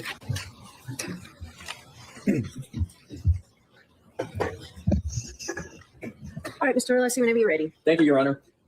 Dr. Russell, we left off talking on the topic of differential diagnosis, and more specifically, we were talking about the lower extremity, the leg, and you were mentioning we reoriented to Attorney Brennan's questioning in the area. Could you please describe for the jury your basis of differential diagnosis with regard to the lower extremities and the leg, and specifically with regard to the autopsy's analysis of that area?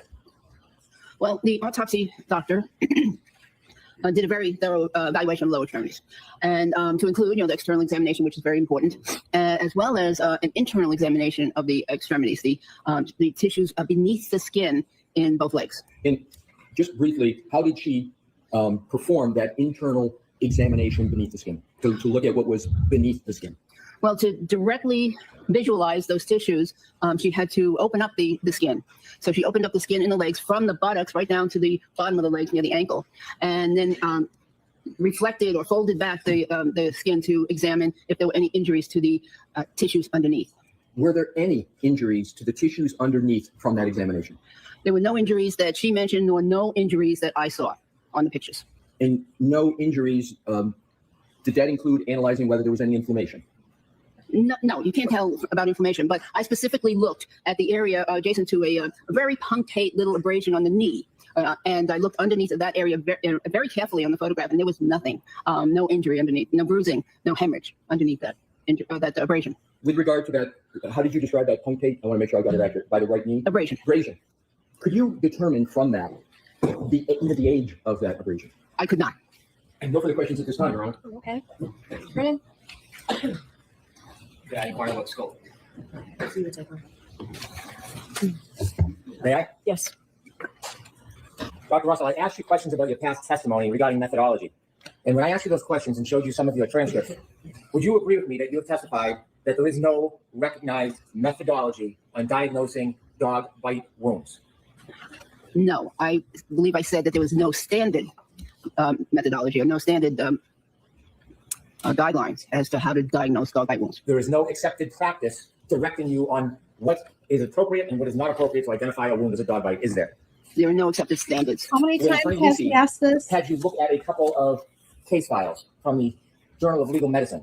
Let me ask you about that. You're not suggesting that those articles substitute for the absence of standards in identifying dog bites in photographs, are you? Before standards are created, there are usually articles that have recommendations upon which the standards are subsequently based. That was my question. So we're going to listen to the question, please. Okay. Those articles, whatever their value you think they are, they do not create a standard to apply for diagnosing or looking at a photograph Some nerve. and come to a conclusion whether the Listen to abrasions the are dog bites, do question, they? please. Correct. And so when he had you read pieces of these articles, have Attorney Alicia gone over these articles with you before? Yes, we discussed them several months ago. Did he point out parts of them he would like you to read? I pointed out parts that I thought were significant. In this article that was marked for identification, parts of it are highlighted. Who highlighted those parts? Mr. Alessi highlighted those based on my recommendations. So Attorney Alicia highlighted the parts he wanted you to read to the jury? Yes, and I believe they were the same parts that I read last time. Can we have Exhibit 1, please? Now, regarding the Munich article, that was a case study on the unfortunate death of a young girl, yes? Yes, Who was attacked by or bitten by up to 3 different dogs. yes, And it was a neck wound from which she bled. yes, Very, very unlike what you're looking at here. yes. But that's very typical of an article, scientific article. They will present a case study and then present the research behind what they have seen in other articles and make recommendations. I'm not asking you to defend that it's different. I'm asking you if it is different. Oh, it is different. Very different. Isn't Yes, that neck wound, yes. it? Extraordinarily different. Yes, And so when you read this, let me ask you a couple questions. In this article, it talks about the characteristics of dog bites, doesn't it? yes, And it talks about the maxillary teeth distal to the mandibular teeth allow the so-called scissor bite. yes. So when a dog clamps down, the teeth kind of go to the side to tear the skin. I didn't interpret it that way, no. A scissor bite is when a dog bites down, yes? Yes, I believe that what they were describing was a dog bites down. And when it bites down, it anchors. That means teeth on the bottom, penetrate, puncture, yes? They can, but they don't always puncture. And then the top is a puncture. If you're going to scissor, it requires a puncture, doesn't it? It's a mechanism. It's a movement. What they're describing is a move. And the way I read it, the way they describe it is a movement like a scissor, where it's open and it's closed. There It are- doesn't mean anything about how deep they penetrate. There are no scissor bites on that wound, are there? I don't know. I see 1 or 2 things that showed up what I think might be upper and lower. So it could be. Would you define any of those abrasions as scissor bites, Dr. Russell? And we talked earlier about how these marks here may be lower. I'm not going to define it. No, I can't say for sure that there's a scissor bite, but I see things that appear to be characteristics of upper and lower teeth. I'm asking you about scissor bites. Please listen to my question. There is nothing on that wound that is consistent with scissor bites, is there? I don't know. Well, you're the expert. So when you look at that, can you point whether there's any wounds that are consistent with scissor bites? According to their definition, and that's not an accepted definition, but according to what they were describing, and I believe what they meant was an open and closing of the jaw as the scissor activity. I believe that there's possibly 2 areas where I see that. You're now saying this article that you relied on redirect examination is not an accepted authority? I'm not saying it's not accepted authority. It is a peer review article. The injuries caused involve a combination of biting, crushing, and tearing. Do you see any crushing or tearing in those abrasions? There's no crushing or tearing here, but does not mean that there has to be crushing or tearing. I'm reading your article. I'm just reading verbatim. And I'm I'm asking you about it. And I'm trying to explain so that nobody gets nobody misunderstands this. Crushing and tearing that result in characteristic pattern of punctures. A puncture is when a tooth penetrates the skin and there's some depth to it, correct? Yes. Show me one puncture, anyone, on that wound. Okay. There are no punctures on this arm that I see. However, again, the wounds don't have to have every single characteristic. It is it depends on the force of the bite, how the wounds are going to appear. The injuries caused involve a combination of biting, crushing, and tearing that results in a characteristic pattern of punctures, lacerations, and avulsions. There is no punctures whatsoever in that wound. Would you agree with me? I agree. There are no lacerations in that wound. Would you agree with me? I agree. There are no avulsions in that wound. Would you agree with me? I agree. However, I'm just asking you the question, Dr. Russell. So you can maybe ask her. Specifically, this study says the injuries cause a combination biting, crushing, and tearing that result in characteristic pattern of punctures, lacerations, and avulsions. They name 3 things that are characteristic traits of a dog bite, and you would agree not one of those 3 traits is present on the arm of Mr. O'Keefe. Would you agree with me? I agree. However, in that case, those were dog bites that killed the victim. In this case, we do not believe that these dog bites killed the victim. When they were discussing this article on the victim who was killed, If they you realize just- when they were giving background, this background has nothing to do with the case study. This is general background I just read. Do you realize that? They were investigating fatal dog bites. Do you realize that is not qualified in this article? You realize that? I realized that they were commenting on fatal dog bites. This is not a case of a fatal dog bite. This article, I'm going to show it to you. May I approach? Yes. Hi, Nikki Boo. In the highlighted paragraphs that Attorney Lucy had you read, that is describing the background of dog bites, not this fatal attack. Would you agree with me? The title of the, I don't agree. I would to introduce this as an exhibit, please. Mr. Leslie?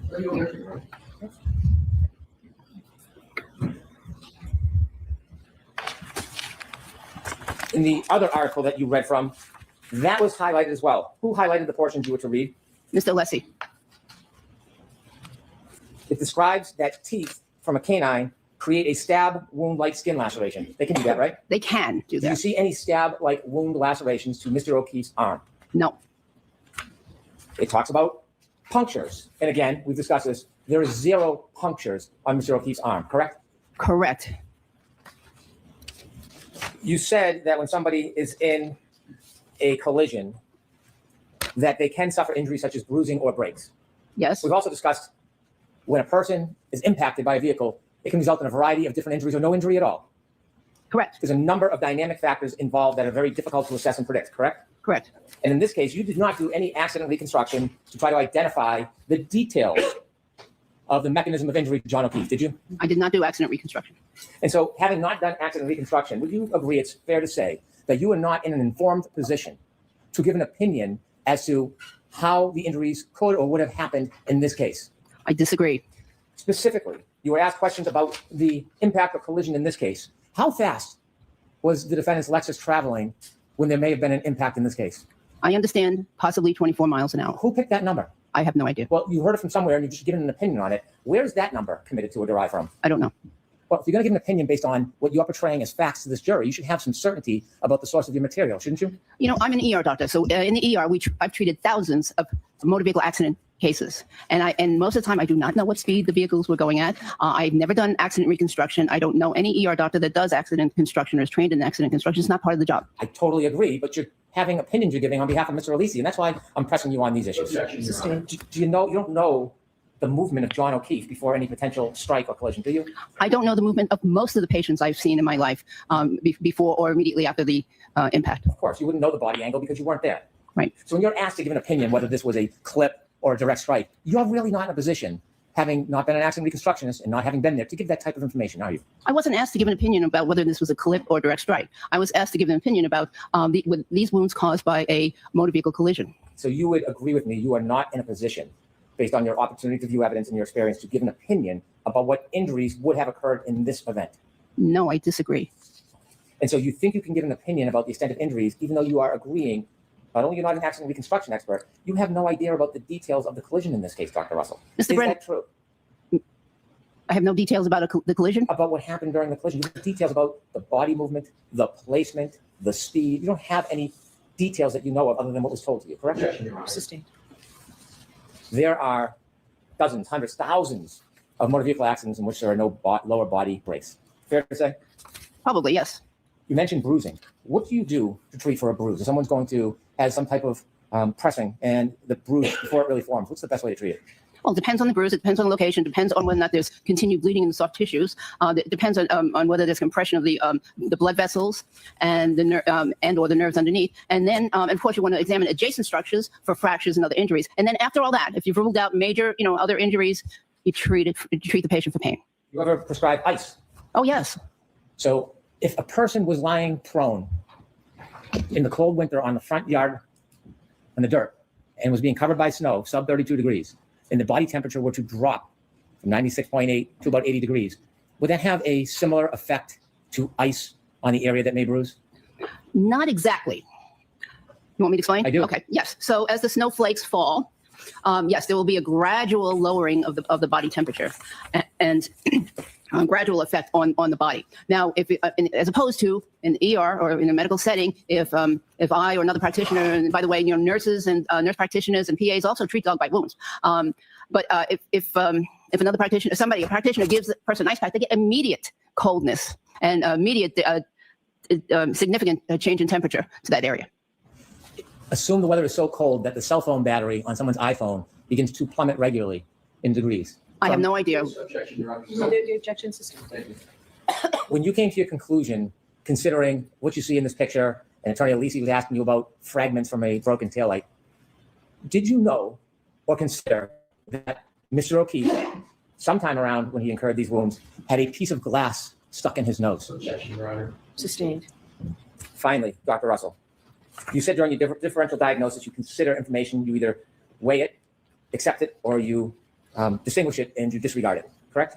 Yes, generally. During your differential diagnosis, you've referred to a number of different people studies, things that you haven't done yourself, but you've looked at other people's efforts. One of the things you looked at was the deputy medical examiner from the Forensic Pathology Investigations Division of the Armed Forces, a person by the name of John C. Walsh, correct? Objection, Your Honor. I'm going to allow that. Would you like me to ask that again, Dr. Russell? No, you don't have to ask it. I read that report. Yes. And John C. Walsh is a doctor, correct? Yes, that's what it says. And do you have any understanding that he works with the Forensic Pathology Investigations Division of the Armed Forces?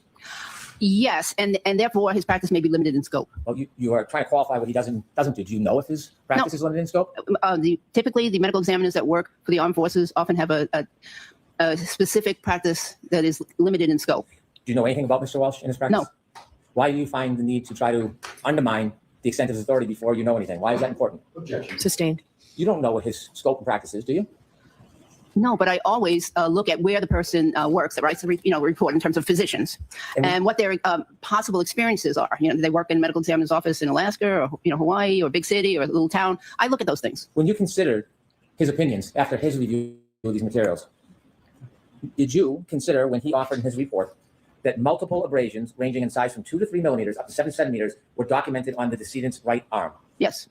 These injuries do not photographically appear to be, nor are described as puncture bite wounds, and thus are highly unlikely to be the result of an animal bite attack. The abrasions are non-specific. Abrasions occur as the body moves over a blunt or rough surface such as a skinned knee. Did you read his report and consider it? I did. However, I don't know if he's ever had any experience with dog bites examinations. So I had to consider that and weigh it. I have no further questions. Thank you. Thank you. Dr. Russell, there were questions with regard to highlighting of articles. Did I determine which parts were to be highlighted, or did I merely perform the function of highlighting the parts you wanted me to highlight because you didn't have a highlighting function with you traveling from California? That is correct. It's the second one. With regard to these articles, you mentioned a methodology in connection with them and pattern recognition methodology. Was it the purpose of citing this article to say that they're just like this situation, or was the purpose to say that there is a methodology in the literature to determine how to determine whether a wound is from a dog? Objection. Sustained as to the form. Dr. Russell, what is the purpose? Let's just start with the Munich article that was talked about, because these articles were discussed. What was the purpose of you citing to those articles? The purpose was to identify that pattern recognition is an important component in identifying wounds, and particularly in dog bite wounds. It did not mean that the victim had to have every single characteristic that was listed. And it just was focusing on things to look for, and the patterns. It was not just that there's one individual wound that's going to be diagnostic, but that there are patterns for the physician to look for. In terms of Attorney Brennan asked, and so now with regard to the Pollock article, in terms of the Pollock article, is there any discussion in this article about whether the spectrum of injuries to which you can apply the mechanism in the methodology, is there anything in there about whether the pattern of injuries can be diverse or whether they're all the same? Does Pollock speak to that? He does. And what does Pollock say about whether or not the spectrum of possible injury forms when you apply this methodology can be diverse? What does he say? Well, He mentions about the actual surface of the body that is impacted, if there's any curvature to that surface, if there's any structures underneath that would affect the bite. Those are, and if there was material or textiles or fabric that were in between the bite and the skin, and there were other factors too. Okay, thank you. Now, lastly, what I'd like to cover is Attorney Brennan discussed Dr. Walsh. May I approach, Your Honor? Okay. Did you show Mr. Brennan? He's the one who gave me it. Okay. I didn't know what you had. Yes, thank you. So may I hand to the witness? Yes. I keep falling Yes, asleep, yes, guys. Just get back a Sorry. little bit. I snore. Dr. Russell, what I would like to do is to give the jury a fair. Still at work. I'll read through it. Listen, Cat Randall, be careful driving, Watch when we sweetie. reach over. I'm sorry if I snore for a second. Yeah, proceed, Your Honor. Yes. Thank you. Dr. Russell, I am handing you this letter from Dr. Walsh. And what I am going to do, and you just tell me if I do it correctly, I'm just going to read 2 paragraphs, okay? And you just tell me if I'm reading it correctly. In totality, the injuries documented in the autopsy report and photographs are non-specific and may be the result of a variety of different mechanisms. No additional information was provided regarding the possible circumstances or events surrounding the death. The absence of additional information prohibits the attribution of injuries and contribution of findings to a specific underlying cause of death. Did I read that correctly? Yes. No further questions, Your Honor. Thank you, Dr. Russell. All right, Dr. Russell, you are all set. Thank you. Yeah, I'm okay. going to have this marked for identification. All right, guys. We are done with Dr. Russell. Thank you for being here with me today.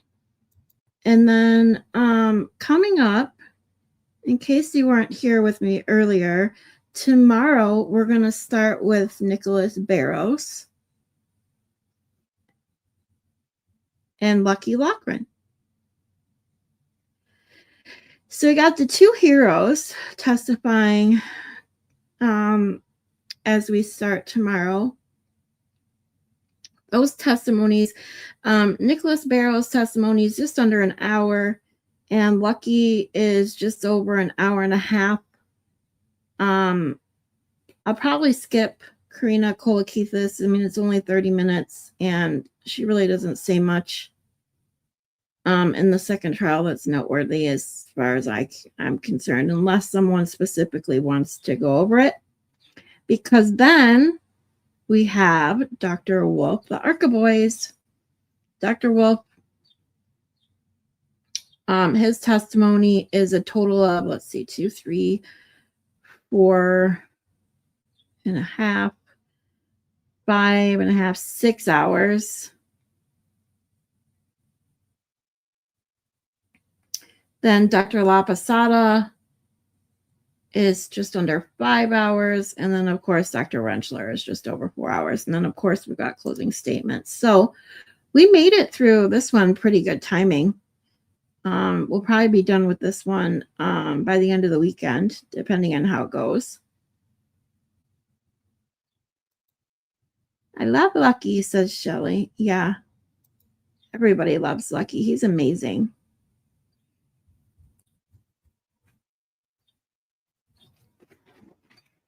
It's funny. I didn't know until until seeing the first trial with you guys that Lucky worked for Chris Albert for so long. I didn't know. I mean, I knew he knew the family and stuff, but I did not know he knew him like that well, like that there was that long of a work experience, and that it's so crazy. Like how would you not, how could you not find him credible of all people about the car? He would be the one of anyone to know that that car was there and whose car it was. And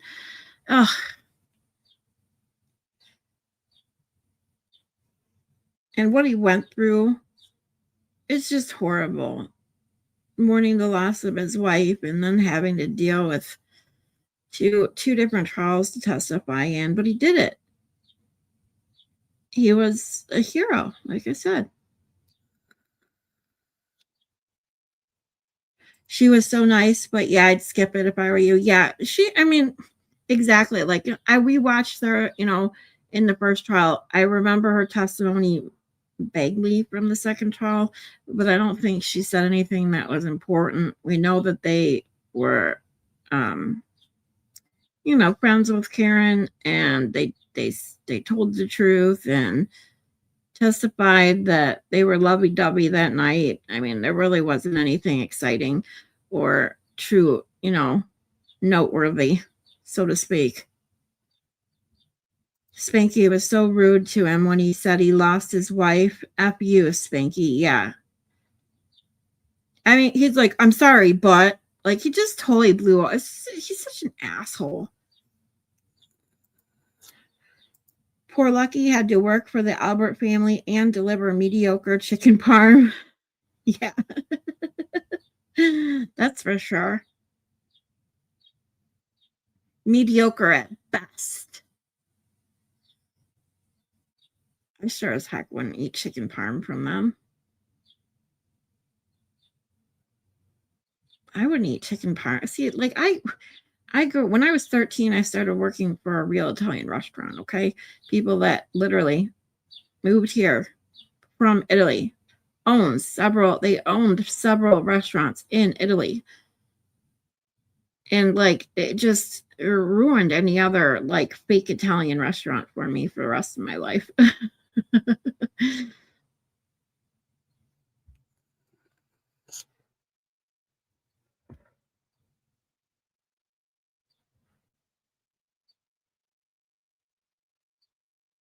So, what is today? Today is Wednesday, right? Happy hump day, that's right. The kiss on the forehead. No. I feel so like so what the people that testified honestly and did the right thing, and especially Karen, like even though I have my opinions about Karen and her coming out or lack of coming out and truly thanking her supporters and stuff, especially after how much money was just handed over to her and all the work that Turtle Boy did for her. I think that she, I don't want to use the term owed, but she definitely could have been a better person than she was, especially since she's asking for so much more. Like she wants people, and this whole Nikki Rocco shit. If you guys watched Will the Glare last night, oh my God. I saw that video on Twitter like a week ago or two, whenever it first came out. I was like, oh my God, who made this shit?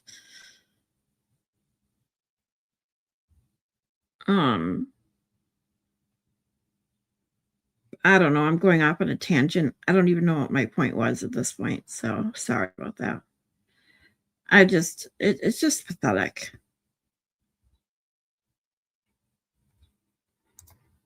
Have you ever looked at Google reviews for D&E? Hilarious. No, let's look at it. Hold on.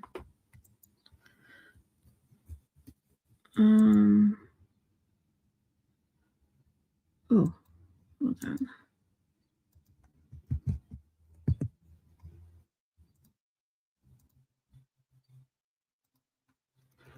D&E pizza.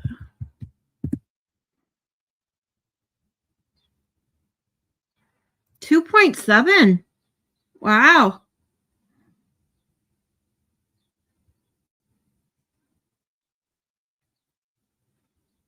$2.7 overall. 490 reviews. Look at, they have more 1-star reviews than anything. However, I bet any money half of that's because of the trial and stuff, right? Oh, Cheryl, you didn't see what happened? You didn't see the video that Nikki Rocco that somebody put out? Oh my God, are you a member? Because he did a members only petty last night. If not, Cheryl, you are on. That's exactly what I put. Will actually brought my comment on screen last night when I put that. It was funny.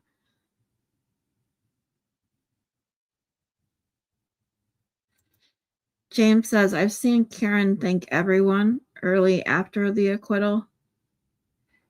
All I saw was the very tiny statement she made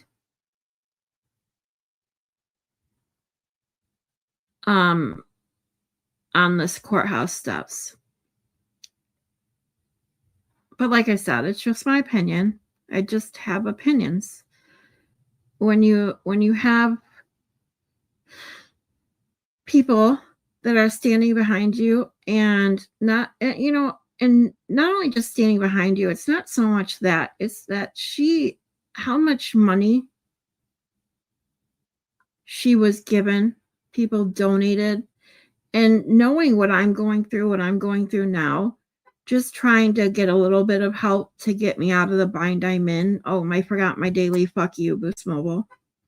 And I can't get my, I don't have a big enough social circle to get my gifts and go out there. You guys have been wonderful and doing what you can for me, and the donations that I have received. Don't get me wrong. Like I said, I'm truly thankful for. I say to you guys every day how much it's amazing, this community, not only monetarily and helping me share that gifts and go, just mentally.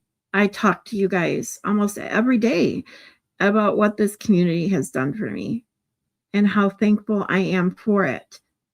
So for someone like her who got the support, I'm assuming mentally, because of how many people were out there to show their support and so she could see it. But monetarily, how much money she was donated. I just feel like she should have done a little more, especially after all the work that Turtle Boy did, Aiden did. I'm sorry. That's my opinion and I'm sticking to it. Never a fan, but I couldn't let the injustice stand. Oh, agreed. Of course. No matter who, nobody deserves what she went through. Nobody. Even the crappiest person. And even, dare say, even after watching Spanky do what he did, even someone like Spanky doesn't deserve what Karen Reed went through. 100%. That's not what I'm saying. That dude's SK Muppet lose a guy can fuck off. Yeah. So I am assuming you guys saw that. Rocco walked by us every day with his nose in the air, never cared for him.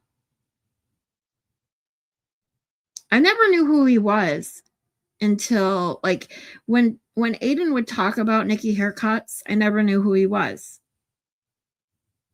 When he was on this show a couple months ago, even still before like, or it was even before the Read Files, like the whole fundraiser debacle, when he was talking about, oh, Nikki Haircut's doing a channel and he should do haircuts. I thought it was funny, but I never knew who he was until that whole fundraising thing. Ridiculousness. Might have to go back a bit to see funny reviews. Oh, okay, let's see. Let's click on some. Oh, let's see. Lois. Let's go to Lois. I walked in and didn't even order because there was just a weird smell. Made me gag and walk out. Wow. Never ordered delivery from here. My order never came.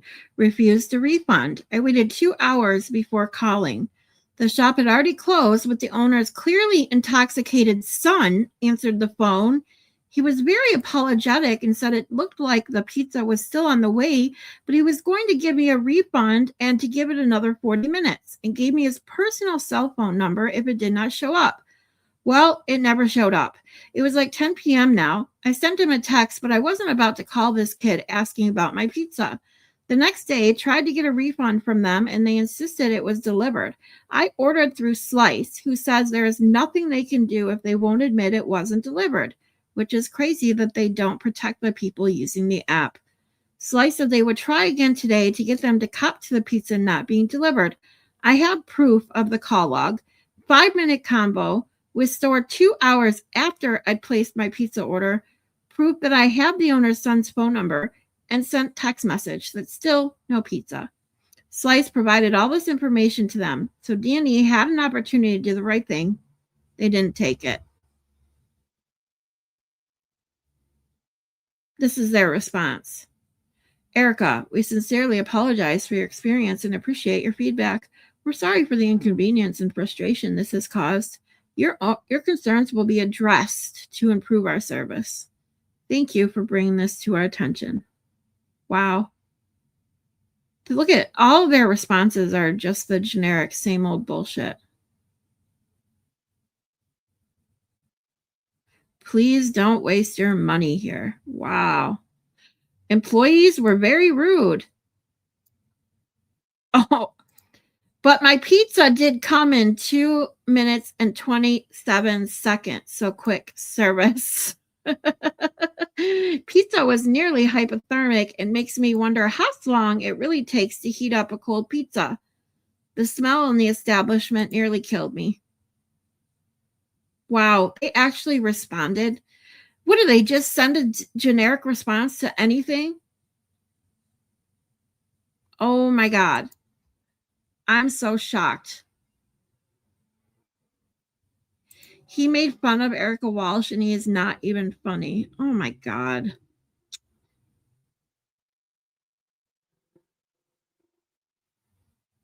Yeah, it's SK Muppet. It's like SK27 something. Shelly, I can tag you in it on Twitter if you can't find it, let me know. Oh, I can show you it. You didn't see my comment on stage? Oh, I can show you. Hold on, let me pull it up. I just gotta find it real quick because I know exactly when he did. It was right after he pulled right after he played that ridiculous video.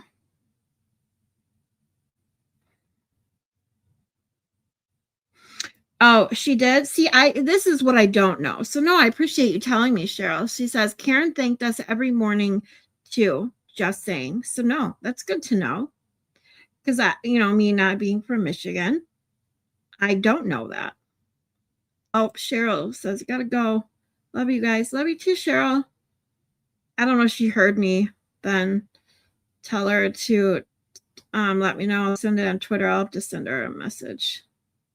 Shelly says, for me, she should have done the interview with Aiden after she was acquitted, after all he did for her. See, I agree there too. Karen is probably paranoid to the max, afraid to talk. Turtle Boy passed her off for secretly recording her. Wait, what? Passed her off? Oh, pissed her off, I think you meant. Hi, Angie. James, yeah, but she could have done the interview with him. There was no recording then for me. I see, this is what I'm saying. Like, I have my opinions, and I'm not gonna argue with people who have an opposite opinion.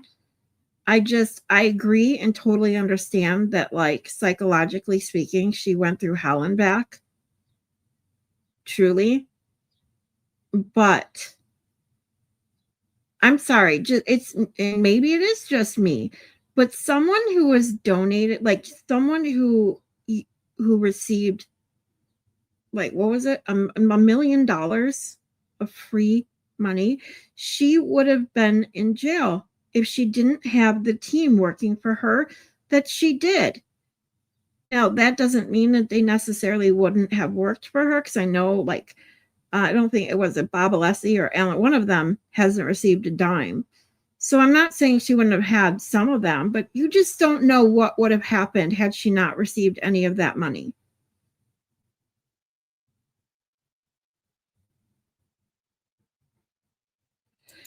Nefarious, I understand that too, but she's not facing any more crime. She's not facing any more criminal charges.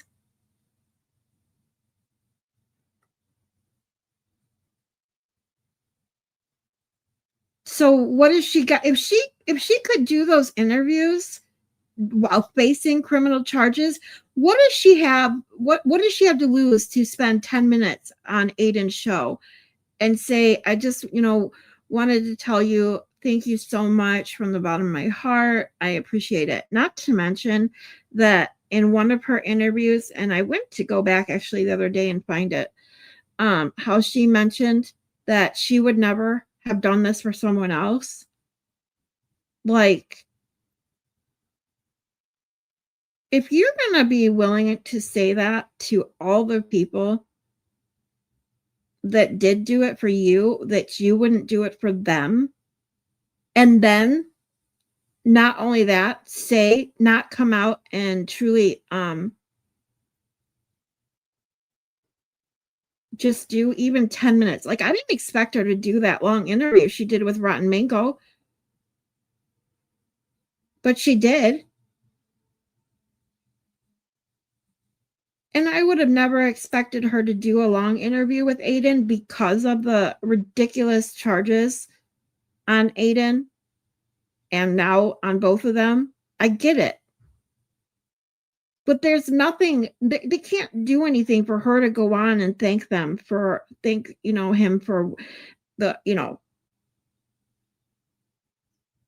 the support, thank him for the work that he did, thank her supporters. Like, how could that hurt her in any way? Just my opinion.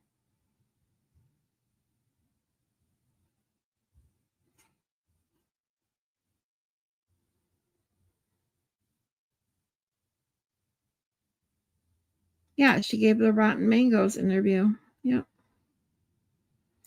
I never complain. I just never go back. There you go.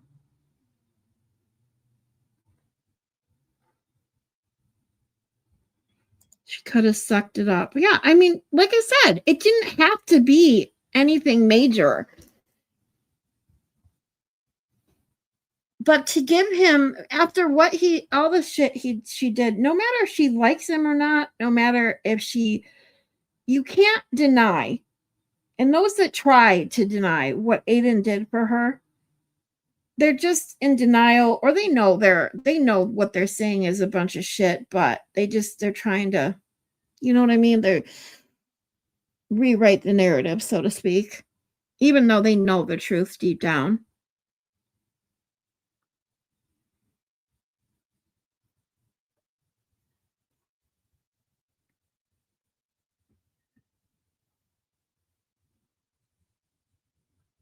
So I don't think it could have done any harm whatsoever for her to do what she could, her to do something as simple as go on his show even for 10 minutes. So that's all. And for someone, like I said, for someone like me who is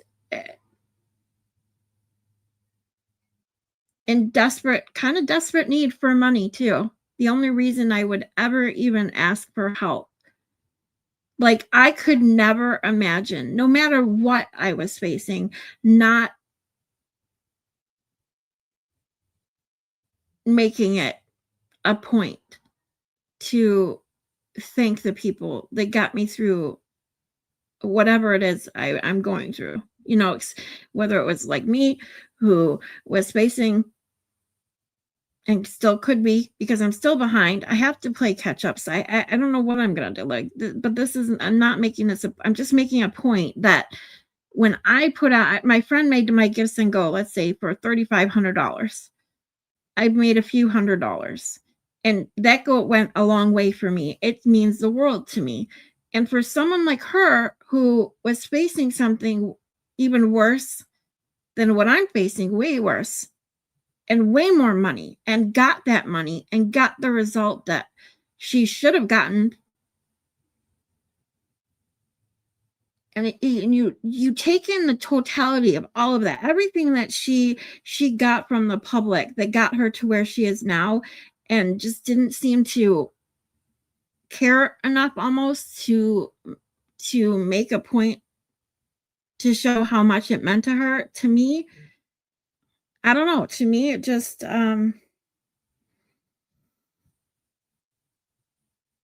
was kind of shitty thing to do. Sorry.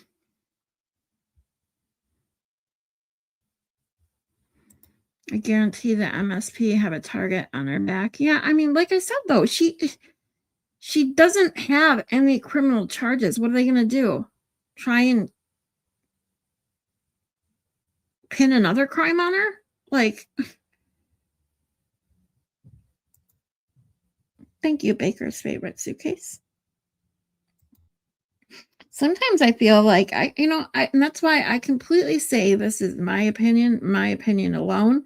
And if you don't agree with me, that's okay too.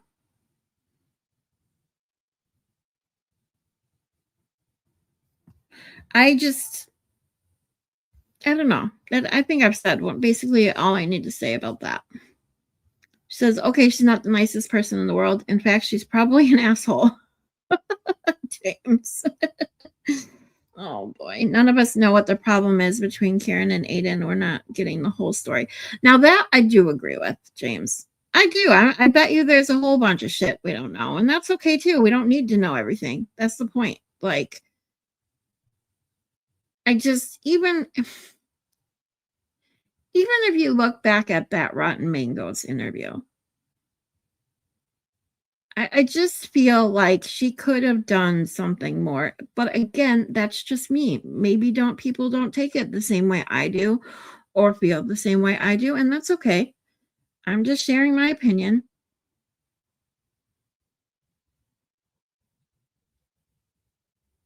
I just could not feel good about myself accepting that kind of support, getting that kind of support, and not just making it known as much as possible how much it meant to me to get to every last person who donated even $1. Because what if this was their last dollar and that's how they spent it? You need to appreciate what people did, do for you. I don't know. Especially in the world we live in now, where it can be so cruel and mean. So when people do generous things and kind things, you need to appreciate it, and you need to show other people that you appreciate it. Because then you wonder why people stop doing nice, generous things. Like, if I'm going to get treated like shit anyway, people are like, what's the point? That could go down a whole nother thing, and I'm not going to do that. But You get my drift.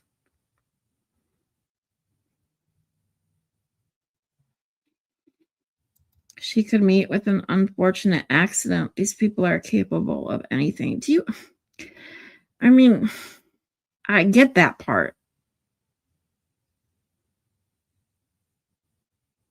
But with all this scrutiny right now, I don't think that a 10-minute interview they would have done anything about. Or anything from her coming out and saying, thank you. I so appreciate you. Something. That's just my opinion. But anyways, that's enough.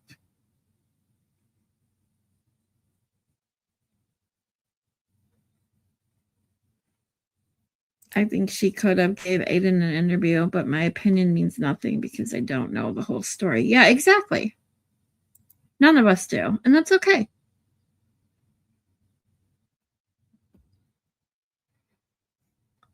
I was trying to find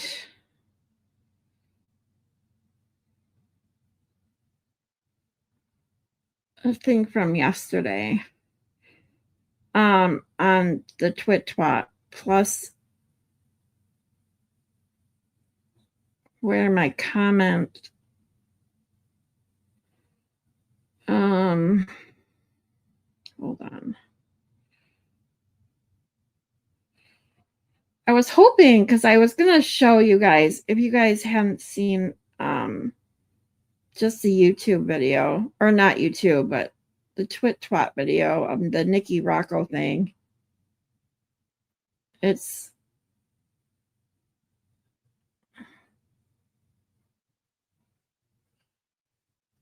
because his thing last night was members only, and I obviously don't want to snipe a members only from him. But that video is so stupid. Like I can't even watch the whole thing. But I was gonna show you if you haven't seen it by any chance, the characters in it, and putting that crown on Karen's little Muppet character. Oh my god.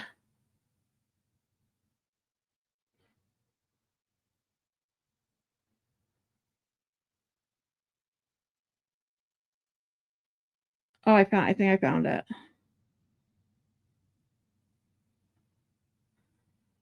Hold on. Shelly's driving. Love you, peeps. Love you too, Shelly. Be careful.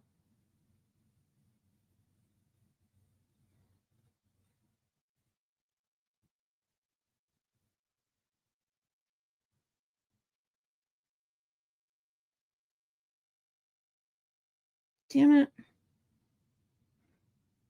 They literally do not make this easy sometimes to when you're trying to find a certain part of a video, it drives me crazy, especially on a phone. Because if I try to do it on my computer, it'll just freeze up when I try to open too many windows. There we go. I think I got it. Hold on.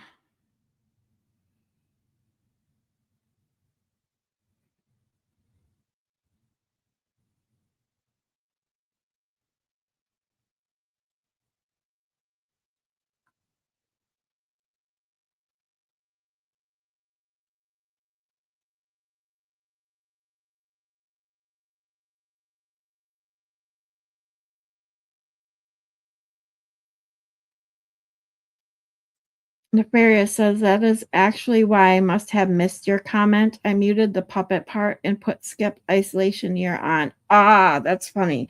Yeah, it's so stupid. Like,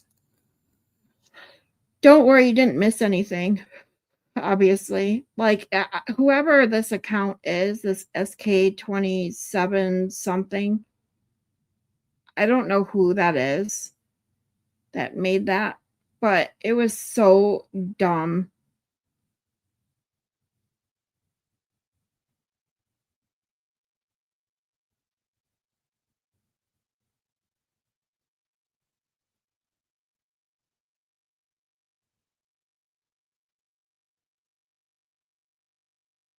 Okay, hold on. I was gonna. Let me see.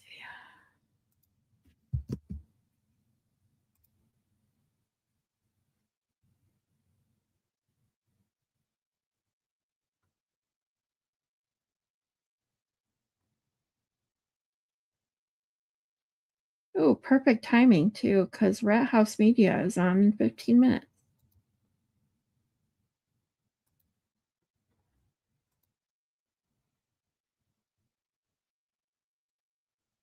Come on. What does she need Nick Rocco for? This Nick same. Rocco did everything for me. He raised all of this money for me. Why are you going and speaking through Nick Rocco? Gotta get a real PR person, not Nick Rocco. He has nothing against Nick Rocco. No offense to Nick Rocco. Obsessed with Nick Rocco. He's not obsessed. What? Does everyone have to praise the Roccos? Hate the Roccos. You're not Nick Rocco status. I'm not Nick Rocco. Nick Rocco saved KR. You can say Nick Rocco did it all. And that's not a shot at Nick Rocco. Why is Nick Rocco talking? Who the fuck is Nick Rocco? This is why Here's mine right there. Nick Rocco. Nick Rocco sucks. See?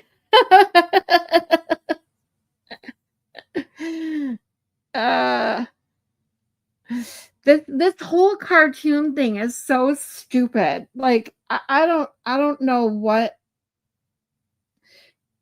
And the whole double angel turtle boy thing, like I just don't get it.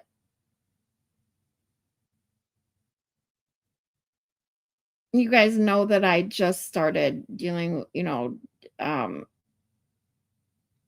playing around with the twit-twat. And I don't know how I even came across it a couple weeks ago. But I was like, what the fuck is this?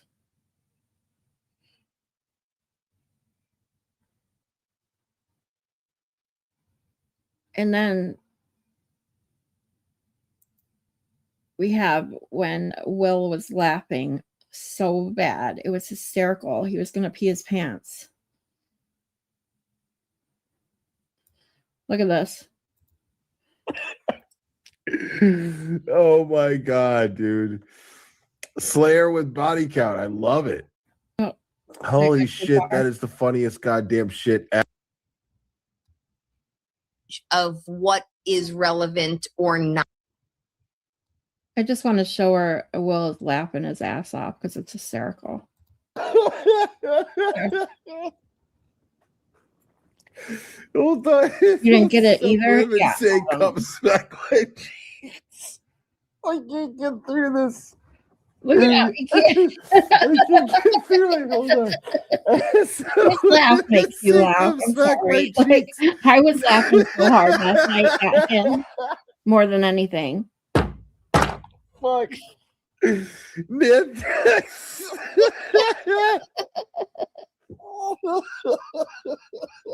He was laughing so hard he was crying. It was It's so childish. It's so childish.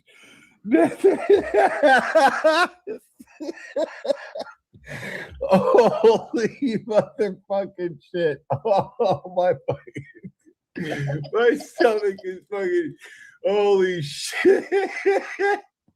Oh my God. He was high.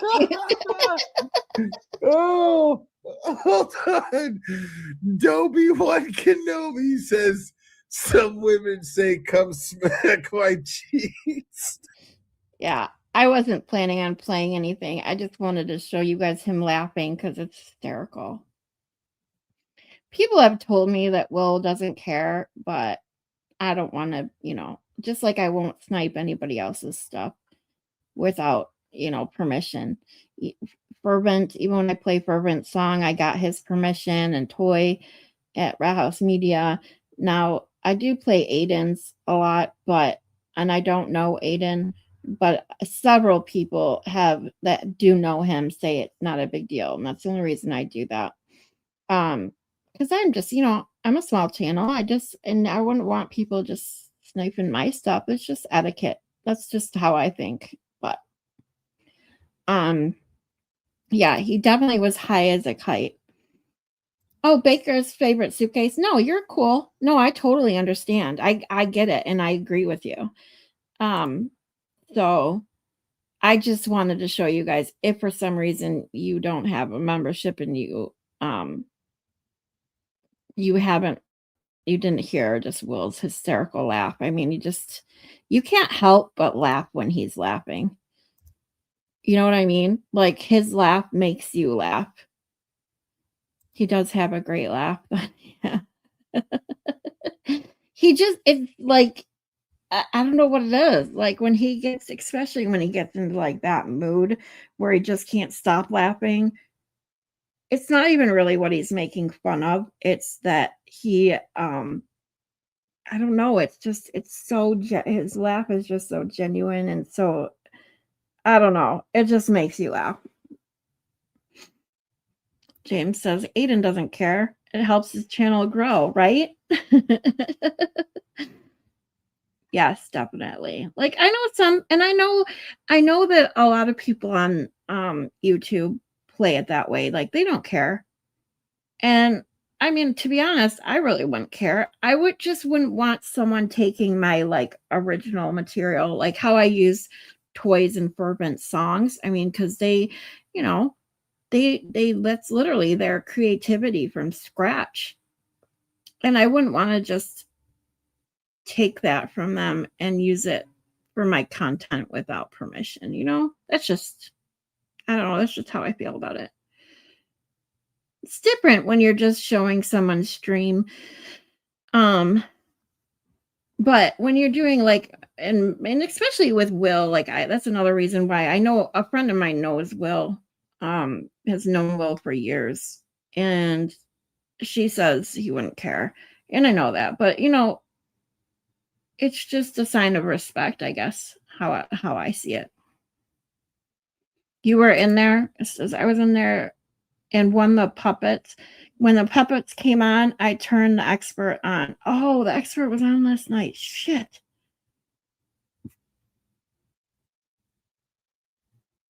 I gotta watch that. I always get so behind because yesterday I streamed so long because we got through Dr. Welcher. Or no, not Welcher. Welcher was over the other day. It was DeSogra because the beginning of defense's case. We did DeSogra and Kelly Dever in the beginning of Dr. Russell. So now that we've made it through Dr. Russell, tomorrow we will start off, like I said, with Garros or Barros. Sorry, I don't know why I said Garros. Barros and Lucky. A good place to start tomorrow. Anyways, guys, I totally appreciate you being here as always. I hope you guys are having a great Wednesday. Tomorrow we'll probably stream right around 1 o'clock as usual. And get us through. Like I said, we'll probably be done with trial 2 by the end of the weekend. And for the next thing we're going to do after we're done with trial 2 of Karen Reed, I did want to go over some of the interviews. If you guys are interested, that I can't remember, Paula, and whatever ones that are that I can find. Because Paula's interview, especially with Aiden, was a really good one. And then I was going to put it up for a vote and see if what you guys were interested in watching with me next. So keep an eye out for that. I don't know if I'll do it in a post on YouTube, like on a community post or during a stream. I guess we'll have to wait and see. And then last but not least, do not forget Friday night, 10 p.m. is just our laugh riot night. Join me, Joy, Hippie Chick, just having a great old time. Maylin, we got something planned. It's going to be epic. Lots of laughs. So I definitely look forward to that. Oh, Baker's favorite suitcase says the expert was going over Kelly Deber. Deber, don't call me Deber. Oh, which is funny because that's what you were going over yesterday as well. Oh my God, that's too funny. Damn. I would love for the expert to come on my show. I'm going to have to email him. He's been to my channel a couple times. I wonder if I could get him on. I know he's doing Squirrel School with Emily. But maybe I could see what if because I had asked Baker if he would come on my show after he directed some people over here when I was first starting to go live. I love Baker. He was so sweet. He got me over 100 subs, and I wanted to have him on. He said he would, but I didn't want to just have him on and not really have anything to say or anything specific to go over. So I've been working on something for when I have people on. So I'm looking into that or I'm working on that. And so stay tuned because I have some ideas for having some people on and I'm really excited about it. He should get a star when you're talking about the crash daddies.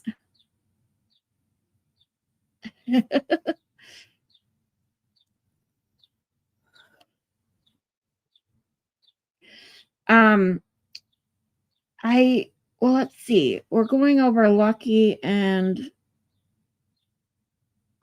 Barrows tomorrow and start Dr. Wolf from the Crash Daddies tomorrow. Maybe I will see if I can get hold of him and Baker. Maybe I could have them both. I would love to actually have them both on. That would be amazing. Let me see what I can do. Let me see what I actually have a really good idea now that you said that. Thank you, Nikki Pooh. I love you guys' handles are so awesome. Am I in the Discord with Expert or Baker? I am in Baker's Discord. I don't know if I'm in Experts. I don't think so. I didn't know the Expert had a Discord. How do I find the Expert's Discord? Do you know if it's on his page? Let's see.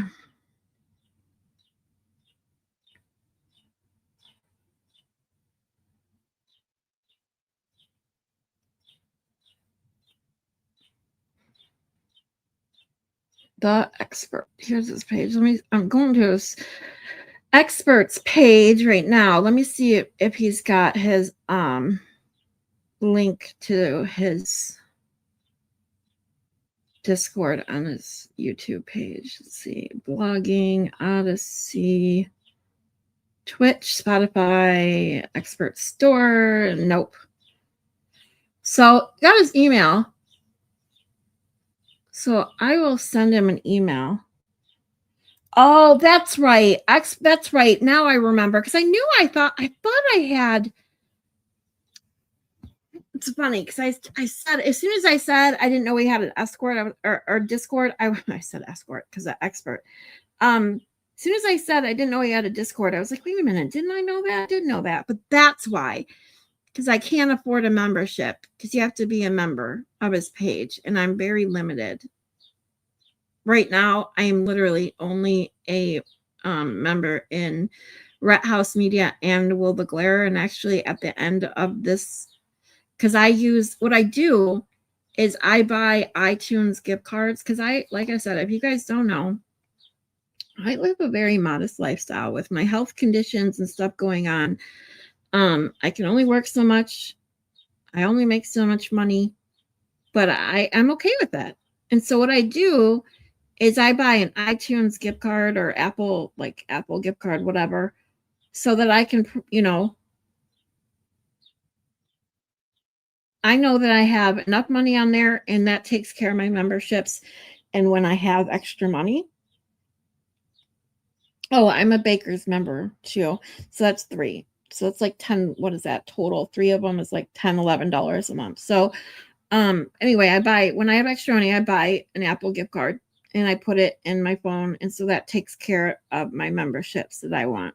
And then when that runs out, if I don't have extra money to buy another Apple gift card, they get canceled and I can't do it until I have extra money. So, I'm very careful with how I spend every dollar. Like that's the way I have to live and I'm okay with it. So at the end of this month, I may not be a membership in anyone. But we'll see. Because my Apple gift card is almost empty. Escort. Yeah, I did. I said escort because I combined expert and Discord. I said escort. Like, oops.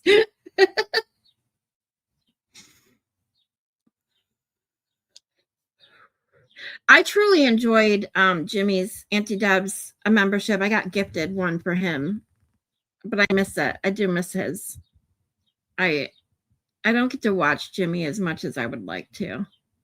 Now that ever since I started streaming myself, I get so behind on the streamers that I want to watch. But I am thankful that I get to make most of Baker's unless I fall asleep. Same with Rat House Media. Will the Glare I haven't been making that much of, although he did take quite a couple weeks off there because of him moving and stuff.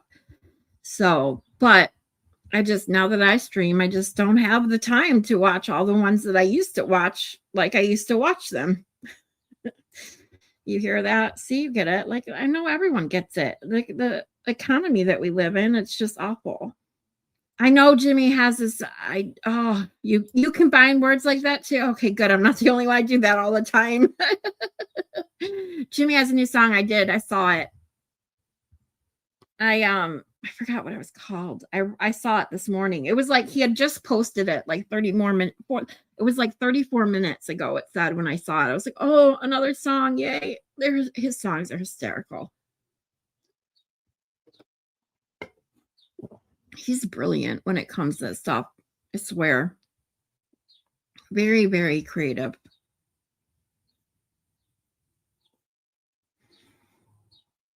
I was trying to find the name of that one. His new song.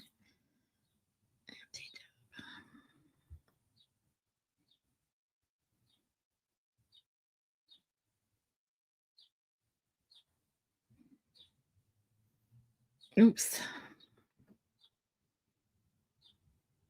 Showing Up Forever is what it's called. I think it's like Mariah Carey. I've heard the song before, but I can't remember.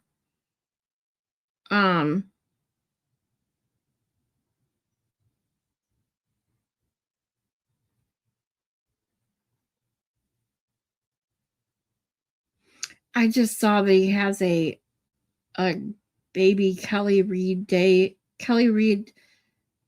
after verdict interview.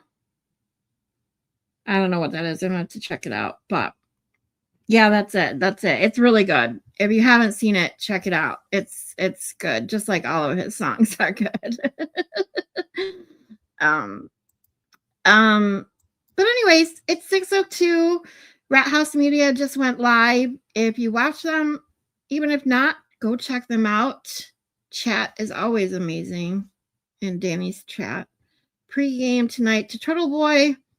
And I will see you guys all tomorrow at 1 o'clock if you can make it. And I'll see you in the chats. Love you guys. Bye.